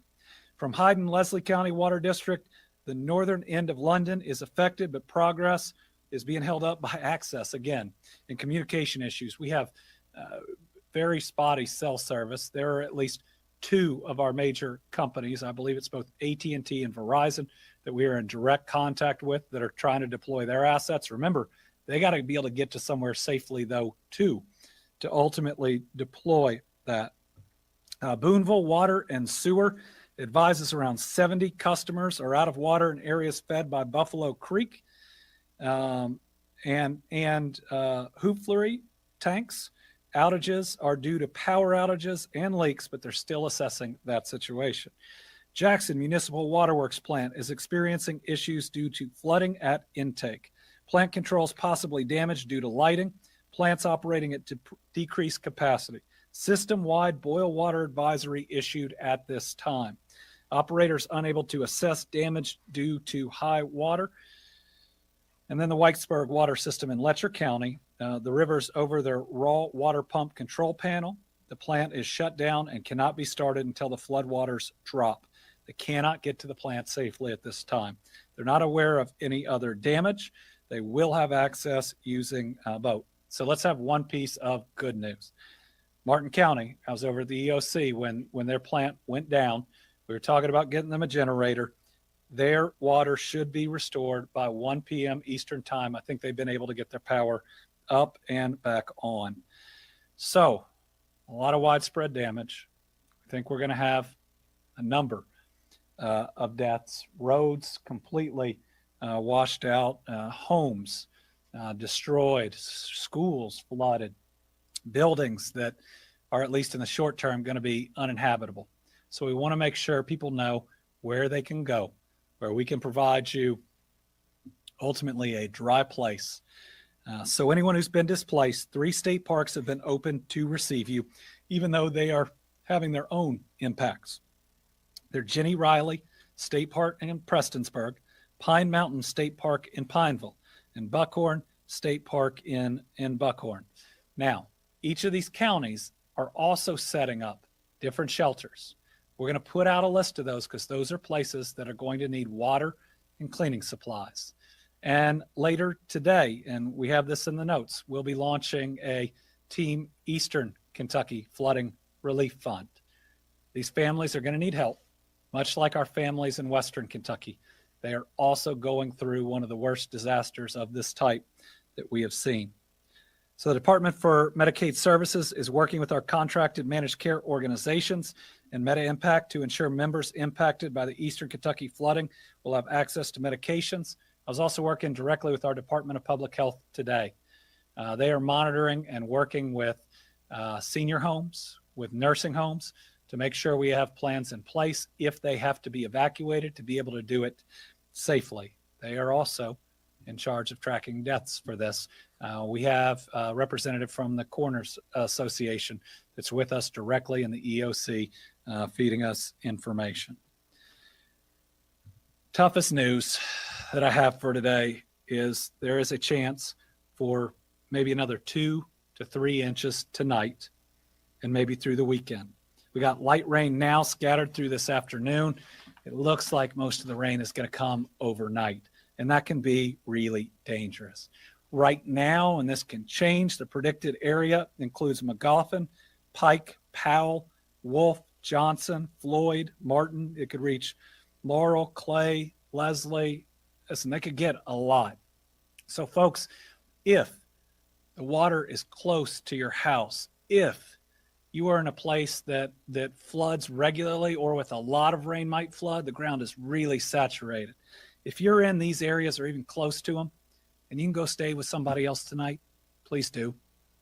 You know, last night, most likely we lost people in the middle of the night, maybe even in their sleep. We want you to be safe. And so if you're in these areas and you got family or friends or anybody, you got to go stay in a hotel somewhere throughout the night that you know will be safe, please do it. Again, I already think we're going to have double-digit deaths in this, and I don't want to lose anybody else. And so anybody else out there who's listening, whose family are in these areas, call them, right? Offer to put them up tonight if they can get to you.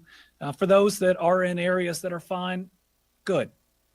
But again, if you think that you're facing danger, please take that action. We care about you, and we know that this is coming. All right, a couple of other tips.